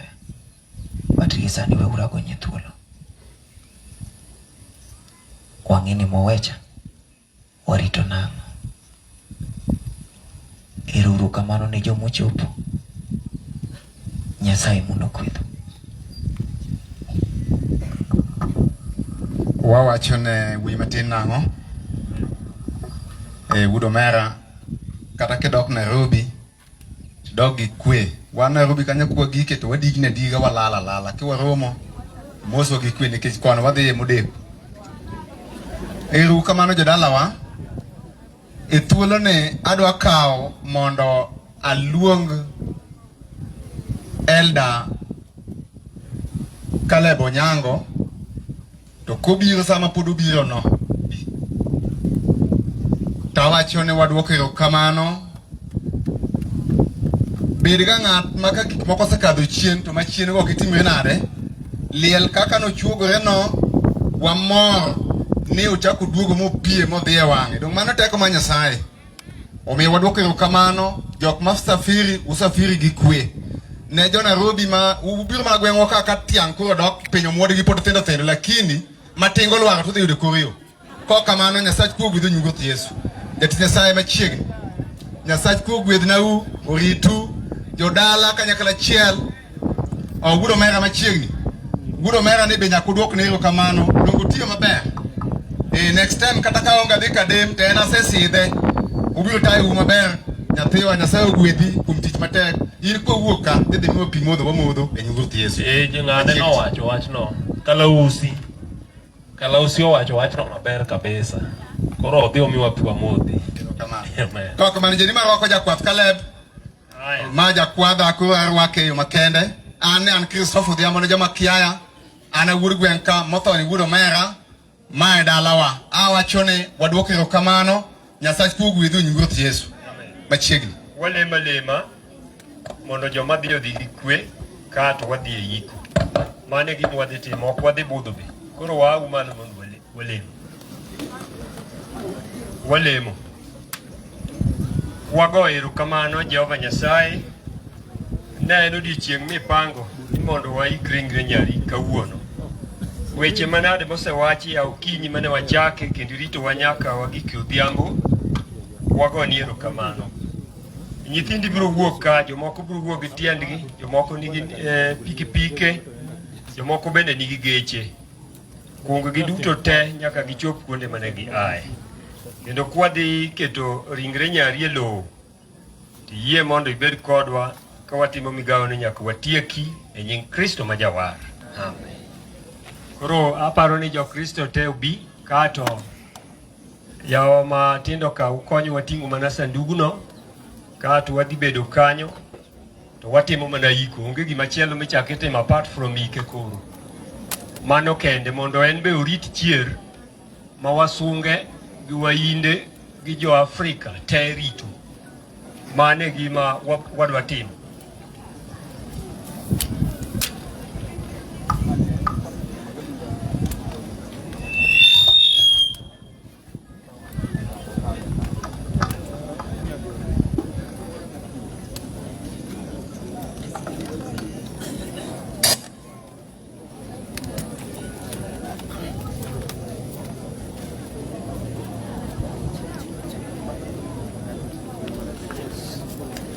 Wadwa mani mondo jawa mane wawacho wadhi mondo wating'e mondo wadhiyo.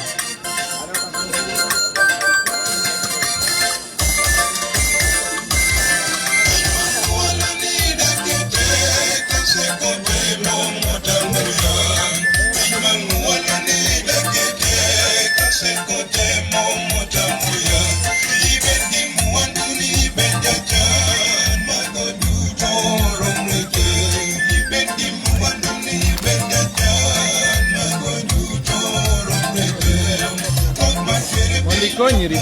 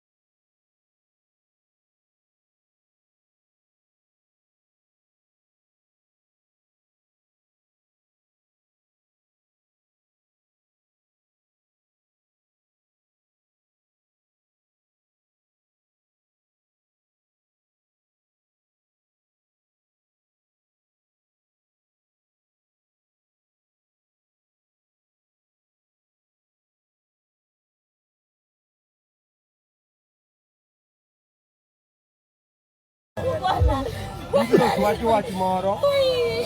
Ng'ama ni ndiko som. Joma ywak mondi wadwa winjo wach moro. Ywak ok bigole. Iwe mondi wadwa somo wach moro kokati waiki. Kata kiywak to ma chunyo. Ndiko wacho nang'o? Owacho niya. Ndiko poni dhano ore ne timo richo igeng'e wase mondo oluor Jehova Nyasaye to ok onyal luoro. Iore timo richo, iorie chode, iorie kong'o, iorie weche manade mag piny ma polo siemowa mondo wawe. Ka giseore kamano, to nitie gimoro achiel. Nyasaye dwa loso sawu. Abiro miyo gimer. Sawuno kisebede, to sawuno biro miyo ji mer. Mi ji bed mamor. Kato ji biro bedo mamor. To bang'e no nindo biro tero ji. Ma ok ginyal chiewo kendo. Nindo no ininde maonge chiewo. Haleluya. Nyithindo matindo gi jawa matindo gi joywak wetena. Piny ma udake ni otimo richo. Piny ma wadake ni piny ma Satan osekawo kendo chayo Jehova Nyasaye manochweye. Pinyni osekawo Nyasaye manochweye kendo kawo mayot. Koro emomiyo ndiko wacho niya, ka koro giore kamano, ka gikelo nindo. Nindo no en nindo maonge chiewo. Haleluya. To Hosea wacho wach moro e sura 13 verse 14. Adwa ni mondo uwinji kaka joma tindo makonyowa iko. Owacho niya. Uparo ni Nyasaye biro reso dhano tho koso? Kata konyogi ni kik gidhi e piny uparo ni Nyasaye biro konyo ji mondo kik dhi e piny joma tho ma nyako ni dhiye ni koso? Oyo. In tho. Bigi masiche ni te. Kendo in piny joma otho. Kato piny joma tho ibe bi. Bigi kethruok ni duto. Bigi kethruok ni te. Nimar ok abi kecho jogo. Ok Nyasaye bi kecho dhano. Haleluya. Omiyo tho kata uywak usenege. Unege mara ni ne en minyoro. Mara rembe rumo. Mara ni notuo. Jomoko nega jali. Jodala wanyocho waiko ng'ama lich. Manyocho tho nikech ajali. Koro Nyasaye oyie mondo tho neg dhano. Kod obiro negi ajali. Kod obiro negi kituo. Kod obiro negi miwe nyathi mathin kaka ma oweyo ni oyawo tho. Haleluya. Onge ng'ama biro siro tho kata badi dongo. Kati lich kati japesa ok ibi siro tho. Ogony tho mondo neg ji. Onego wasungu, onego waindi, onego nyaka jotelo. Onego nyaka jodhier. Biblia osemowacho. Uparo ni Nyasaye biro reso wa tho? Ok obi resowa. Tho osedonje miere kendo oseelo miere matindo gi madongo. Omiyo kiwuoyo kuom tho, jodalawa onge ng'ama biro resowa tho. To nitiere wach moro ma Yesu kane obiro e buk mar Johana sura 11 verse 20 kendo kaka chiege nowicho wiye ok oduogo nyaka sani. Kijana ito berbere mari ni otho wei gi nyathi mo mathini biro hoyo. Bing'eni nitie joma monde gi osetho kaka ithono kaka mari othono. Wan nikod ye chokruok ka. Bende nawinjo kowacho wach moro ni ne ji dwa goyo arambe mondo wayud kaka wanyalo ng'iewo chak mondo waritgo nyathi mathin, nyathi nyako ni modong'no. Nyathi nyako ni ka onge Jehova Nyasaye ema biro miye chage mar ngima, ema biro chako kele.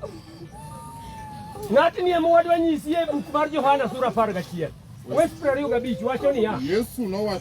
Yesu nowachone niya. An e chier. Kendo an e ngima. An e ngima. Ng'ata ng'ata makoro yie kuom Yesu Kristo nodok mangima. Ibiro dok mangima. Kata obedo ni setho kaka nyako ni. Haleluya. Omiyo Jehova Nyasaye en ngima. Iwacho ni en tho onge kuome. En kopuodho mochi ngima to en ngima. Mano kisomo chakruok sura 2 verse 7 owacho niya. Nyasaye nokudho much ngima e dhano. Haleluya. Kendo ni tho kare dhano nokwongo ochwe kosetho chuth.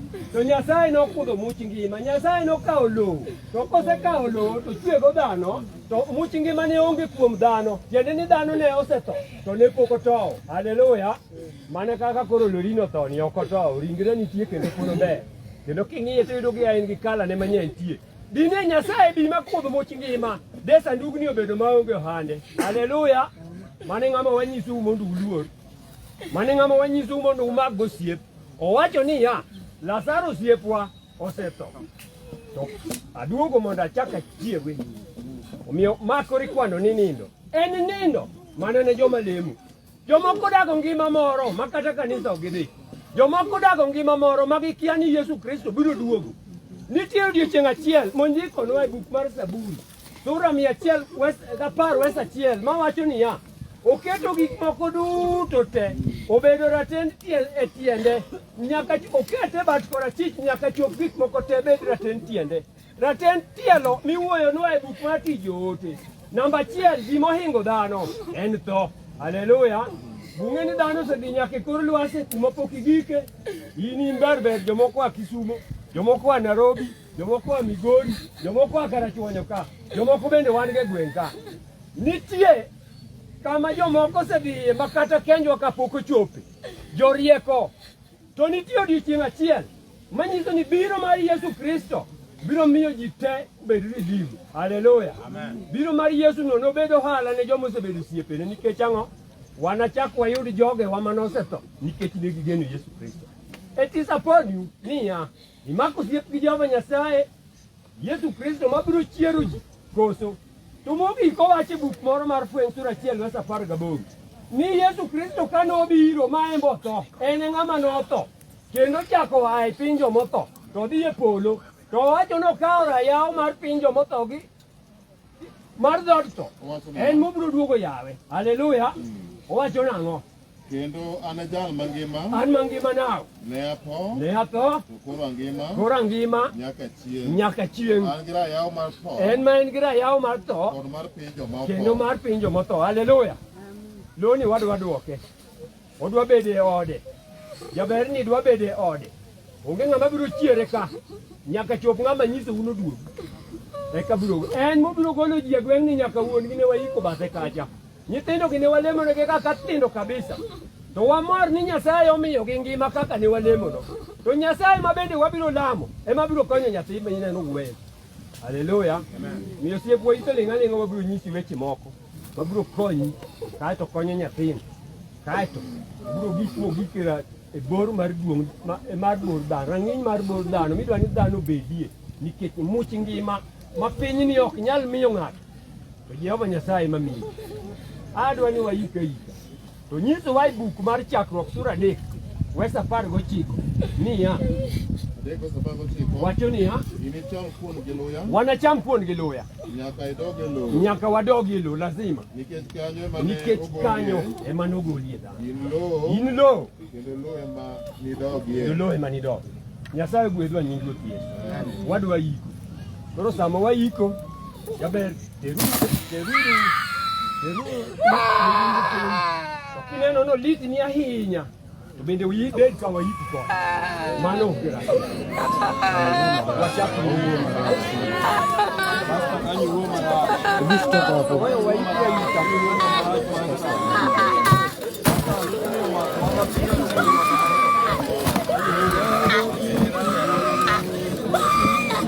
magomo mala kile pale